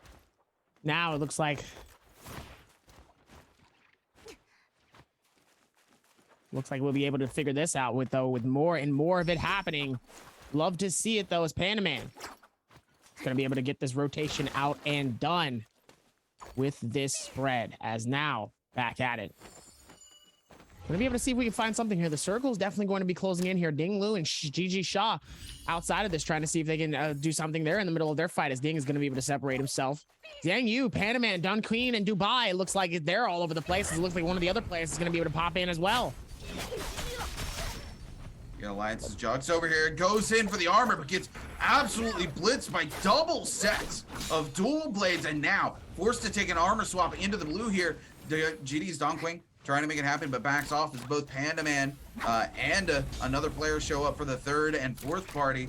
Jux going super low once again, goes back for his purple armor that's got half health to take a swap a second time. Jux set on fire here. Luren King looking to get his second elimination here in this game, is able to catch him out, but the ult's gonna come out. Luren King able to tap dodge back away from the wave. One of the weaknesses of Alda there, if you can create some distance, it's okay. GG Shock coming in with the stun, and it's Q9's LXY who catches a massive bow shot to clean up the kill onto Alliance's Jux. Now GG Shock backing off. Q9 with his second elimination of the game is more than happy to sit up top here and continue to pelt the rest of the lobby with the triple fire arrows. So much going on as it's only gonna get crazier though. Did a fantastic job of how they've been maintaining this so far here, but let's see if they can keep that momentum all the way to the very, very, very end here. Still so much has been going down, but let's see where the rest of it is. OC Zhang Yu here with 2 eliminations as well. Again, Zhang Yu just hyper consistent. He always has some kills on the board. He's always in that kind of top 6 bracket, and he's setting himself up to do it again here this game. As we pop back over to GB Shaw with 1 elimination. He's sitting here, the only Viper left alive in the lobby. It's super interesting to see Viper come out, quite honestly. FBX's Moo here trying to make something happen as he catches out J Team's Action with the F2 here from Zipin Yang, trying to get a little bit of a reset back off, and it looks like it's going to go through. Moo, though, more than happy to continue the hunt because that reset did not do a lot for Action, who still sans armor right now, and Moo is hungry to pick up some elimination points here because it would be his 4th elimination. It would keep him towards the top of the order. Action gonna go low again, is finally able to get the F2 back, but it doesn't matter. Huge bow shots come out. J-Team's Action, 1 HP in a dream. He's forced to use the ultimate as well. Anything connects and Action's gonna go down. He swaps into a purple armor with a single tick, but it's not gonna matter. The flame breath coming out from OC Zhang Yu. Zhang Yu picks up their 3rd elimination, and J-Team's Action is eliminated from our 6th and final game of the day. Absolutely insane coming through with this one, is able to really patch this up and do some amazing amounts of damage here. Now it looks like the circle is only slowly getting closer and closer here, as it looks like everybody else is really just ready to kind of dive in and just get the shutdown happening though with a lot of these eliminations. Let's see how this goes though, with more and more of this happening though, as Zhang Yu getting caught. Gonna be able to go for the rotation, forces him to turn around and maybe use that Flamebringer to maybe force him to turn it around here, but sadly just was not able to though, as Dubai is gonna be able to push in. Zhang Yu caught on the other end. Usually he's the one that ends up getting sprawled out with a lot of stuff, but sadly just was not able to really do it the way that he usually wants to here. He's been doing a pretty decent job of it so far, and just sadly just cannot do what he wants to do, as everybody else is just absolutely diving on him, really just trying to see if they can capture any type of momentum to get an elimination here, and just sadly he just isn't able to catch anything the way that he wants to. Yeah, OUG's Luren King here now top of the order with the nunchucks full meter built up currently, holding on. OC Zhang Yu, look at this. I love this. Zhang Yu, he's got 3 eliminations. He just needs to stay to the top. He's just using the flame breath. So no. Oh, but Q9's LXY with the triple arrows, burst arrow and flame arrow. Massive damage coming out of Zhang Yu. Zhang Yu just needs to get behind the building, because if he sits in that building, LXY is just going to pummel him on a repeat. And sure enough, Zhang Yu moves around, goes to the backside of the building, gets the full reset as Moo starts taking some shots here at Q9's LXY. LXY throwing it down. It's Zhang Yu, Moo at the top of the order, each with 3 eliminations. Q9's LXY and KZ's Panaman holding down at 2nd place with 2 eliminations each. Is GD's Don Quing now joining into the bow fight. Looks like it's more and more of this happening though. Looks like he's gonna be able to figure this out. Zhang Yu up top here, as it looks like it's going to be a nice little spread here. Dubai and Panaman going at it back and forth, trying to see what they can do. They're able to figure this out and play this well as best as possible. Flamebringer comes out from Zhang Yu. Zhang Yu trying to see if maybe they can do some momentum as well. Looks like he's going to be able to find something. Hopefully it's enough to be able to get him something. Beautiful bow shots happening to be able to get a connect on Dubai. Surprised that next one didn't connect though. Waiting for an opportunity to see if maybe he can strike it. Oh, was able to hit it. Talk about threading the needle, Dobby. He jumped up and had just enough space to land it through the tiniest of slots and pumps massive damage out on Dubai. Q9's LXY putting in work with that bow.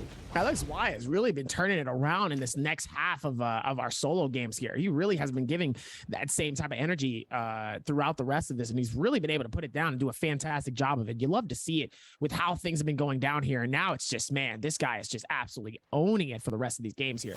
Love to see how the rest of this goes here, still being able to patch this and see where the other spaces are here. But just like you said before, talking about threading the needle sometimes needs to get thread, and sometimes when we see those are those highlights. I wish we could see like a slow motion of how close that arrow could have almost hit that rooftop, but instead it ends up hitting the enemy at the very end, exactly where he wanted it to go. Looking at Don Team.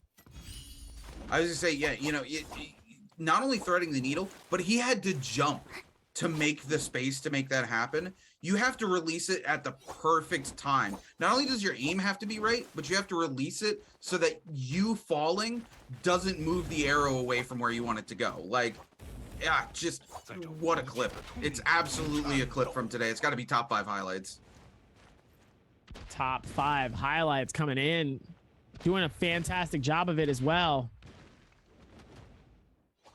Looks like those shots will be ringing out here. Pandaman trying to see if he can do something. LXY trying to see if he can get some connectivity here. Is able to hit Zanyu. Ends up getting a little bit of a burn, but that's okay. LXY still gonna be able to handle that as best as possible.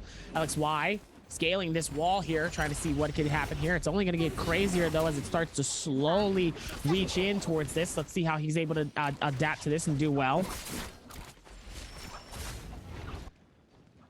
GG's Don Quing here, moving across these rooftops, trying to find a little bit of a place to get some respite here. We're going to see the likes of FBX's move forced out of that building as the zone collapses. This is it. This is the last zone. They have 56 seconds before it completely collapses and everything gets shut down here. Nobody's been eliminated yet. We're still down to 9 players. So these people, you know, none of these players can relax. Moo, as well as Zhang Yu, they have 3 eliminations each, but they're still only top 9. You really need to be in that top 5 range to make those kills really count for as much as possible. So you can't just rest right now. There's so many players left alive. Don Quing with the Flame Breath, Zhang Yu with the Flame Breath, Luren King with the Flame Breath, putting in work, but Moo unfortunately gets eliminated by Don Quing with the Flame Breath. It looks like Ding Liu also gonna go down. Don Quing moving up to 3 eliminations in top 7. What a shift in the scoreboard. Absolute shift. As you said before, they move on with each different section though, as let's just see how the rest of this game ends here. Zanyu up top here. Luren trying to see if they can do something. Absolute burning the rest of the games here with this Flame Bringer. Flame Bringer's been doing an absolute amount of work here towards this space. Let's see if he can figure out the rest of it as he's going to be able to lock it down. Looks like he's going to be able to see where it goes.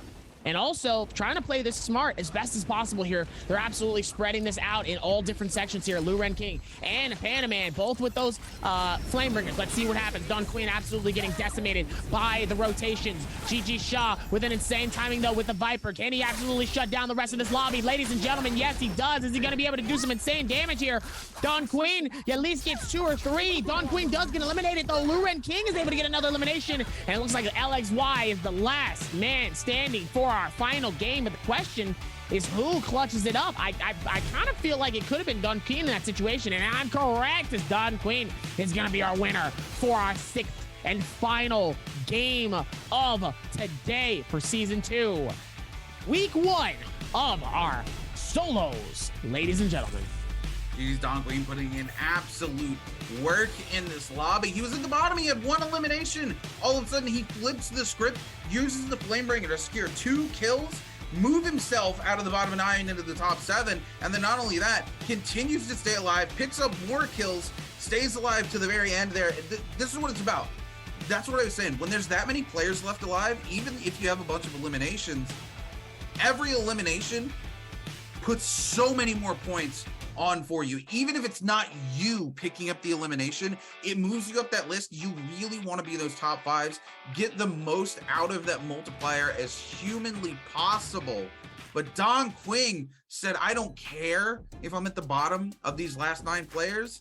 I'm going to put in the work. I'm going to pick up the eliminations and move further and further up. And in an instant, goes from the bottom of the pack to the top of the pack. Turns around, picks up even more eliminations, and is like, look, that's why they call me GD's Don Queen. That's why I call him Don Queen, because I am the king and I hold it down as best as possible. So he was able to figure that out and do a pretty decent job of it. But let's see how the rest of it goes here. There's only more and more of it happening, though. It's kind of crazy with everything happening. I think they did a very, very, very good job of that. And now let's see how the standings are, because at the end of it, this will be our first week completed for solos. Trios are going to be ending tomorrow, and then we're going to see how next week goes. But as of right now, though, Zanyu, Dawn Queen has really surprised the rest of it. Got to give it up to LXY. LXY in this last half has really absolutely taken it by storm. Has really surprised a lot of people, especially with that bow shot threading the needle. I mean, that guy is really coming out to play all of a sudden. And then got to give it up to some of the other players here that really have surprised the rest of, especially us two, right? That we haven't necessarily seen before. Rexy is definitely one of the names that I haven't seen, and they've done a pretty decent job. Obviously, they're not in like the hardcore back section, but man, they did a pretty good job of that so far. Oh yeah, Rexy did a wonderful job today. You know, all the names coming out. The only person really disappointed is Champion in that first game. Had such a good game, and that final circle was not only like there's a little bit of luck involved, but it was calculated. The way he held that position with the greatsword, utilized those scale rushes to counter every possible situation and maximize points. After that, I expected a lot out of Champion, and he's kind of done nothing. So it's super disappointing to say the least, but we're gonna take a look at the leaderboard. It's GD's Dawn Queen with 6 kills. Gonna be walking away with a 10.5 game score. Q9's LXY with 3 eliminations, and first place is going to be taking an 8.8. And OC Zhang Yu, 3 eliminations, is going to be walking away with a total of 5.7 points. And third place, Zhang Yu again in the top 3. There's no question. Look, I know we're going to go to the interview. We're going to come back. We're going to take a look at the overall leaderboard. But Dobby, is there even any question that Zhang Yu is still sitting at the top of that leaderboard? I would like to think so. Absolutely. I think Zan Yu has been really keeping the consistency as much as possible here. Lu and King really doing a lot, but I still feel like Zan Yu is definitely going to be probably the top person to date so far for this. Absolutely. Oh yeah, Zhang Yu just played it so consistently throughout the day. You know, this is his second day. There's no more games for Zhang Yu. So I don't think it's a question of if he's going to be at the top. I think it's going to be a question of can he stay at the top when he doesn't get to play for the third day. As we take a look here at Dong Quing, our MVP, and of course Victor of the last game, walking away with 18,000 damage, 6 eliminations, 1 counter strike. Dong Quing really putting in work. That flame breath, so much damage for him. So much damage though. They did a pretty decent job of that one as well. And now it's going to be interesting to see where it's next, you know? Yeah, I mean, Dong Quing is somebody I expect a lot out of. Here's why I expect so much out of Dong Quing. Dong Quing not only is his team's solo player, he also plays on his trios team, right? Mm-hmm. And honestly, he did really well last season as well in the grand finals as a solo player. And he just, at the end of the day, he's getting so much experience playing in the professional circuit, right? This is technically the second year that we're having, you know, a World Cup, but Naraka is still really in its infancy. When you talk about esports and stuff, you look at other games and you really don't see like the production value we see here with Naraka until they're like in their 4th or 5th kind of year. Naraka going all out with the production value, but for the players, this is only their 2nd year in the league. They're still figuring stuff out. They're still working on, you know, the jitters. They're still learning how to compete in a pro level environment. And Dong Queen is one of those people who gets more experience than the other players in that pro level environment because he's playing twice as many games as everybody else. Right. They did a pretty good job of that one too, especially with some of these other players. But I got to give it up to some of the players that we haven't necessarily seen, man. They really did a lot here and really played it off as best as possible, and try to go up against the best of the best. And my goodie, they try it. They really tried it more than anything. And they kept doing it and they kept diving for it. And it's impressive more than anything. I'm excited to see how the rest of this goes here as they keep going on, as they keep pushing out what's next here. They really put up some numbers here, and obviously it's probably not a top 5 placement, but very impressed, and I'm excited to see how the rest of the season goes for them. But in terms of the people that we're used to, man, they came out with it. They came out with it. And as of now, good call for it as they came out with it, because we're about to come out and tell you that the interview is ready. Lock it in, and we'll see you guys back for the final standings here in a couple seconds. Hello everyone, welcome to the post-game interview. Today we are very glad to invite LXY to our interview room, and my name is Jaeger, and welcome LXY. Hi, first of all, let him say hello to our audience. 那刘星宇先给大家打个招呼吧。Hello， 大家好，我是 Q9 的刘星宇。再次欢迎你 and congratulations that you get the highest score today's solo game. And today we see many more heroes like be choosing in today's solo game. And we know Tarka is very strong. And with his skills and the combo. So I would like to know, do you have any skill can share with us, like how to counter the Tarka? 那我们今天也看到，首先要恭喜你在今天的比赛获得了全场的最高分。然后想问一下，今天我们看到越来越多的英雄被选择和登场了，也看到其实季沧海他是非常强，而且特别是他的这个技能和他的连招打起来。那我想问一下，刘星宇有没有什么技巧可以跟我们分享？比如说避免一下他的连招，或者说怎么去 counter 一下这个英雄呢？其实打火的话，更多是经验上面的分布，尤其是他那个冲拳，你是无法去，只能通过闪避去规避，所以你要去预判他的冲拳和他的蓝霸体的话，就是你要有一个丰富的那种战斗经验，不然的话，否则的话就被他一套连死了呀。So to counter the Tarka, I think very important things is you have to be full of experience. Like if you want to fight with Tarka, you have to use the dodge and you have to practice so many times. If not, so you will be like stiff by his skills and his ultimate, and then with the combo, and then you will die. Okay, so the next question is, because we know the range weapon is very strong, especially the bow. So do you have any skill to share with us? 那我们也知道远程武器其实在单排当中也是非常重要，特别是弓箭，它的出场率很高。那弓箭有没有什么技巧可以跟我们分享一下呢？因为弓箭它的弹道是偏右，所以你尽量攻击对方的话，尽量弹准心往右偏一点。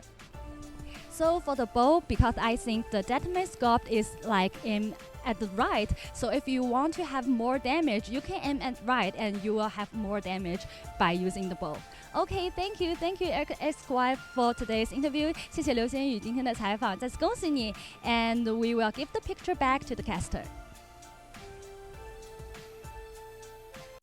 Man, we'd love to see it here, as there has been so much happening here to chat, and the people have been watching all over. Thank you guys for showing love to this game, as we're going to look for the standings here, the final standings of today here. And obviously up top, are we surprised? I don't think so. With 67.7, Zhang Yu keeping the same amount of numbers, if not doing more than that, with a 34.5. GG Shah, though, I got to give it up to my man's GG Shah. Really put in so much time, though, with a 50.4, 32.4, way better than he did in his day one. But LXY, though, is the real surprise here with a 34.9, actually the highest amount of points for this weekend. He did the highest amount of points for any of our days so far, and it's absolutely decimated. LXY, gotta give it up. This man really came through and was like, hey, I am a contender. Follow and pay attention. Look, LXY, great game. Zhang Yu right now with a 67.7, though. There's only one player who could possibly remotely surpass Zhang Yu, and it's EWG's Yiran.